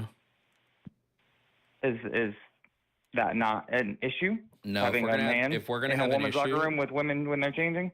Wait, if we're gonna have an issue with men having access to women in like sporting events, then we need to make it so that no woman has a male coach. Well, in the locker room, they're not supposed to have men like in there with them when they're changing and stuff like that. Male coaches have way and we more already access know than there's been many records of male coaches taking advantage of female players. Yes, that's why there's also been many trans women who have taken advantage of female people. Who? In both sports and like prisons. Who? Oh, I couldn't give you any names. I'm not gonna. If you want me to look them up, I could. But like in prison, this happens all the time. When men who identify as women they literally send them to female prisons, and then Where? start If basically it raping. happens all the time, where's the evidence of it? I'm not saying it doesn't happen. I'm saying show me the evidence of it happening all the time. I mean, this is call. It wouldn't last long enough. If you want me to like start looking up stuff, I mean, can. But I didn't think this call would last long enough. I just kind of wanted to scroll through. I would think if it was such an epidemic that it happens all the time, we would know people off the top of our head. Because like I can think of coaches off the top of my head news who doesn't show what it doesn't want you to see. So wait, it's not about the news, right? I can think of coaches off the top of my head. Who's the fucking dude from fucking what was it, Virginia Tech? Like I can think of coaches. I can think of instances of coaches doing this immediately off the top of my head. I can't think of a trans people, which is horrible. We can both agree on that. Yeah, but this is my issue. My issue is we're always talking about, oh, well, we need to villainize trans people. When we look at the rates of assault, trans people are the ones who are actually the ones getting assaulted. But like, it's okay that coaches have all this access to students. Yeah. It's something that definitely needs looked at, but I also think it goes both ways. I will not stand here and deny that trans people don't get assaulted. I 100% agree that they probably do get assaulted more than non-trans people. Assaulted in specific ways. Obviously, there's a lot more people like just male or females than there are trans people. So the rate is probably higher on normal people than it is for trans people just because there aren't as many trans people. But yes, I believe trans people do get assaulted a lot. Here's an easy fix. If our issue is with locker rooms, just make every locker room have floor-to-ceiling stalls. Done.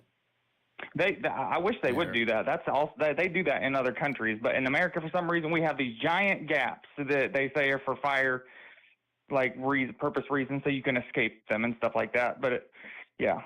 Like, why are we villainizing trans people when they're not the ones doing the assaults? They're the ones getting assaulted. Like, why are we like? It's so weird that we hit in this fucking.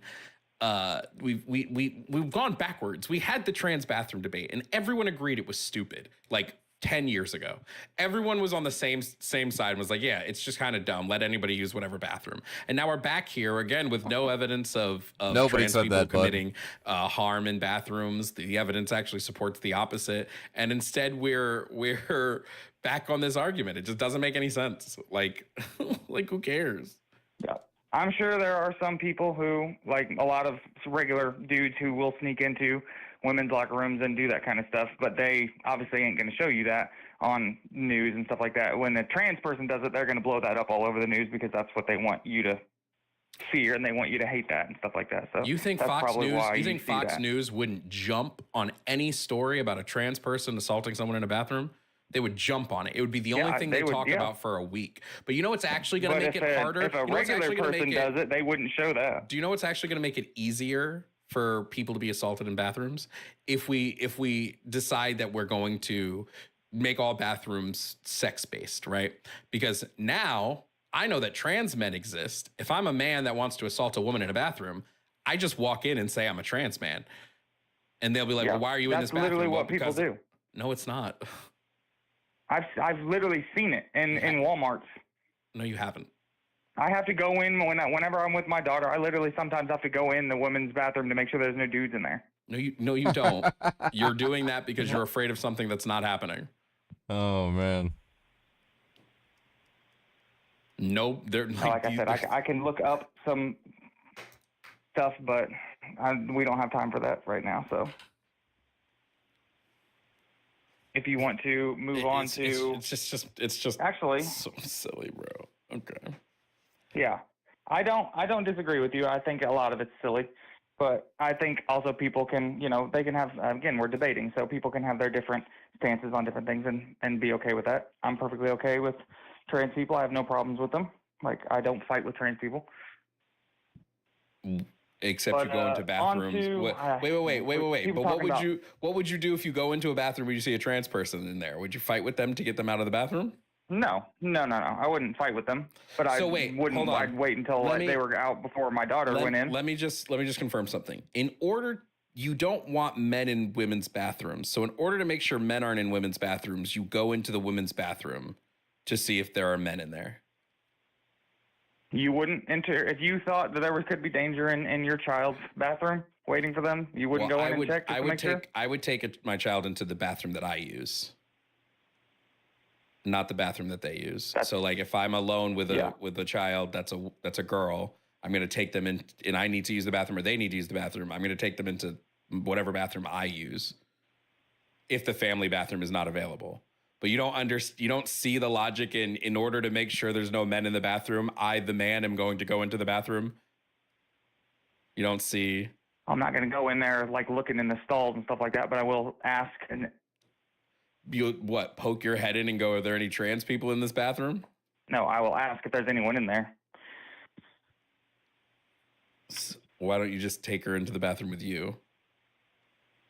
Into the men's bathroom? I could. Yeah. Why wouldn't you? Might make her a little uncomfortable though. Why? There are stalls. Go into a stall. She has. So what's the issue? She does it a lot more. She does it a lot more now that she's getting a little older. But when we first were doing that back whenever she was like 8 and stuff like that, yeah, she was didn't like going into the men's bathroom. What were you doing before what were you doing before? If you didn't start doing it, she was 8. What were you doing before then? What were you doing between 1 and 7? I didn't have custody of her. She was with her. Yeah, have you ever seen this guy Salty? This guy Jovan Bradley. We've watched a few of his videos before. He pulls shit out of his ass. I remember specifically catching him one time because he said like they were talking about the differences. It was something. It was I don't know. It was some kind of topic about race, but he essentially said he like pulled this old peer-reviewed studies and data. He was like, oh, the data shows that indigenous people don't use more drugs than white people on average or per capita or some shit like that. And I just stopped right there and I was like, how do you just know this? Like, you don't just know this. There's no way. So we looked it up and it's not true. And I was just like, okay, well, this guy will just say whatever to make his point. I'm not saying he's wrong about everything, but he will do it if backed into a corner, Mother at that time, I got custody of her when she was 8. Okay, got it. It just seems weird to poke your head in the bathroom to ask I would just take them. Yeah, it just seems kind of. Also, if they're 8, I'd probably just let them go in the bathroom and I'd just wait outside. They're 8. Usually, if it's the female's bathroom, I will literally just ask if there's anyone in there and then let her go, and that'll be the end of that. Okay. I don't personally see a harm in that. I'm not poking my head in to look to see if let's say there's no one in there. Do you stop people at the door if they come to pee? Do you go, you can't go in there? So then what does it even matter if you're making, if you're checking if people are in there? It doesn't even matter because you're not going to stop someone from going in, right? I'll stop a man. Okay. You see a trans woman, but this is the issue, is that you believe trans women are men, which is just nonsense. But if a trans woman shows up to use the bathroom and they're going to shit themselves, if they don't get into that toilet right now, what are you going to do? If you have a penis, you can go to the men's bathroom and do it. That's not a big deal. Oh God. Do you know that the trans women face higher rates of assault in men's bathrooms? That's why they use women's bathrooms. So they don't get assaulted. So my question goes again, what are you going to do if they're like, well, no, I'm an adult. You can't tell me what bathroom to use. I'm going to go into the women's bathroom. What are you going to do? I'll just stand there. You'll block them from using the bathroom so they shit themselves? I mean, if they had to go that badly, they should have went earlier. Well, so see, you're just operating under the assumption that trans people are fucking predators, which is stupid. It's just I'm your operating default. Under your a default father is making that, sure my daughter is safe. No, your default is that trans women are predators. And so you think trans women shouldn't be allowed into the bathroom because you think they're predators. That's what you're doing. It's not that you're operating as a father. If you're a father, take your kid into the bathroom with you. To say I'm going to stand out in front of the door and if someone comes in who's got to fucking take a shit, I'm going to be like, nah, you can't use the bathroom. You're not the fucking bathroom police. What? We're also operating under something that has never happened and that wouldn't happen anymore. So, like I said, this was back when she was 8. She's a teenager now. She goes into the bathroom on her own. Fine, I don't deal with that anymore. And I guarantee you that she is. Maybe she hasn't, but I'd say it's probably reasonable that she's probably been in the bathroom with a trans person and not given a shit. She has. She's in high school and there are trans kids there. Then what's the issue here? Why do you feel that trans people, trans women specifically, shouldn't be allowed to just piss and shit in peace?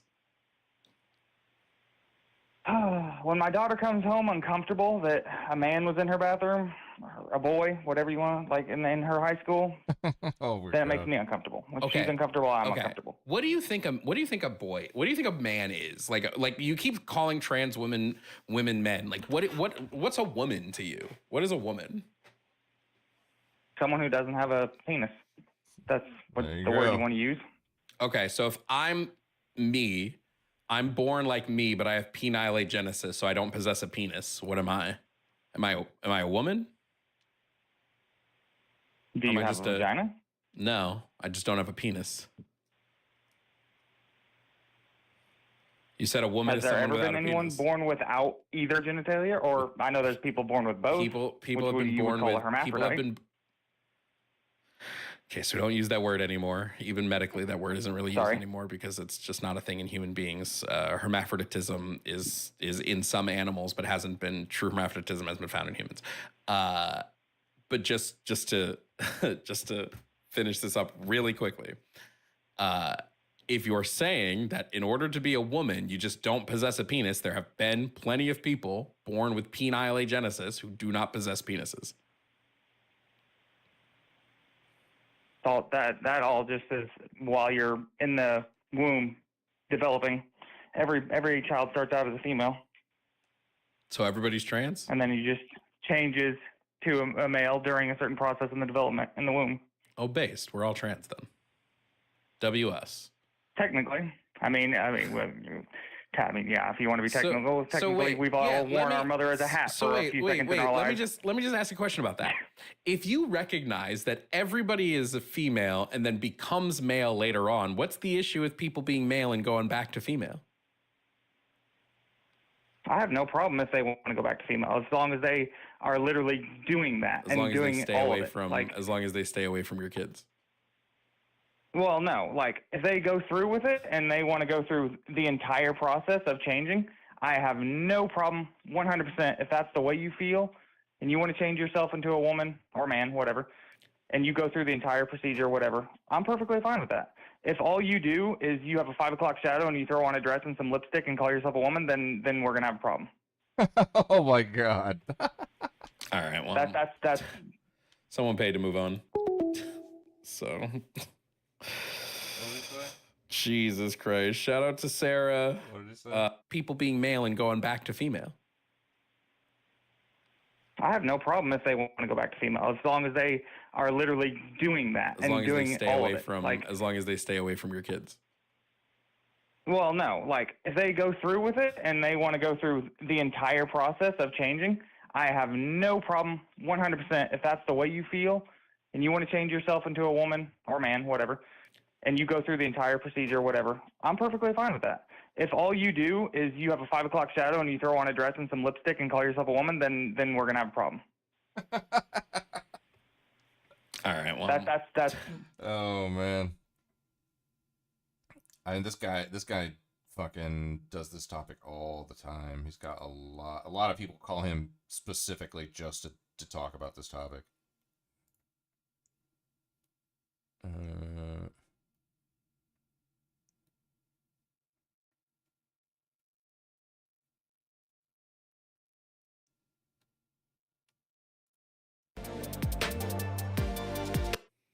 Yeah, absolutely. All right. What's your name, age, and pronouns? Ashton, he, him. Sounds like Gamer and Boy. 32. Ashton, he, him, the guy on the phone. 32. All right, Ashton, what topic do you disagree with on the board? I actually wanted to go into be discussing LGBTQIA plus in school. I wanted to kind of run through that. I tend to think that school has a really strong foundation in certain core academic subjects, right? And I think that you can advance like in certain subjects, and get to a bigger point. But like the fundamentals of early schooling, I think it's best to give like kids creative play for sure. Like take like religion, right? Like introducing religion to a kid at a really early age kind of a tough thing to do and probably not great. Instead, like, let them discover books and maybe read into those books. And of course, I know that's going to go into the ban of those books in libraries. But I want to start there for sure. Sure. I'm just confused. Do you think that we shouldn't be teaching topics surrounding the LGBTQ in schools? I'm just a little... Yeah, no, I think that our schools, we should get them down to like a very fundamental, rudimentary, like science on main 4 subjects, right? Like what are those 4 main or 5 4 subjects? And yeah, I would definitely say, you know, starting mathematics, science, history, English/literature, you know, reading comprehension, but also the ability to write. You know, I think those are pretty core things. I would say optionally, probably some kind of physical education is a good sense too. And I know that, of course, again, you could advance that later to sexual health, et cetera, which definitely should still be on the table. But the fundamental stuff, like in elementary, you know, and of course, I think we could debate like at what point elementary is and isn't, especially because if you know, sorry, my cat's gonna meow a lot. I'm so sorry. Especially because if you look in the idea of like, okay, well, you know, maybe we could change the age of that. And if you look at kids and how they develop now comparatively to like just 50 to 100 years ago, we could maybe take and argue like they're going to be a little more mature with subject matter and social material.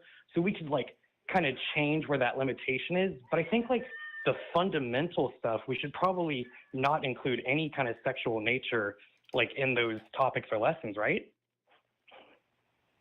Yeah, I don't know. I don't know why, if it's folded. I don't know why it would be a problem if it's folded. Like LGBTQI plus topics like Stonewall, like things like that. Why couldn't that just be folded into history?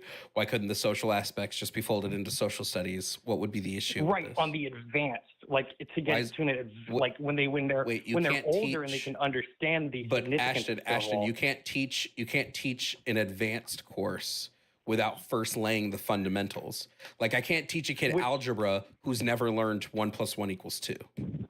Right. So then wouldn't you also agree that things like gender dysphoria or issues of, you know, society and LGBTQIA topics are a much more advanced topic to be teaching a kid, and the fundamental there is not a fundamental there. You know what I mean? That falls under that. Like if you're going to teach history as a fundamental, wait, I can teach. Hold on. I can teach the fundamentals real quick.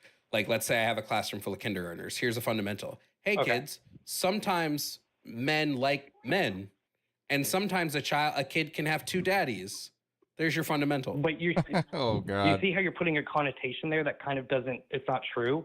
Like, what's not true? You have to understand for men liking men is not true. Humans like humans. You see what I'm saying here? Like you're putting a connotation on like that's romantic, and I think that screws up the fundamental. Because you were like, sometimes men can like men. But to a kid's hold on. a friend to a friend. You think kindergartners don't already have an understanding about romantic love? No, I'm not saying that at all. What I'm saying is that a teacher shouldn't be laying an education for that to them yet, that they should discover that on their own and advance that discovery after having some kind of fundamental foundation. Otherwise, you lay a fundamental foundation for gender dysphoria, and I think that's a dangerous thing to do. We've already seen a weird increase, including... Okay, hold on, because you're doing a lot of presupposing here that I think you're missing a lot of fundamental things. First of all, gender dysphoria starts to show itself typically around age 7.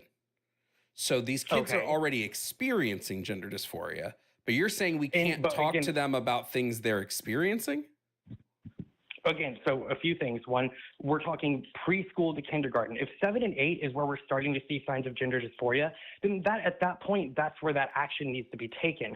But like the fundamentals below that, I don't think need to include that. I think if at some point a kid maybe starts showing signs and then progresses further, then yeah, like that's something you can discuss with the kid. And that's a point that like, you know, the kid has to advance that themselves. You can't just start being like, well, this is exactly the way it is. I mean, if LGBTQIA topics have taught me anything, it's that it's more of a like, I don't want to say a rainbow because I don't want to sound like, you know, redundant, but it's a large creative spectrum, right?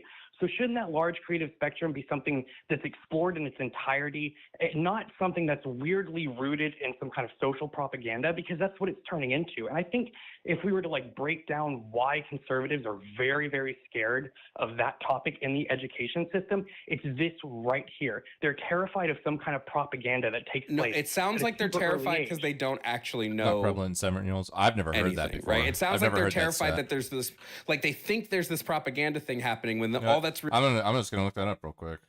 Let's see. What age does gender dysphoria appear? Okay, this is just like, you know, the AI overview. Gender dysphoria can manifest at various ages with no single definitive age of onset. Early childhood. Okay, here we go. Some individuals may experience gender dysphoria as early as childhood, typically before the age of 7. Adolescence, gender dysphoria can also develop during adolescence between the ages of 10 and 19. Adulthood, in some cases, gender dysphoria may not become apparent until adulthood.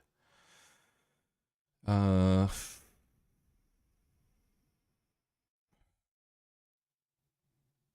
Institute of Health, how early in life do transgender adults begin?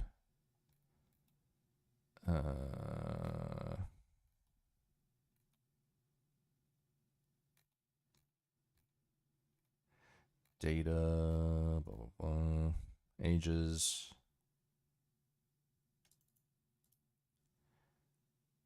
Age, years at consultation for surgery.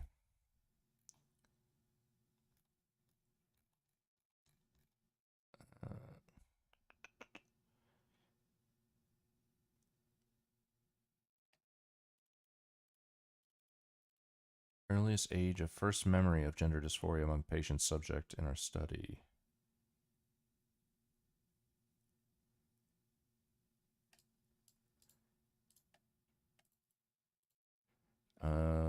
Mean age at first gender dysphoria 4.7, 4.5. I mean, these numbers are crazy, man. Age at first memory of gender dysphoria clustered by age group 6.2, 6.7. Ages 2 to 4. Ages 5 to 7.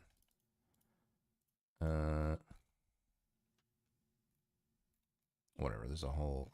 This will take too long. I will at least say that Google fucking backs up his immediate. I don't know if he's got like AI like locked into him right now. Really happening is we're teaching kids some stuff that these kids are already going through. That's not propaganda. We're not creating more. Let me just explain it this way. Teaching children that gender dysphoria exists does not create more kids who have gender dysphoria. It just allows kids who have gender dysphoria to stop feeling like shit because they finally have words to put to the feelings they're feeling. So let me controversially say a few things to that, right? You know, every kid has a trauma they go through. Of course, all of us have our own, and even our own issues with gender dysphoria. I think everyone some way fundamentally comes into, you know. So without a doubt, I mean, the further psychology of the feminine side to the subconscious is clearly obvious to our human nature. Without a doubt, you know, the nurture and nature divide. All of that is very clearly there and something that could be advanced in one's understanding. But when you do look at certain numbers, take like, I know it sounds like a crazy talking point, that's true. but take some of these famous celebrities who have these multiple like LGBTQ plus children that they've almost seemingly coerced into that nature. And I know it's like, oh no, it's absolutely natural. Like they've embraced it very, very well. Even though it kind of doesn't really match the statistical numbers here, they have seemingly embraced it so much that it almost seems like they've pushed their kids into this. And again, I know I'm not saying 100% that's what's happened here, but if you look from the right side of the sphere and you go, I'm seeing all of these left-wing celebrities push their kids into the LGBTQ plus realm.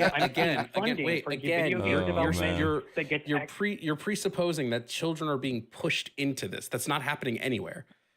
It's quite literally not happening. Kids aren't being pushed into the LGBTQ. If we were to go through that list of actresses that I have done this, all of their children, and they have like 4 children. How is it possible that all 4 of their children are LGBTQIA plus on such a huge extreme level? Wouldn't it make more sense that they would maybe naturally discover those things? I'm not saying that it's an impossibility. What I'm saying is that it clearly, to one side of the spectrum, are seeing it like propaganda. They're like, look how extreme this is becoming. come. And you look in the media world, there is literally this there's is literally quite literally a economic confirmation bias. incentive.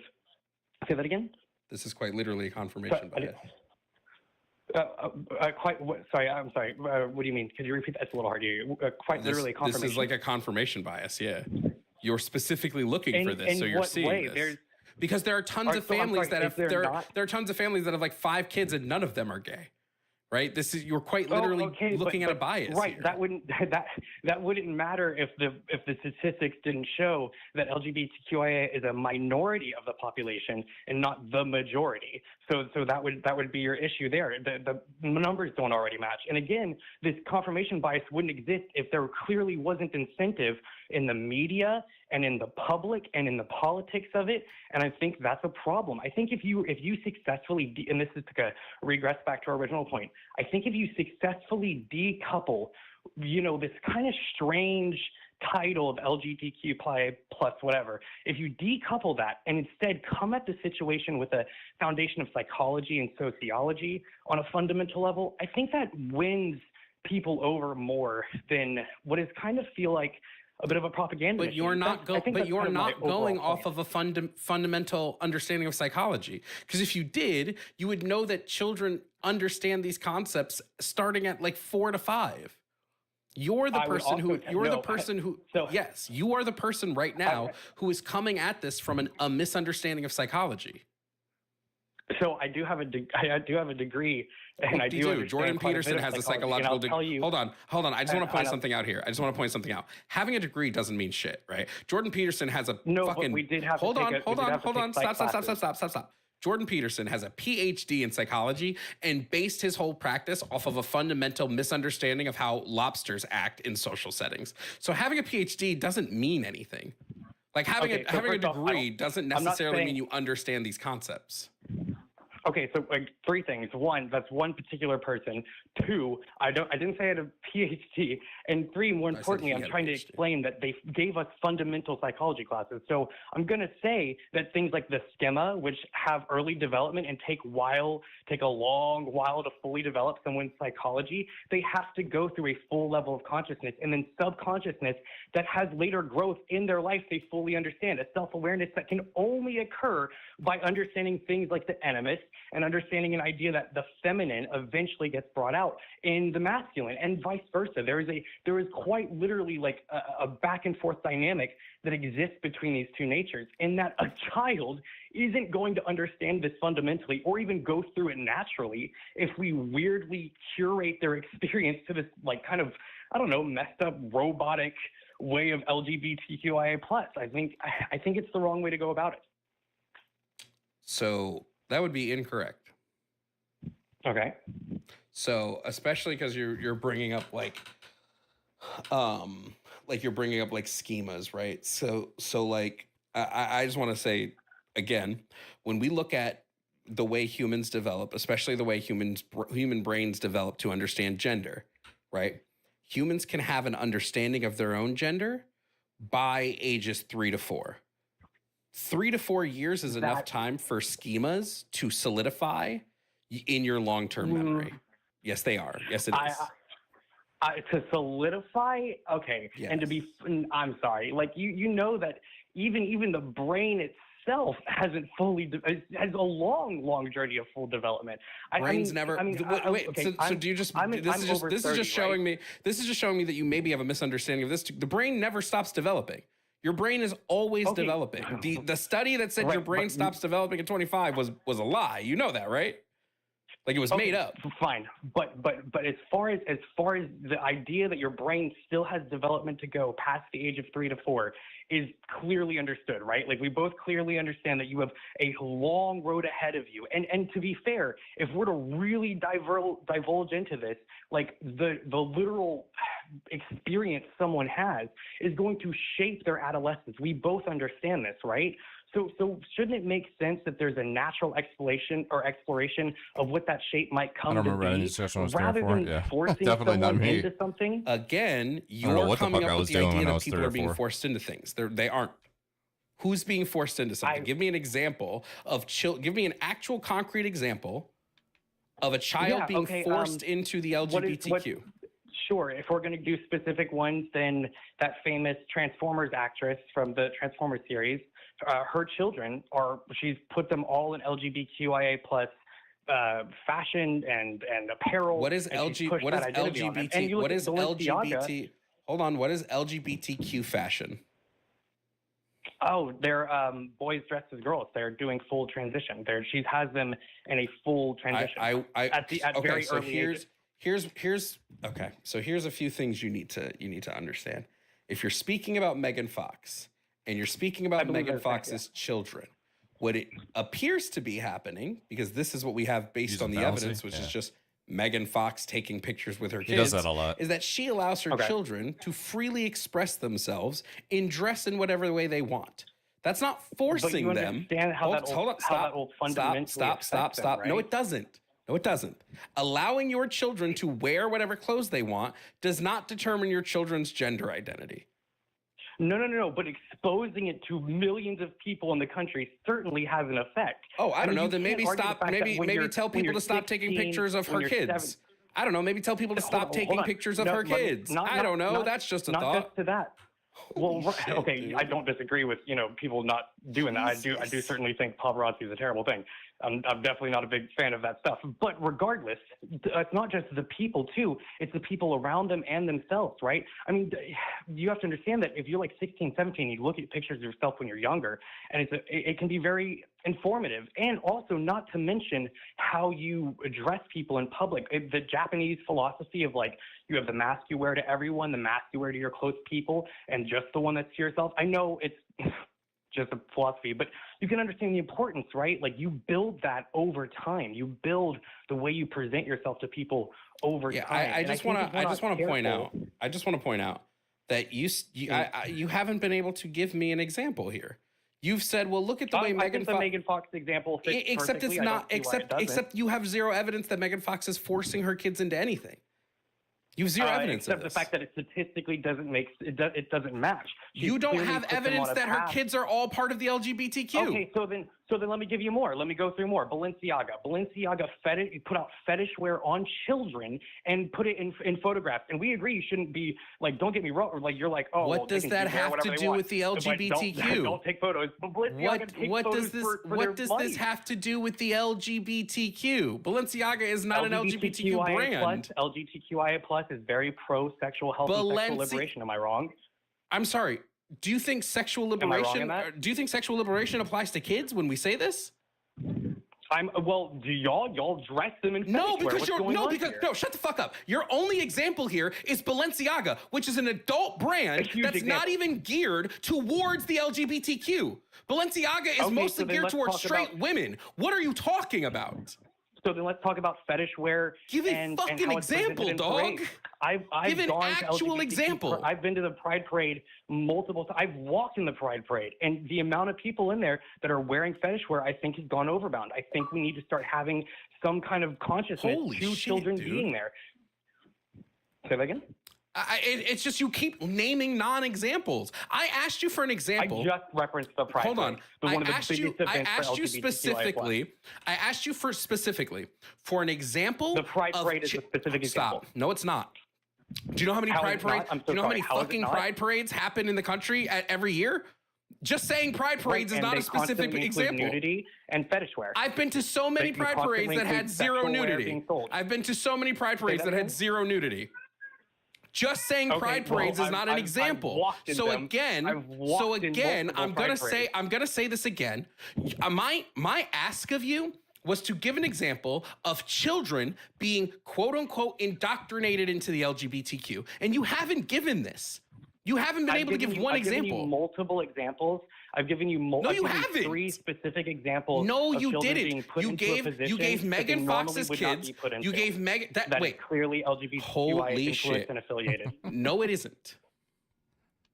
Okay, you say no, it isn't. I think that if you look at it from a certain angle and perspective, it clearly is, and it's going to influence and inform the right wing. I think if you stop being a baby, and give an actual example. Your examples were, well, Megan Fox did this. Where's the evidence that Megan Fox's children are part of the LGBTQ?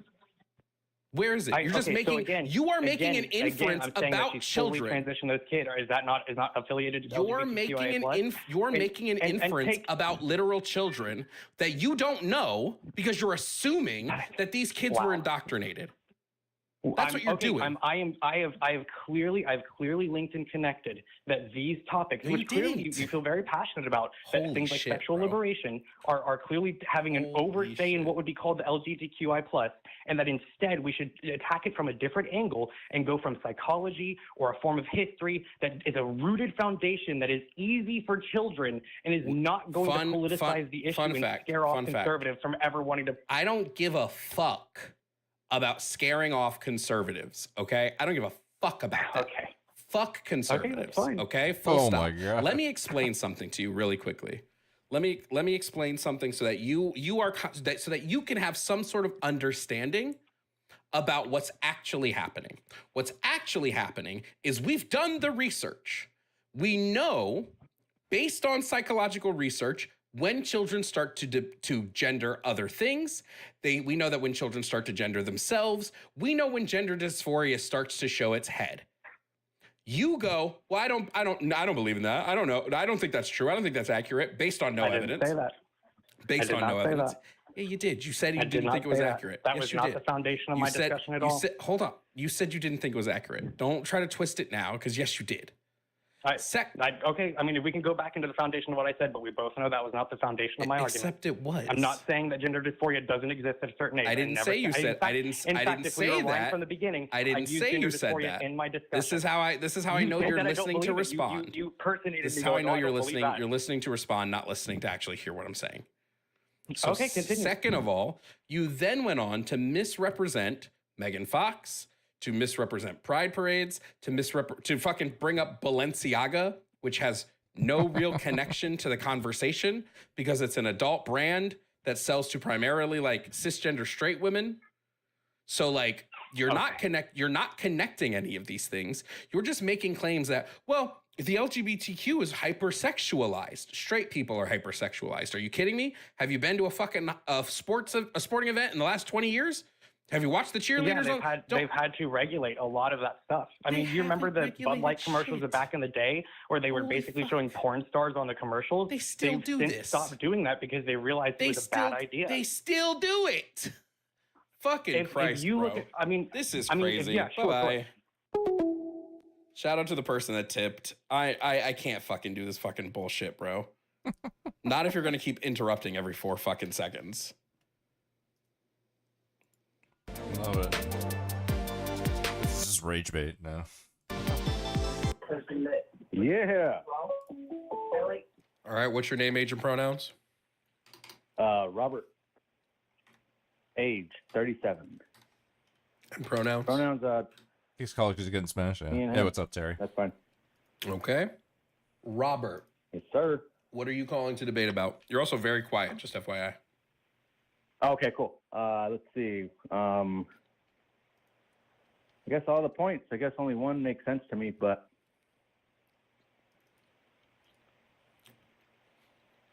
so which one do you specifically want? Which one do you disagree with the most? Sorry, one second. Which one do I disagree with the most? Let me see. So which one do you specifically want? Which one do you disagree with the most? It's going to be. Which one do I disagree with the most? Let's see. Well, I'm interested in your communism over capitalism. That's the one that confuses me the most. It's going to be. Why does that one confuse you? Well, I'm interested in your communism over. Also, you got to turn the stream off in your background. Yeah. All right, let me lower it. Yeah, all of them are debatable points for me anyway, but that one is just the most interesting to me. What's interesting about it? Why communism over capitalism? Because I believe communism to be a system. Yeah, sure. I believe communism to be a system that decreases the amount of exploitation that's available in any economic system, whereas capitalism increases exploitation to its maximum degree. Okay.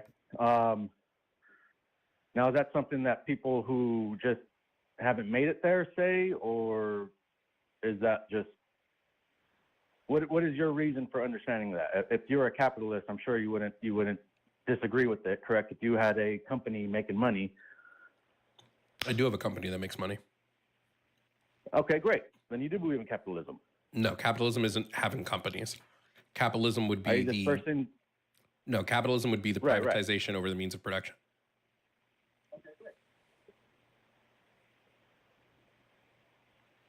Just because I have an LLC, just because I have an LLC that makes money doesn't mean that I own any means of production. Own any means of production. Okay, that would be capitalism for means of production. Yeah, capitalism is just the privatized ownership over the means of production. Okay. All right, cleared that up. So you don't. Okay, obviously. Okay. On to topic number 6. Okay. What about number 6? I think the teaching of LGBTQ has just gotten out of hand in public schools. Okay, can you I be think we specific? could all agree with that. Anybody can. Yeah, can you give me any specifics here of like what specific parts of teaching it have gotten out of hand? The whole sex thing, we shouldn't even be learning that thing in school, should we? Should we be learning like Elementary sex school? ed in school? Yeah, we should absolutely be learning sexual health education in school, 100%. In high school, maybe. But Head Start, kindergarten. Yeah, we should be How teaching it. Oh, go ahead, Katie. I want to know, how old do you think females are when they get their first period? About 12. No. 10 to 12.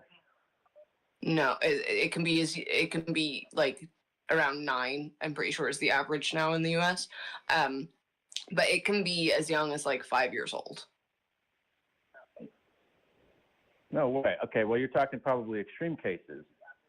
Yeah. That would be precocious puberty, but still the average Yeah. age is going to be as young as like 9. Yeah. Well, I don't know about that. I mean, you're saying average. I don't know. You might know more Can about I, it. before we get too far into this, can I just ask why when we said LGBTQIA topics, you brought up sex ed? Because sex ed is an all topic. We don't just teach sex I ed don't to know how like we gay got kids. how we got into that. Oh, I was more talking about the sexualization. I don't know. I just see a lot of videos of drag queens and everything like that on. There we Instagram. Who go. knows what you can Oh, believe on no. that nowadays, but Oh no. What's the issue with drag queens? that's pretty much my thing. Just the sexualization. I think kids are learning too much way too early. I don't think they should be learning about LGBTQ at all. Yes, sex, of course. Wait. Can I just know what the issue is with drag queens? I'm sorry. Hold on one second. I was on a thought process here and kind of cut me off. There's no issue with drag queens. I don't have any issue with drag queens.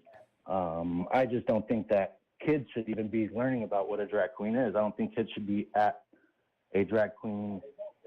Anyways, it's kind of off topic. We're talking about in schools, but Wait, but I just why shouldn't kids know what drag queens are?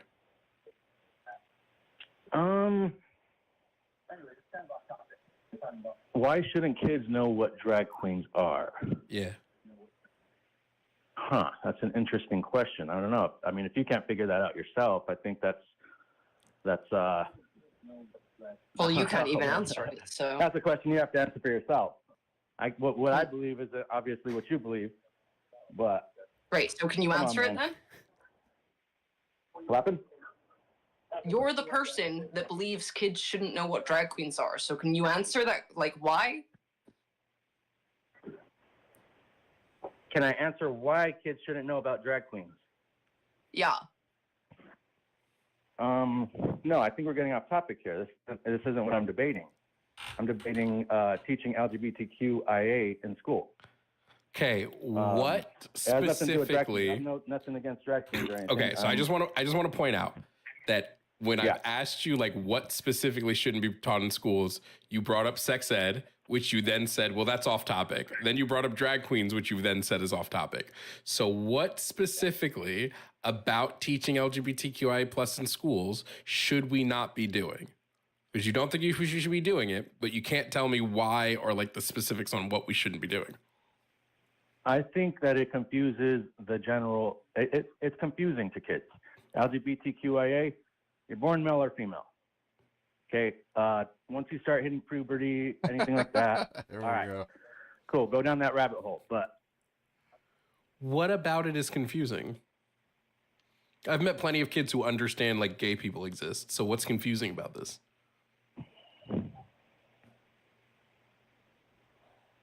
I guess we got to break it down. What is a kid to you? Anybody under the age of 18.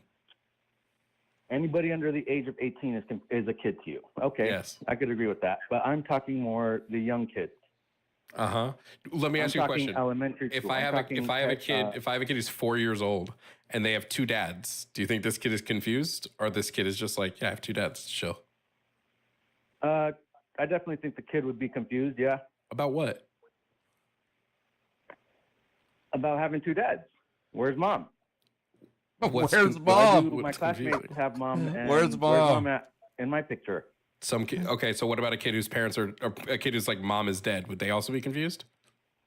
Or a kid who has an absent parent? No, that's a totally different dynamic. What's different? They'd And also again, be like, "Where's mom?" I don't understand. What's you're different coming- here? You're coming at it like if I'm trying to have some animosity towards LGBTQ. I don't. All I'm saying is I think there is an age where these topics should be introduced. Elementary school, I don't think is one of them.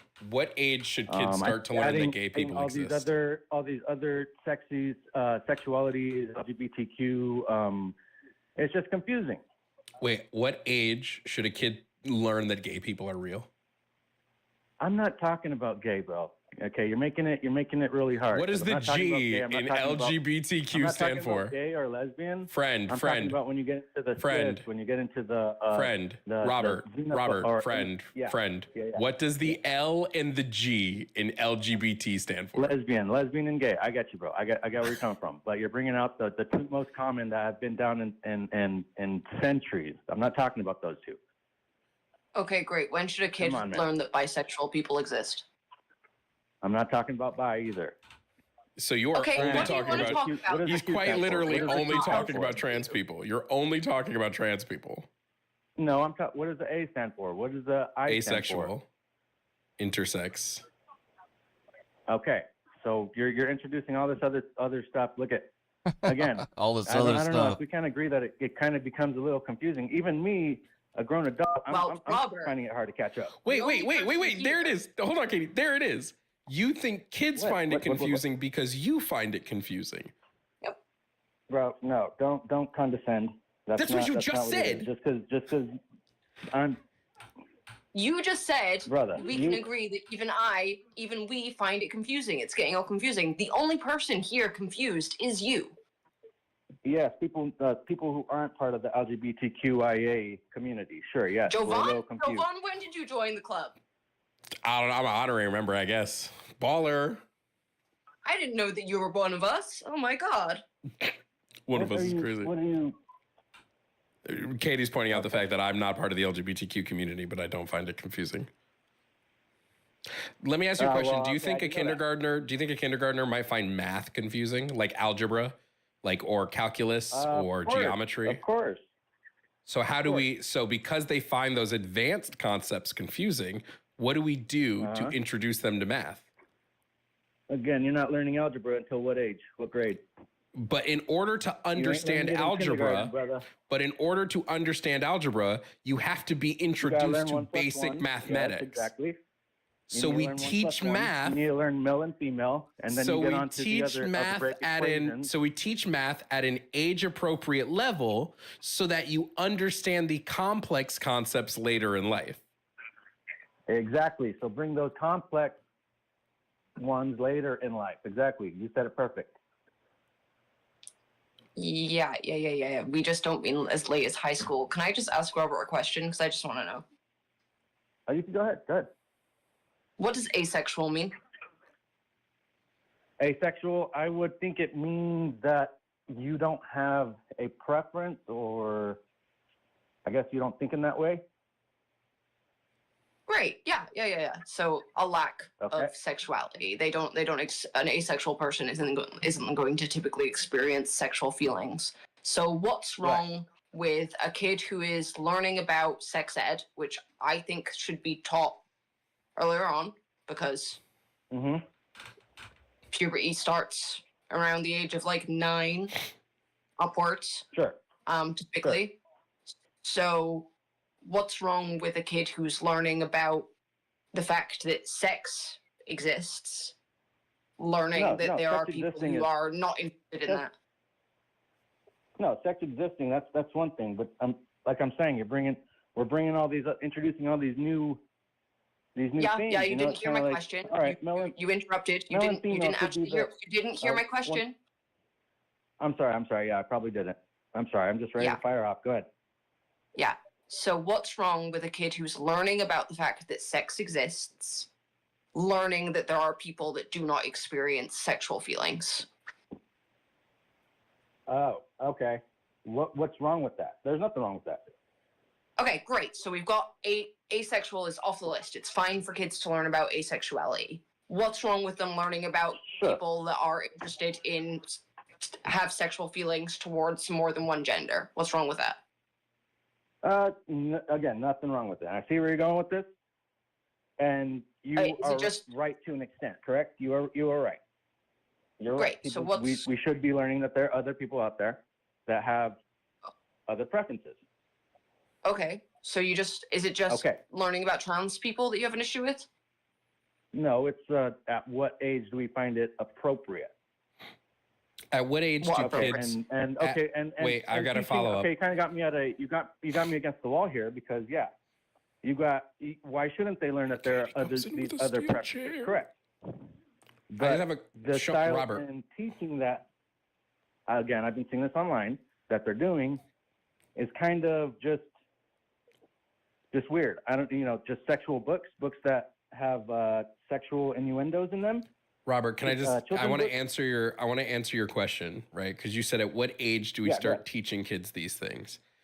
Let me answer your question with a. Let me answer your question with a question. At what age might a child see a trans person in the wild?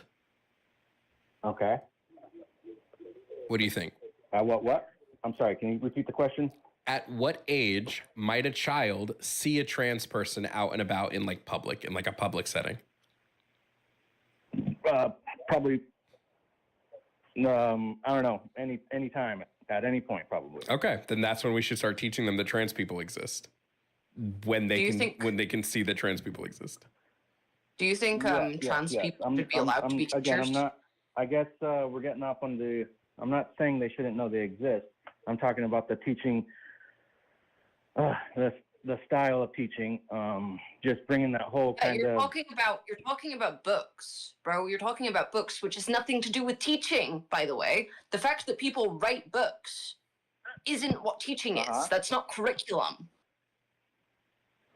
You believe, Robert, you believe that books about the LGBTQ and whatnot shouldn't be in elementary schools and stuff?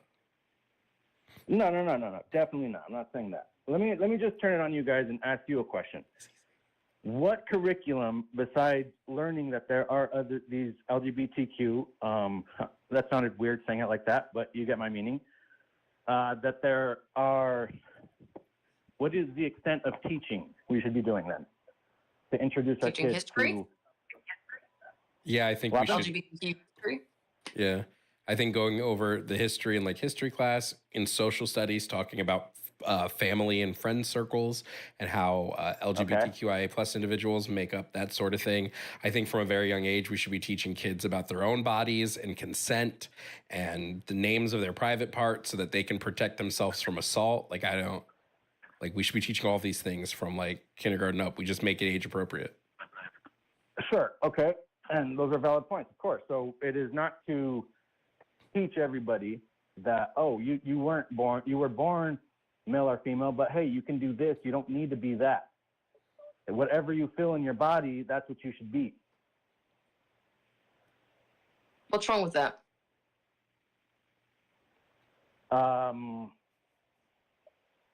What's wrong with it? Yeah, I don't know what the issue would be telling kids like you can be what you want to be. Whatever you feel is valid. You don't have to be what we tell you. You know you have to exactly be. what I'm talking about. I'm talking about the whole therapy and chopping off your dick. That's Can you- not wanna be? teaching. I'm That's sorry. not Do what you want to He fucking I'm did sorry. it. Can you find me one example of an elementary school teaching somebody that? I gotta hear that And again. those are valid points, of course. So it is not to I gotta hear that one again. teach That was everybody fucking amazing. that, you weren't born. You were born male or Chopping female, off but your hey, you dick? can do this. You don't need to be that. Whatever you feel in your body, that's what you should be. What's wrong with that?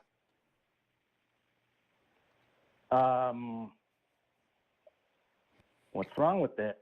Yeah, I don't know what the issue would be telling kids like you can be what you want to be. Whatever you feel is valid. You don't have to be what we tell you. You know you have exactly to what be. I'm talking about. I'm talking about the whole therapy and chopping off your dick. That's You know, not do what you wanna be. teaching. I'm That's sorry. not Do what you want to be. I'm sorry. Can you find me one example of an elementary school teaching somebody that they can chop their dick off? Like you said, right? If you feel that way. Also, by the way, it's okay to no, feel that way. Robert, be quiet. Please be quiet. Because that's not being taught. That's not being taught because that's literally not what happens. Trans women who get bottom surgery do not have their penises chopped off. That's not what happens. So nowhere is that chemically being taught. castrated. Second of all, I'm that's sorry, not. chemically castrated. Please give us the curriculum because first of all, it wasn't curriculum you were talking about. You were talking about books, right? Now you're saying that they're being taught about therapy and they're being taught about surgeries. Show us where.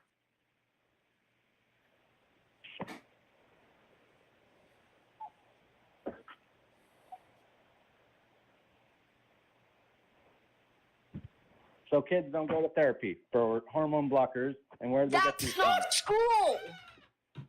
Therapy Not from school. isn't happening. Yes, I know in from therapy, school. but there's a guidance counselor. There's somebody that they talk to first at the school, and the counselor tells them exactly the rhetoric you're giving me right now.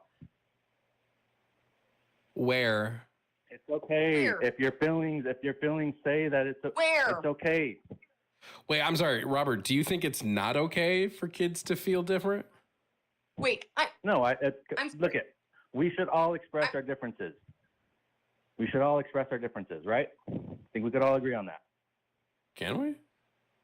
So what I'm saying is when it starts becoming a psychological thing, when we are trying to push this toxic masculinity, when we're trying to push this get rid of masculinity, it's there's got to be a line drawn somewhere. Can you show me one my God. evidence I don't think of at any? At Wait, the young ages, we Robert, shouldn't can be you? thinking of that. Robert, We should I not- need you to provide me some evidence What? anywhere of a school curriculum that teaches children that masculinity is bad and we need to get rid of masculinity. You do it by chopping off the penis, by the way. I guess it's more of a social thing, right? I mean, girls over here looking bonkers right now, like she's losing her mind. Yeah, because Like, you're dude, talking you about guys- conspiracy you- theories. I'm asking you guys to tell me what You- age do you think that is appropriate to learn these things? No one is arguing about learning that because you are not talking about teaching. You are talking about medical practice. When a guidance counselor. I guess I'm talking. Okay. I turned it Hold into on. a whole social Excuse thing. me, Robert. You've talked enough, actually. Thanks. Everyone has heard I enough think I from turned you, it Robert. into a social So thing. I'm sorry. Excuse me. If a child goes to a guidance counselor or someone in the school and says that they are experiencing some kind of significant distress, and this guidance counselor says you should be referred to a doctor, a professional, what's wrong with that? I guess nothing's wrong with that when you say it like that. Well, that's what would be fucking happening. Right. And then the therapist comes and starts doing all this other stuff, right? What's all this? No. What all this other stuff is in what? What is all this other stuff? Use your imagination, brother. Come on. I don't Use your even- Do you think that imagination. spell it out do for you You think know what- do you you know think what's going that on. children have access? You know hold what's on, going hold on. on. You're playing games. You're not answering questions directly because you're full of shit. So answer the Neither question. are Do you you guys. think You guys don't answer anything We've answered every question. Every question you've asked Literally us. answered every question you've asked. Do you think that children are having access to surgery? Not anymore. When were they? Ooh, the last 4 years. What kind of surgery? Chemically castrated surgeries. What is? Can you tell me what is a chemically castrated surgery?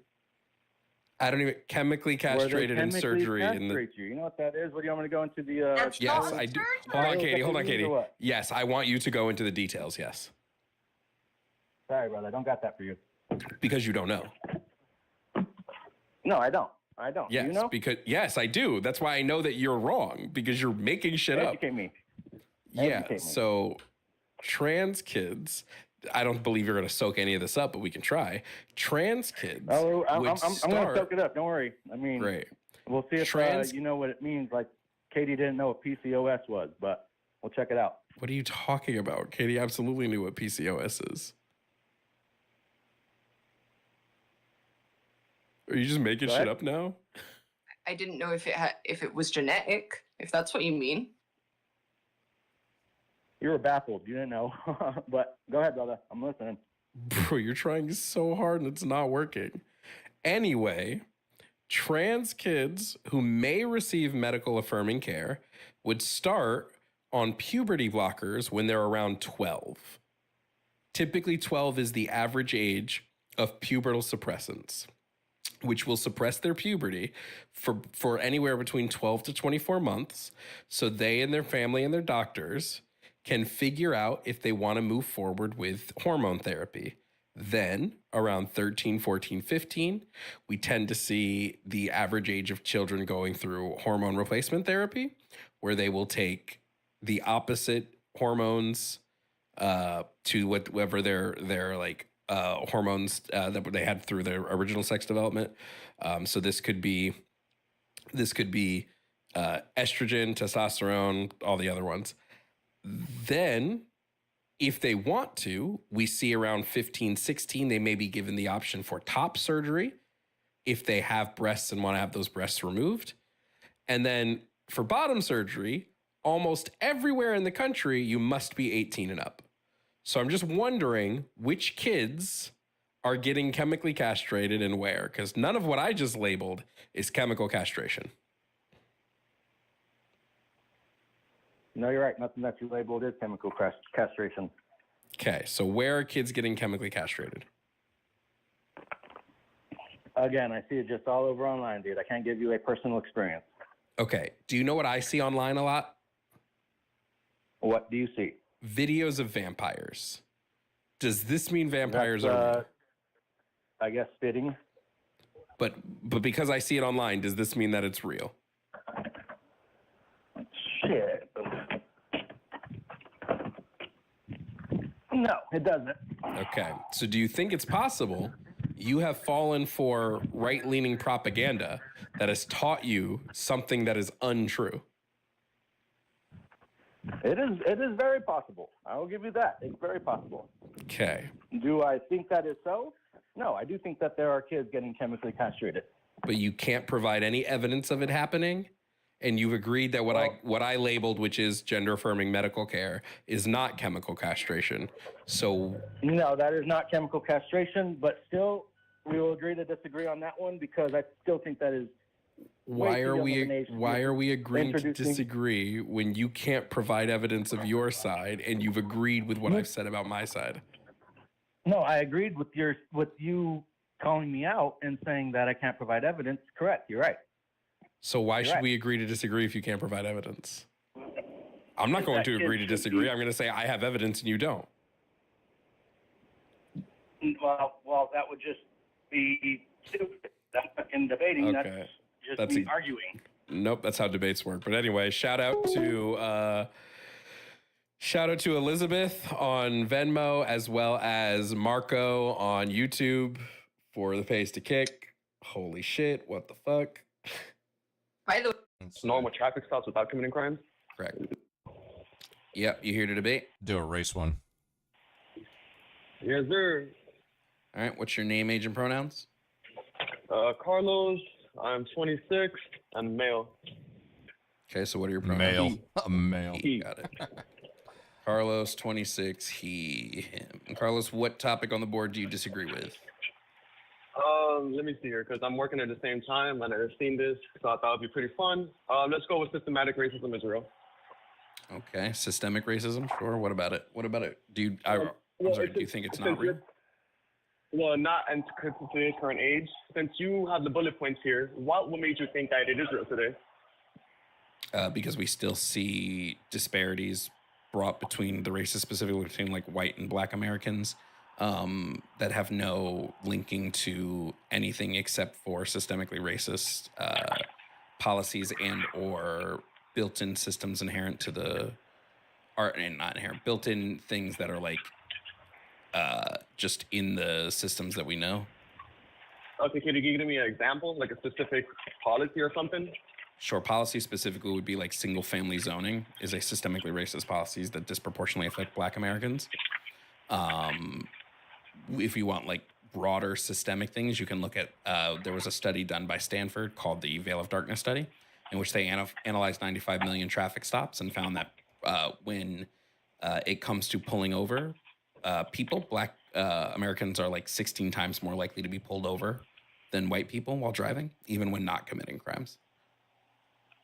Okay, so you're saying the black population gets pulled over more than the white population and just normal traffic stops without committing crimes?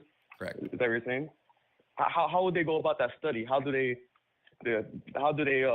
basically show that person didn't commit the crime? Are they going through like all the body cams? Like Traffic stops are reported. Traffic stops are like written by police. Like they have to write reports when they interact with the public. So they. Okay, so you're telling me these people that studied this, you're basically saying they went through each and individual traffic report, whatever police report. Yes, they went through 90. Was it 95 million? Chat. I think it was 95 million. They went through 95 million traffic stops to come up with the data. Yeah. Okay, so let me hit you with this. Let me hit you with the back. You're saying that they're proportionally more likely to get pulled over. Now I ask you this: do you think they're more likely to commit a crime comparing to the 70% of the population? No. No? No. Where's your evidence for that? Because last time I checked, the FBI crime table. Table 40. And when was the last time it was updated? You talking about the 2022, or you talking about like what exactly are you looking at?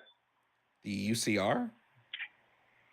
Yeah, but what year? The UCR is typically updated every year. So it's up to right date now, 2025? No, I think right now the UCR is still in 2019. I don't know if they've authored a new report since then.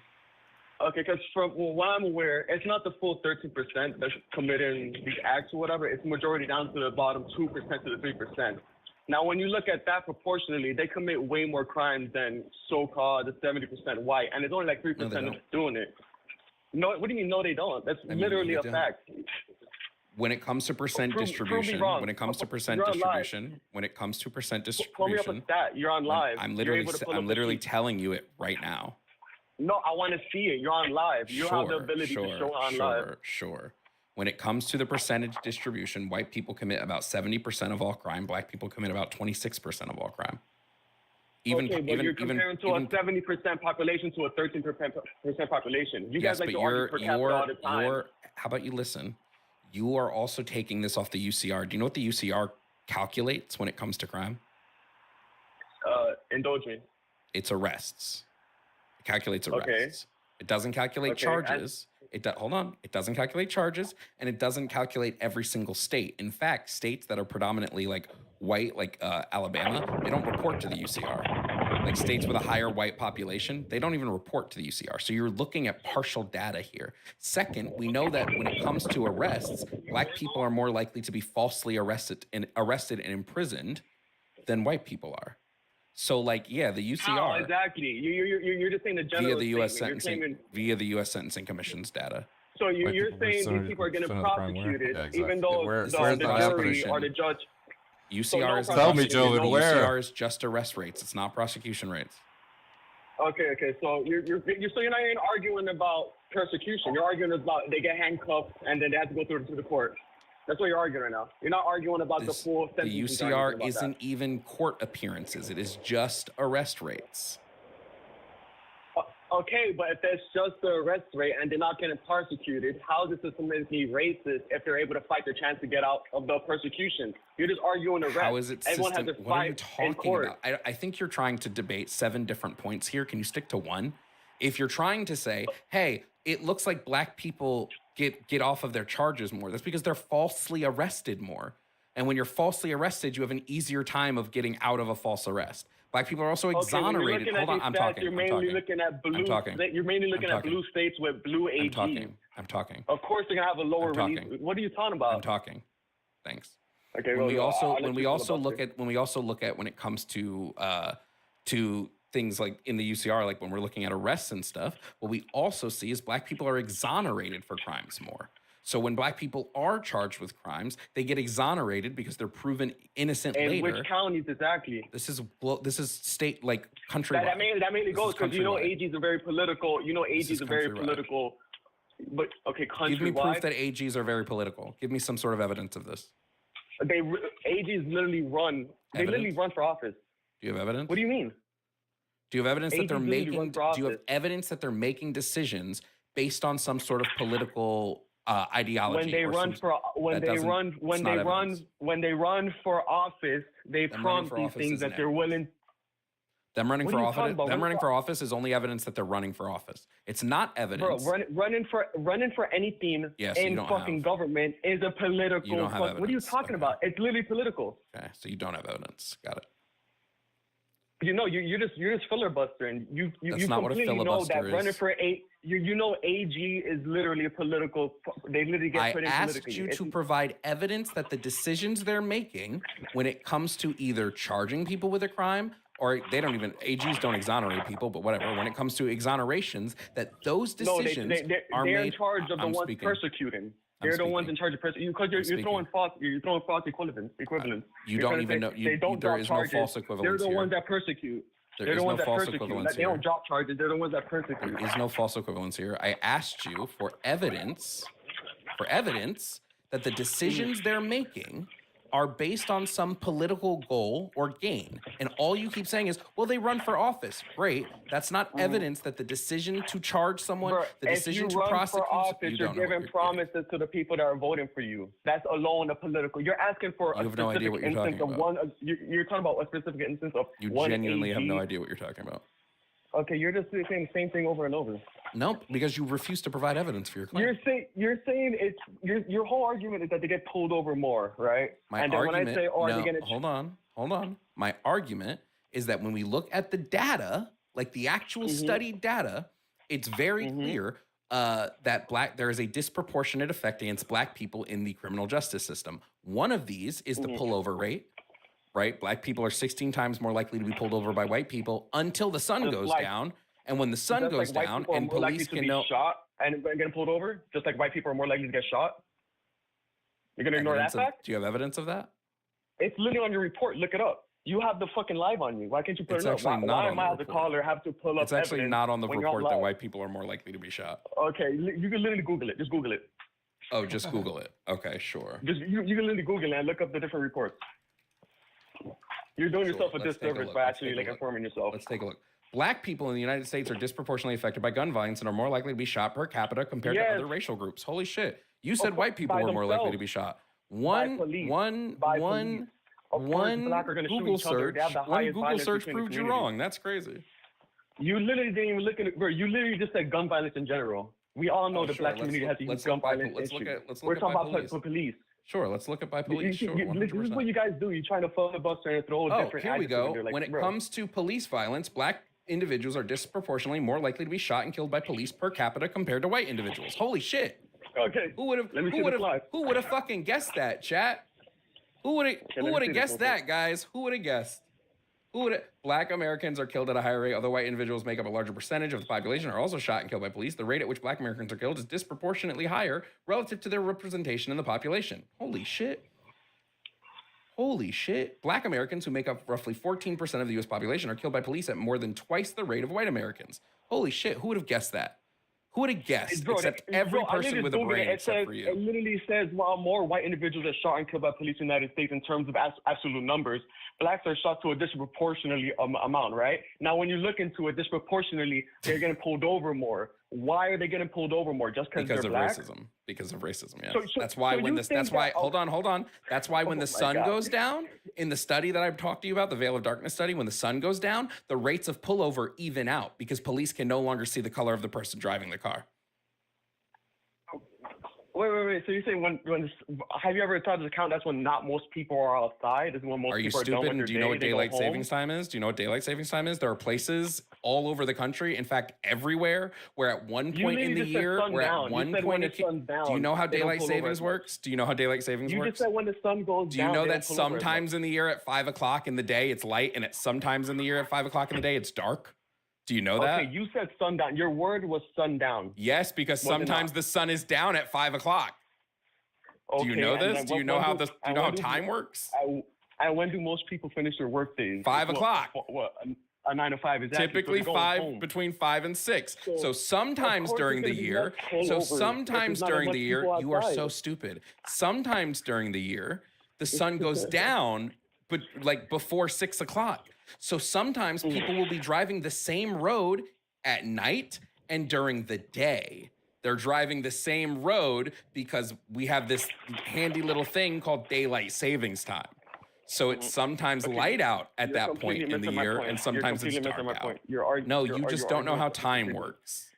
No, you're literally arguing time. I'm literally saying if the sun goes down, no matter what time it is, that's generally the time that people's day will end. They will go home to their kids. So you're arguing that more people get pulled over before that time. Nah, duh, dipshit. They're not going to be outside their home. Holy shit, You're arguing so time? dumb. Holy shit, you're so stupid. If I work, Okay, bro. just follow me with this one. Follow me with this one. If I work 9 to 5, typically you're going to get out around 5:30 because you have a 30-minute lunch break. And so I'm on the road for 30 minutes between 5:30 and 6 That's o'clock. not how it works. Yes, if it you're is. 9 to 5, Have you ever worked? use your 30 Have you minutes- ever worked a full-time job in your life? Your 30 minutes is in between your 9 to 5. No, it's I'm not. literally working right now. No, it's not. Your Oh my 30 God, minutes, if okay. your 30-minute lunch break is unpaid, typically you work between like 9 and 5:30 because the lunch break is unpaid. So they don't pay you for that time, so it's not counted into your. We just say 9 to 5 what's up, because that's Nader? what it used to be when most jobs were salaried. But now that most jobs are not salaried, what happens is you're 8. Well, we've known about this guy for a while. You may have even seen him before. His name's Jovan Bradley.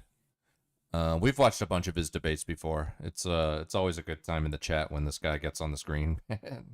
Hour work schedule, you have 30-minute time where you're unpaid, so they add that to that. If you know, like, I don't know if you've just never worked, but like that's how that works. I'm So if literally I working get out right of now. work, I don't do that I'm right literally now, working but right now, buddy. if I get out of work at 5:30, so I have to drive home between 5:30 and 6, and it's the winter, it's most likely going to be Okay, dark out. Bro, do you know, And then do when you know it's how the much example- summer, you know it's how gonna li- be you light out. literally- You're literally comparing. You're comparing times. I'm literally saying you're saying when the sun goes down. You're saying if it's winter or summer. That doesn't fucking prove what I'm saying is wrong. If Yes, most it does. people end of the day, they're gonna go home. You're Yes, arguing that people sometimes are you getting go more pulled home when over the sun in is day. out, and sometimes you go home when the sun is not out. Because Okay, that's how majority of time the works. Majority of the time, when do you go home? When the sun's out? Both. Is that what you're saying? Both. But what do you mean both? No, daylight saving time is not the fucking half of the year. It's only permitted like a little bit of time. So when you go home, majority of the year, is it during the day or during the night? Holy shit, bro. Hold on, let's do this. Here's what we're gonna do. We're gonna just look at a sunset calendar because apparently this is what we have to do. So we're gonna look at like a sunset calendar for like, I don't know. We'll look at New York. Okay, so we're gonna look at like New York. We'll just look like towards the middle of New York. So I'll go like the Poughkeepsie area. Shout out Poughkeepsie. I used to live there. So we're just gonna go like New York in this time of you know, we'll just look at when the sun rises and the sun sets. Now, right now, or we'll look at January. In January of 2025, the sun set at 4:30. So if I'm working 9 to 5, in New York, you're saying in New York it ends at 4:30? In January, the the sun goes sun down at sets at 4:30? 4:30. Yes. Oh, okay, in January, not now. Okay, in January. Okay, go. So in January, the sun is setting at 4:30. So if I work a 9 to 5, the sun is setting by the time I go home. In December, the sun sets at 4:30. So the sun is setting when I go home. In November, the sun is setting at around 4:30. So the sun is setting by the time I go home. Do you see a trend here? Okay, how much month is that? Do you see a trend? I just want to know if you see a trend. What exactly is the trend? What, that it gets darker? Is that what you're saying? You don't see a trend. I'm trying to follow your logic. Bro. Explain it. You just say you answer the question, not trying to inform me the question you're asking is insane. Holy and you're only arguing one part of the systematic racism. You're arguing the police pullover rates. Okay, you want to argue that? Okay. How many more do you want to argue? I can argue literally every part of We go systemic with the racism. educational system, work system, educational. Sure, let's do it. How are blacks affecting the education system? Sure, let's do the education system. That's my bread and butter. How is That's your bread and education butter? paid for predominantly in the United States? How is education paid for predominantly? Yep. Well, isn't Trump right now trying to disband? It's not what I asked. It's not what I asked. No, but the Department of but Education isn't- has nothing to do with educational funding. Okay, well, by taxes, by state. There you go. By taxes. Which taxes specifically pay for education? Well, depending on the state, correct? Nope. Every state has one set of taxes that they put towards education in whatever county you Yeah, no, I know, but each state pays for their own school funding, right? But Yep, throughout and the- you the- pay the through it taxpayers' through money. which tax? Inform me, which tax? Property taxes. Okay. Now, which group of Americans has disproportionately lower valued property? Well, you could say black, right? You're gonna say black? You could say black because it's black people. Okay, now Their let me ask property you is this: typically why lower are the valued. black? No, let me ask you this: why are the black areas lower income properties or like lower? You ever heard of this fun little thing called redlining? Which affected Okay, so if- every state in the United States between 1910 to 1976, and even past you're that saying because redlining, banks but- are still getting sued for redlining practices today. Okay, so okay, but you're talking about red line. We're talking about the whole property value in general. Because when you go to a black community, more or less we know that it's gonna be one, more likely to have more violence there, more thefts. You can't even deny that. This is why black Why people is likely there to move in a more? white Why is there neighborhood. more likely to be higher crime rates in lower income communities? Because it's a culture issue. Because That's it's why. lower income. It's because crime is directly related to poverty, not a cultural. What's the gene? If it's a cultural thing, what's the Bury gene? 'em What under the is it? cell. Is there a black gene? Is there a gene that all black people have that make them more predisposed to committing violent acts? Okay, so you're directly saying culture with genes? Is that what you're doing right now? What? Are you really arguing culture with genes? Or culture is the behavior of a group? It's nothing to do with genes. What are you arguing about? What are you really arguing right now? Where does black culture come from? No. You try to assert culture with genes, like it's part of your DNA. Because you're That's not how it conflating that works. all black people share this cultural thing that makes them more violent, which there is nothing. There's Black- no link to this. There's no link to it. There's no link to black culture promoting violence throughout their No. music, promoting gang Who's culture. the biggest? There's no evidence of that. Right. Who's the biggest? If black music is directly led to violence, who's the biggest consumer of black music in the country? The general population. No, white teenage boys. I knew I was going to say white people. Well, that's the White general teenage population, 'cause they're, boys. like the majority It's not of the the general population. population. That's not what general population means. White teenage Bro, boys. White teenage boys are the biggest consumers of black music. So are you saying that white teenage boys are actually the ones who are more violent? What are you saying? Are white teenage boys making songs about murdering each other? Do they grow up and make these songs? Yes. They do? Have you ever Like listened who? to fucking Like who? hard rock? Do you want me to pull up a list of rock songs that talk? You ever hard listen to rock Eminem? is You ever listen to hard Eminem? rock? Eminem has an entire song about him wanting to kill his ex-wife. What are you talking about? That's one white rapper compared to the okay. billions of Let's- black rappers. Look at you. You can only pick billions? one. Do another one, buddy. You think there's billions Do of another black one. rappers? Sure. Let's pull up a list of white That's songs. like the biggest dream. They that want are to be violent. social media Let's pull up. people Let's just pull or up a freaking list. rappers. Let's just pull up a list of white songs that are violent. How about we do that? How about we pull up the violence in white music? How are you gonna? Look how you argue in bad faith. How are you gonna calculate? They called him know out. damn right How do you that blacks calculate? predominantly run rap, right? Did I You know, say and that? that Did I? hip-hop Wait, I'm and- sorry. First of all, did I say that black people don't? Do you think hip hop is the only violent form of music? Have No, you it's listened to only heavy mainstream metal? one right now. Have you listened to It's the heavy metal? mainstream one right Have you now. listened to the heavy metal? Heavy metal's not mainstream. Heavy Bullshit. metal's not mainstream. Bullshit. Heavy You're metal's not filibustering. mainstream. What the fuck are you talking about? Heavy metal's mainstream right now? Yes. Are you arguing that right now? Yes. Bro, what are you saying? You think What are you- Slipknot is not mainstream? Are you stupid? Are they on the top 10 boards right now? Are you stupid? Oh wait, if you want to talk top 10 is gonna be like pop music. Fucking Taylor Swift sits at the top 10. Pop and rap mainly. Literally pop and rap. Yeah, when you want to fucking like exclude all the shit that's not like not there, yeah, sure. It's pop and rap, yeah. One of the top songs has been fucking Pink Pony Club. Where's the violence? Like, you don't know what the fuck you're talking about. You genuinely don't. You're trying to conflate that there's this cultural thing in black. You're trying to conflate. That likes to dress up as drag. That's not about. What are you saying? You're trying to conflate. What are you saying? What you're trying to do is you're trying to conflate that there's something inherent within black culture that leads to violence, but you can't do it. You guys promote it, and if you want to go deeper Every down the culture rabbit hole, promotes violence, stupid.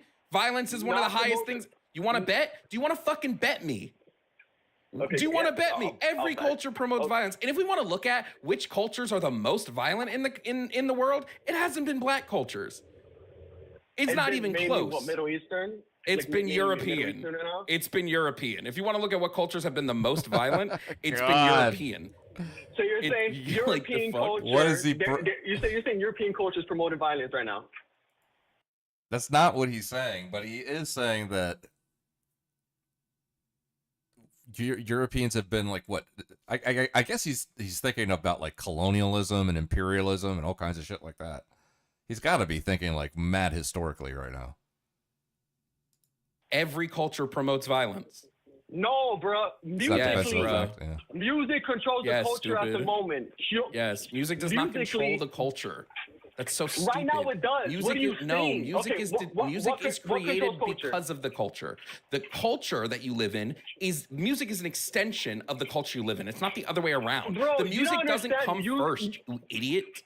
Yes, it does. The music no, it literally doesn't. comes and the Stupid. people follow. The people No, follow it doesn't. the artist. When What are you Biggie Smalls started rapping, did he go through all of the drug shit first, or did he just start rapping about drug shit and then he became a drug dealer? Or did he do this sort of thing and said, "Well, I'm going to write about what I know, which is the drug game"? You don't know what the fuck you're talking about. Music does not come before culture.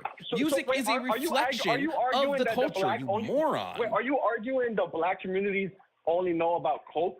That would and be the drugs right dumbest. now? That would That's be the the only thing you dumbest know? straw man of my argument I've ever heard in my life. No, but that's my point Nope. exactly. The black culture only Your picks point up is what they you know straw man me? of, and that literally is their culture. They only see and write what they know about, and what is that? Their violence and their culture. This is why black people don't even want to live in black communities. This is why black people move to white You know why communities. black people don't want to live in communities that are predominantly black? Because of 100 years Why? of redlining and the fact that these communities were severely underfunded.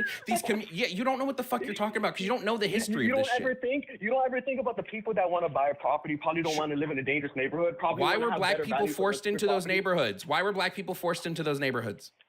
They weren't forced into neighborhoods. Yes, they were. This is what I'm talking about. You're stupid as fuck. Yes, they were. Bro, That's what redlining is. Redlining, you absolute black fucking person moron. can literally You're save stupid as money fuck. and move out You're of there stupid today. as fuck. They literally can move out of it today. You Redlining, can't move out of that- stupid. you can't move out of that Redlining, community today? stupid, dumb What's fuck. stopping you from moving Stupid, out? dumb What's fuck. stopping- Dumbass. what's stopping you from moving out, Redlining, you fucking fat nigga? redlining, you What's stupid. moving? Yeah, there it is. There it is. Thank you for proving my Yeah. point. Thank you for proving my Yeah, point. I'm a fucking Nazi, you we know, fucking dumbass. Yes, we know. Yeah. Yeah, 407, Yeah. 407. And I'm black, you fucking retard. I'm 407, black. 407. Should I keep going? Okay. There, he did it. He I did it, don't guys. care. He I'm did it bla- himself. I'm- Get the fuck out of here, you racist piece of shit.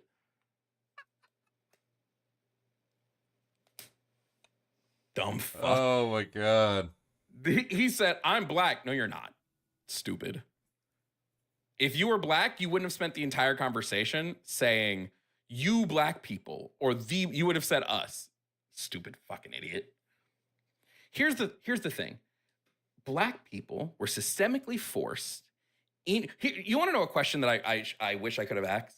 I wish I could have asked. You want to know a question? Whenever somebody tells you systemic racism is over, ask them when it ended. Ask them when it ended. I just want to know, like, when did it end? He didn't know that music is a reflection of the culture, not the other way around, when it's 100% the other way around. He didn't fucking know about redlining. This is my issue, dude. This is the biggest issue. This is the biggest issue I have, is people who ignore the cultural and historic reality that Black people faced. So Black people, for however many years we want to talk about, from early 1900s to 1976 was, I think, the year that they passed the Fair Housing Act. But even then, we last year, banks were sued for redlining policies and lost. So redlining is still a thing that happens. But what we looked at is Black people predominantly forced into neighborhoods that were lower property valued, that were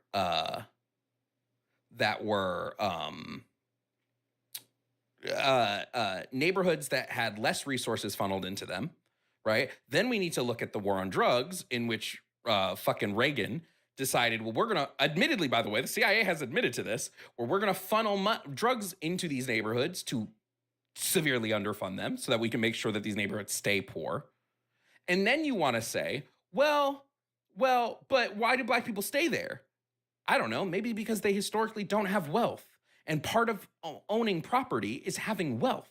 And when we look at the wealth disparity between Black and white Americans, if I'm remembering the numbers correctly, white Americans were at 200,000, give or take, in mean wealth per white families, where Black people were sitting at 12,000.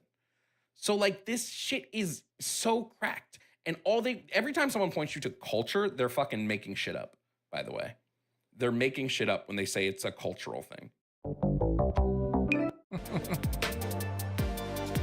All right, last one. One more.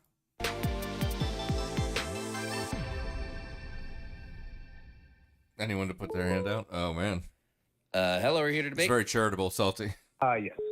All right, what's your name, age, and pronouns? Hello, can you hear me? Yes, what's your name, age, and pronouns? Hello. Hello. Hello. Hello.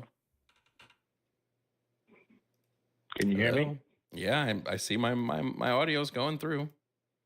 Sorry, you just weren't coming through on my end. I don't know what was going on there. Casey says it's redlining and underfunding things as well. But aren't these like great American cities in the Midwest, like industrial heartland in America, where Blacks became majority and voted themselves into government, and then every place that happened to, it just so happens, become like Detroit?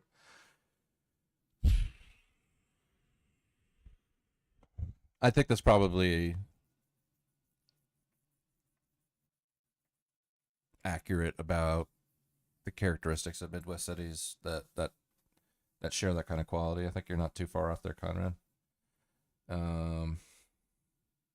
I just always find it funny that these are things like every time we watch a video, it's like, I talked to Casey about this and he said there's always a Casey touch point, basically.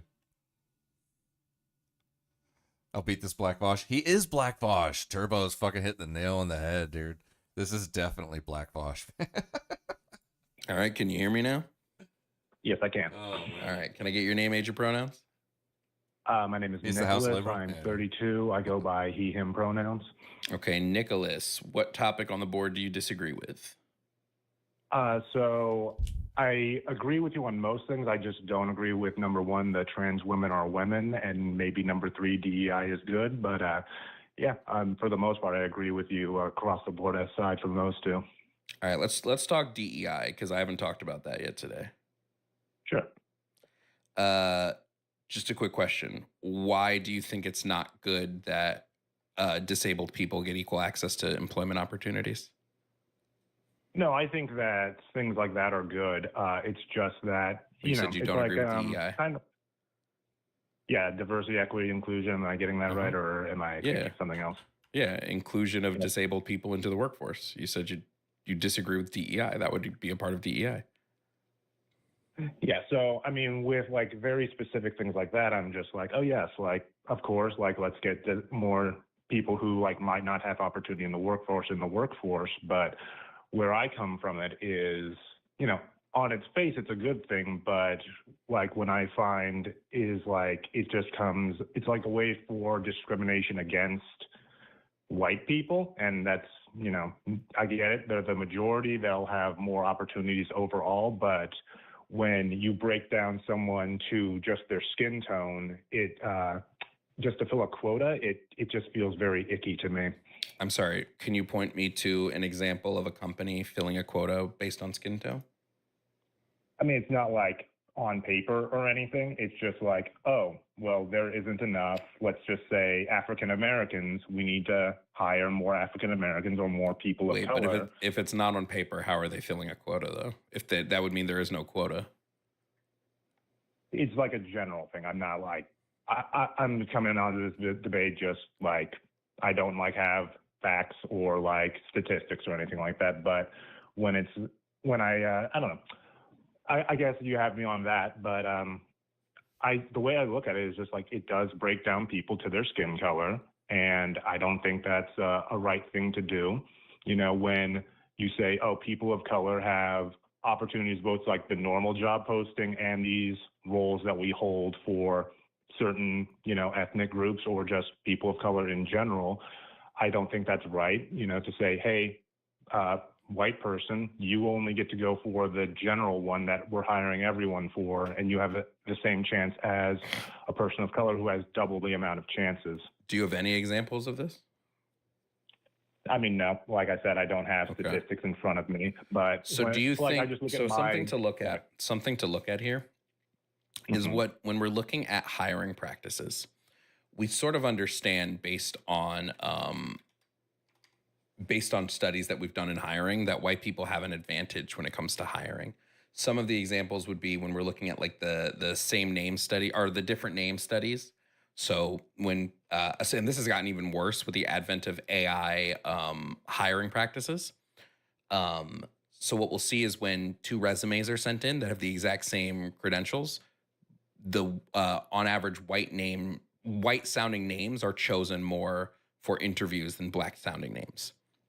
Knowing this and knowing that we have evidence for this, wouldn't it make sense that companies sort of seek out applicants that may be at a disadvantage because they may have names that are traditionally black sounding? So they seek those averages. They seek out those people because they know that those people don't have access the same way that a white person would have. I mean, I would guess we would have to define like what is traditionally like a white or name versus a black name. But if somebody showed up to an interview and they were like, "My name's Jaquavius," I'd probably think that person's black, as opposed to somebody who shows up and is like, "My name's Chad," right? Right. Jaquavius. Yeah, I mean, I know that we don't live in this perfect world with like a perfect way that I would run society, but I would imagine they're looking for like interviewing, like, you know, they're just names on a paper, like they don't have like pictures next to them. So when they show up, it could in theory just be anyone. So, I mean, I've always just gone by the rule. We go by who's most qualified. Like we're looking at their, let's say, interview papers, and we're like, oh, I like that. I like that. I like that. Let's reach out to them. Sure, but that's not what's happening.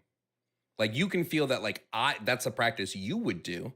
But when we're looking at what is, not what ought be, what is that people with traditionally black sounding names are less likely to be called for an interview.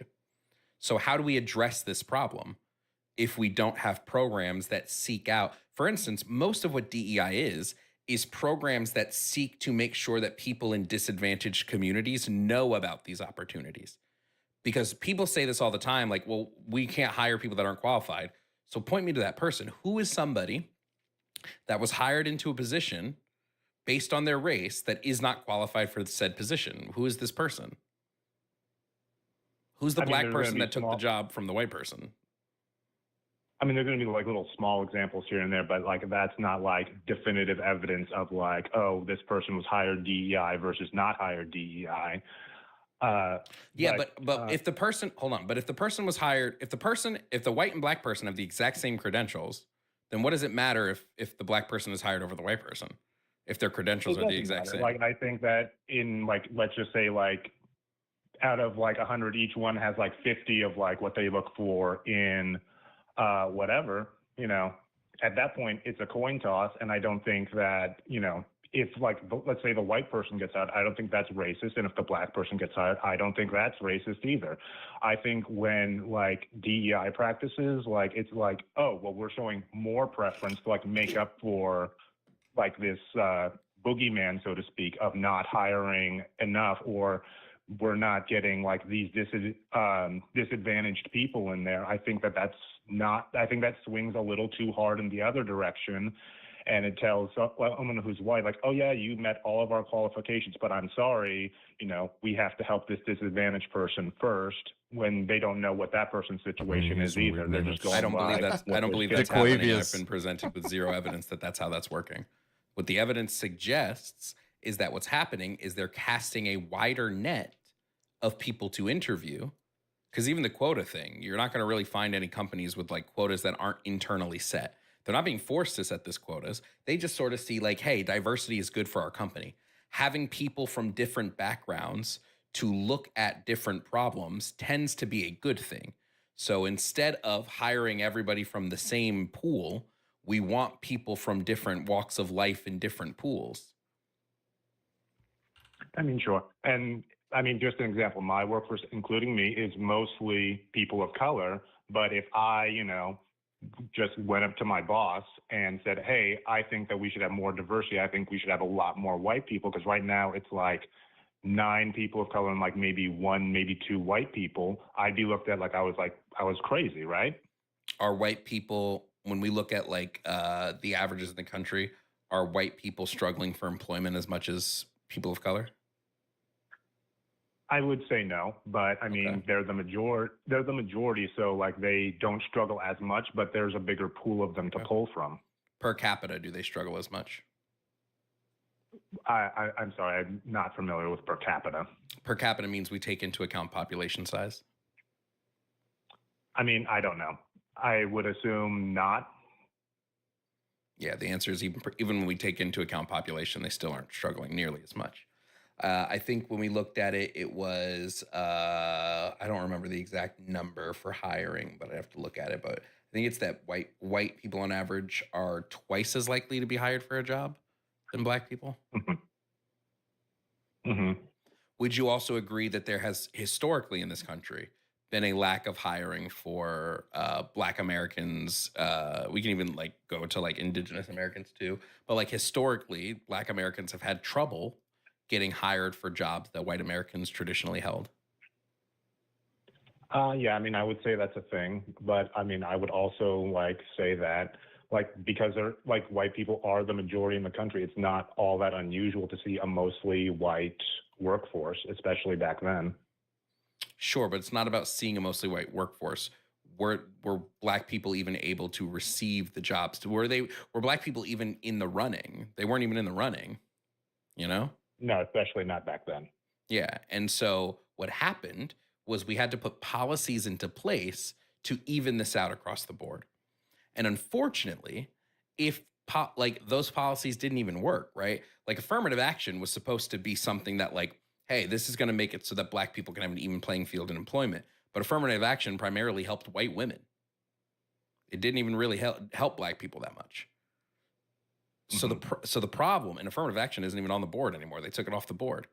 So the problem is you have a disadvantaged community who's been disadvantaged for years, who's had their education defunded, their communities defunded, who now are trying to enter the workforce, but are not able to get in because they don't have access to the same opportunities as another race simply based off the color of their skin. And I would say we definitely need to address this. We may not need to address it policy-wise in the government, but companies are trying to address it. They're trying to say we're going to do most of what DEI isn't even quotas. It's fair hiring practices. It's we're not going to discriminate you based on the color of your skin. We're going to allow anybody to apply for this job. That's what DEI is. DEI isn't we're only going to hire black people because we need to hire 10% of our workforce to be black. Companies don't have quotas like that anymore. And they don't even really receive tax advantages for quotas like that anymore. Save for like there are tax advantages for when you hire people with like disabilities and things like that, or veterans or things like that. But I don't think that's something you'd want to get rid of. Primarily, what DEI is it's saying we are going to make sure that we do not do any discriminatory hiring practices. And I don't know how anyone can disagree with not discriminating in hiring.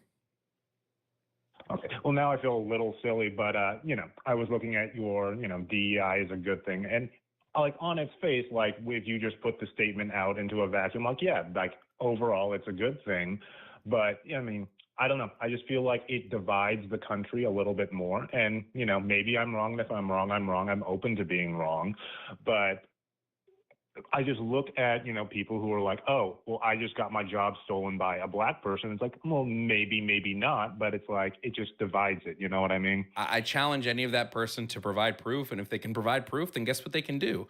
They can sue for unfair hiring, and they will win. If somebody on their face can prove that they were fired simply because they're white, that's an easy lawsuit.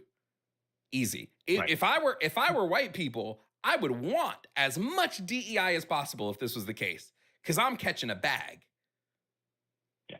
Well, I mean, I guess the only other thing I would say is like, who is like doing these hiring practices? Who's determining what is like the fairest hiring practices? Because it is run by humans, and humans, like whether we admit it or not, do have biases towards one race or another, whether it's a person of color doing these practices, or if it's a person who is white doing these practices. Yep, I would say if you believe you were discriminated against based on the color of your skin in hiring, take that shit to court.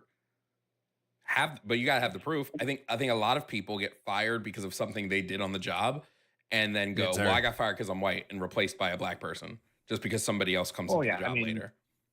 I mean, that's you the bulk definitely of see that, what's especially happening nowadays. Sorry, I don't mean to interrupt you. But you definitely see that nowadays, and on both sides of like the color pie, so to speak.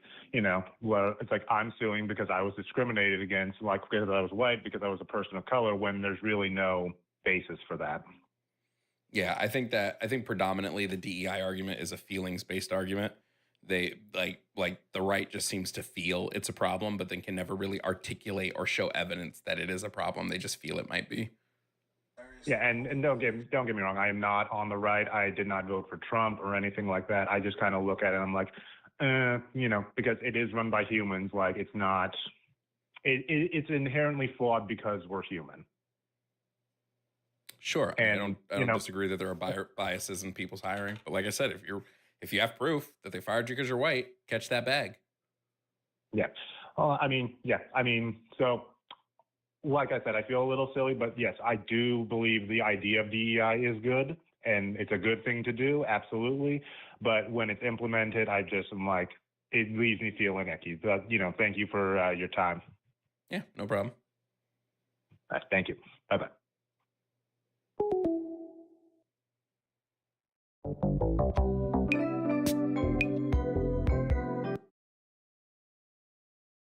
Could not have a talk with some dude and then take him seriously while they are wearing fucking light up cat ears. Yeah. Yeah, I agree. Shared link in Discord. No, I'm done. We'll look at it tomorrow. I'm gonna send you guys over to Todd. Todd's that guy that's like, he's got like 4 cameras on him, and he's always like replaying Alex Jones shit. He's counting pennies and looks like he's rolling a joint or something. So. Yep. I'll see you guys later. Conrad, Salty, Terry, Grand, Turbo, everybody. See you guys later. Peace.